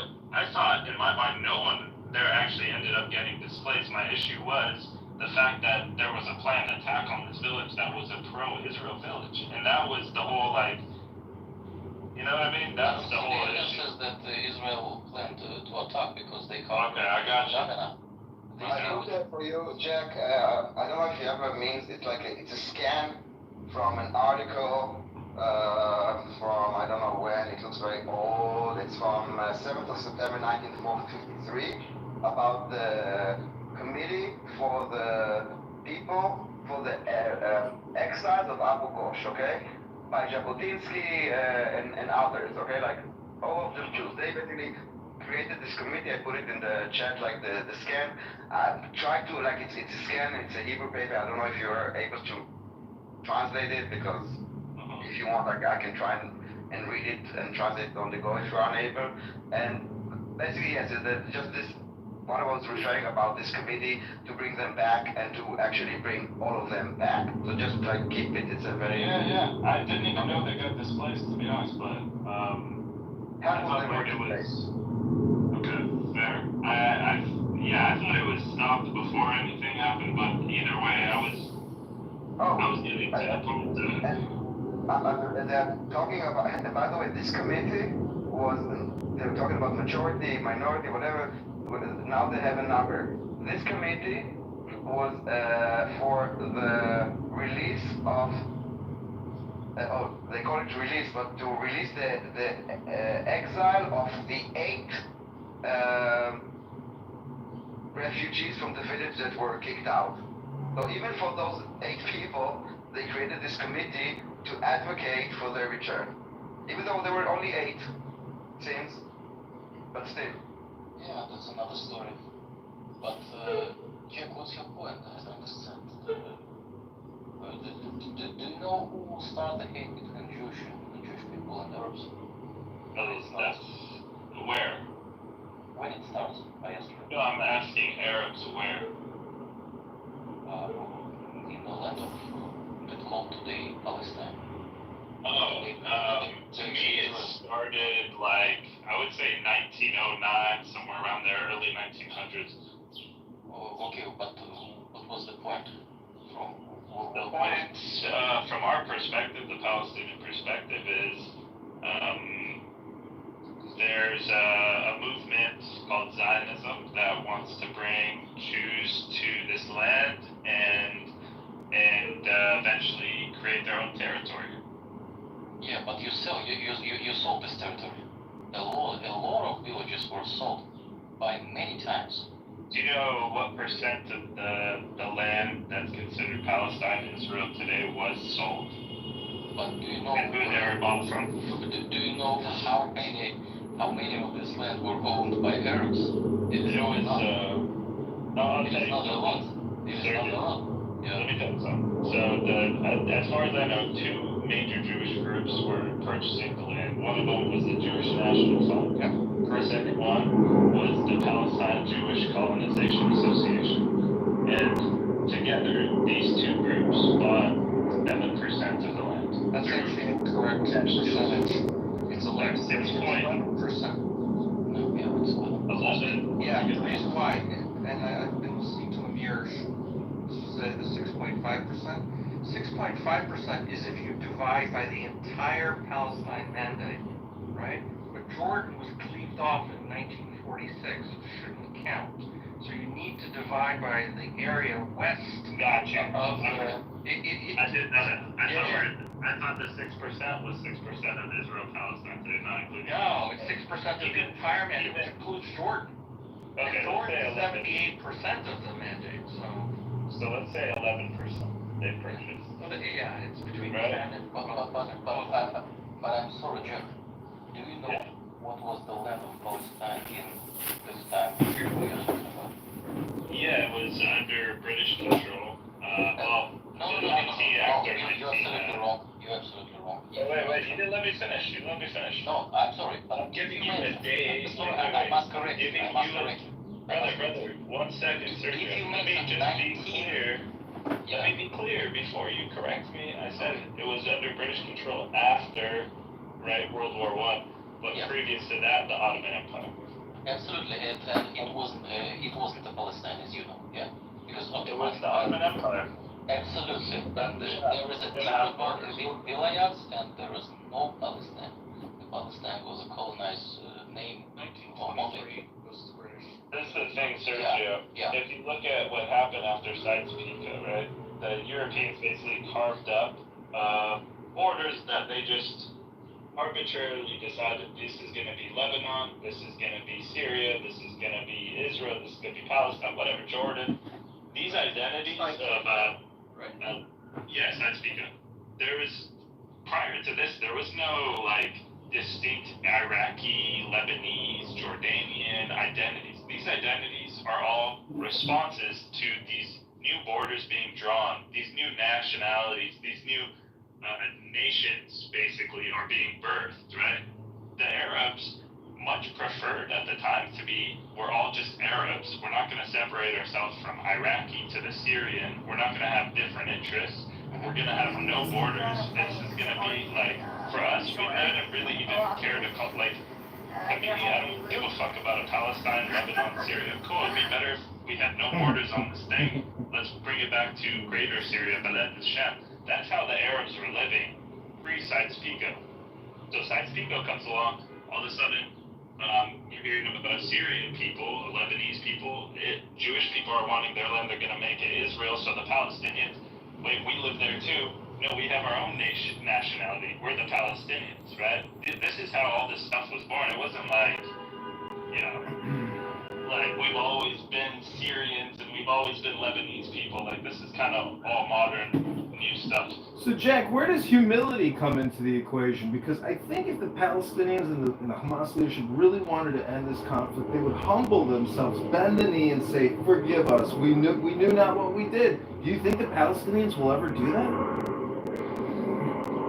I think from the Palestinian perspective, the PLO/the Palestinian Authority did that, and the people of Palestine saw more settlements. They didn't pass through Oslo. It didn't actually get done. They saw a lot of failures in doing that, so it made people more radical. And so they saw like taking the humble route is not a good one. Now Hamas I separate them from the Palestinian people. They're a political and military faction, and they have their own way of doing things, which is we're not going to humble. I mean, maybe they're humble themselves, but they're not going to, surrender and defeat that kind of thing and recognize Israel and love Israel. So that's kind of. So you're saying they're going to keep fighting to the death, is what you're saying? Hamas, yeah, they're not. I don't see them giving up. I mean, listen, this is their mentality, right? Like they're very firm on this. And this is what is part of the reason what makes things so dangerous, because the Israeli response for a lot of people is extremely brutal. And when you have an extremely brutal, like very powerful military versus a group that's saying we're never going to surrender, and then 2 million people in between all that, it's a bad result. So it's just a shit show. Wouldn't you agree then that their mentality is a flawed mentality? Whose? Hamas.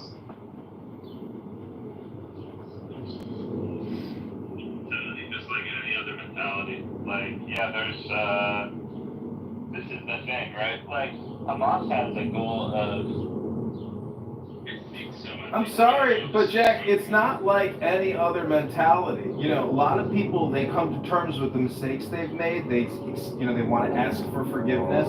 They want repentance. They want unification. They want peace. But what you're describing is a one-way street. That's an all or nothing argument and position. Sorry, Jack. Yeah, but again, like the British would come to the table and says, okay, we had enough of this war and we're done. I mean, the Japanese, as crazy as they were, they eventually came to the table and said, okay, we're done with this. We realize we're not going to win this war, and they come to the table. Well, so you can't say it's like any other day. This is like crazy mentality. Listen, it's very radical, it's very extreme, and the result is like, I don't know if this is part of their plan or what, but it's sort of resetting the status quo of this whole thing. The Israelis have, in this war, basically destroyed most of Gaza, right? Like, this thing needs to be rebuilt, and how that's going to happen. So basically, it's a big gamble. Who made the decision to build 350 kilometers of tunnels? No, you guys come on. Forget about the big guys. Like, I'm making a grander point. I want to make a grander point. Do you think that it's really? Okay. Yeah, come on. I don't want to battle every little thing. Just everything I'm saying is from my perspective, okay? So, in my opinion, the way that the Israelis can win this is they're going to have to kick out everyone in Gaza. Otherwise, if they let everyone stay, Gaza is going to have to be rebuilt. Billions and billions and billions of dollars. Or no one's going to invest all this to rebuild the entirety of Gaza. to just have it get destroyed again. So they're gonna fucking try to get rid of any violent political faction and rebuild it and make it the Singapore or whatever the fuck, right? Which is a slim chance. Or the Israelis again kick out everyone. And the third option to me is maybe they kick out some people and take half of Gaza. But God only knows. Like, these are the three things that I see happening the day after the war in terms of like long term. Meanwhile, like as you said, mostly unlivable. It will take decades to rebuild it. And you said, and I it's something that will be destroyed after a decade or 2 decades, okay? And the only way to prevent this is with the re-education of the population. In order to create, you want to create a Singapore, you need to create productive people that are more focused on their own life and their own benefit than destroying another. And I wish that that would happen, you know, that they would actually get the proper whatever they need in order to have the same life that you have. That you can go to a coffee shop and you can have a date and go to work, which is basically what everybody wants.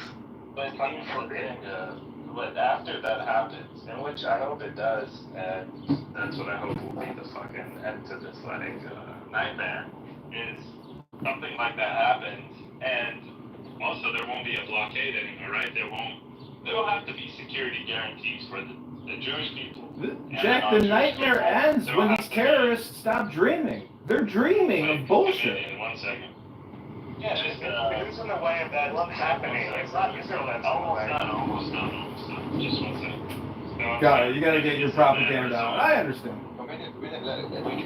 Just your opinion, when you talk, when someone else speaks, all we hear is yeah, it's like a session. But you ever get a new mic or just stay muted always when they silence? Yeah, I'm saying, like, basically, if that happens, there's a new status quo. It's a much better life for the Israelis and the people in Gaza. This is a dream, right? This is just what I hope happens. But in turn, I think that also will have to make, you know, some changes in the West Bank too. Like, this thing will have to spread because you're not going to have, like, these people in Gaza will be living amazing, hopefully, after this shit, whatever happens, and then, you know, there's going to have to be a resolution, a forced resolution to, like, a permanent solution. So, I hope that happens. I'm very pessimistic. Listen, you can, I don't know what you mean by forced resolution, but I would go with almost every solution that even you would propose with only one demand. That the safety and security of Israel would be guaranteed. I would go for that proposal too, Daniel, but unfortunately, the people who are in power on whatever side are, I think, way more fundamental, or they have these certain red lines, like, okay, a Likud guy, right? He's probably not going to go for a deal that me and you would go for, or a Hamas. If you put a Likud guy, he says, a Likud guy. Or a Hamas guy, right? Like, he's not going to go for the same. That's the difference, okay? Because Israel, I mean, like it or not, is a very vibrant democracy, okay? Where we also prosecute prime minister and president, and we have elections. And the public perception, if it changes, if it shifts, we have election every 4 years. Well, usually not 4 years, way less. And we went from left to right, from the Labour to the Likud. We had like this prime, like things change. So if we would feel that we have a peace partner that is peaceful, that is seeking to coexist, I guarantee you that the perception in Israel would align. But what we are seeing is that people are becoming more nationalist, more right-wing, not in the way that being radical or hateful, just like we need to have like borders and we have to have security because there is a threat. If there is no threat, believe me, listen, when I was born and also when my nephews were born, the wish that every mother has is like, I hope that my son will not go to the army, okay? We don't want to go to the army. We don't want to spend billions of dollars every month, every year on security. We would probably, like, you know, the prices in Israel are like, I think like at least 30% higher than any country that is equivalent to us in our standard of life. We don't want this. Okay? So anyone would agree for a peaceful solution. But the reality is that we don't see a partner for this. And as time goes by, and this idea and this education and this the narrative that I don't think is actually pro-Palestinian, it's pro the Palestinian cause. As long as this is like getting out of hand, it even makes it further away. So I promise you, it's not about how much people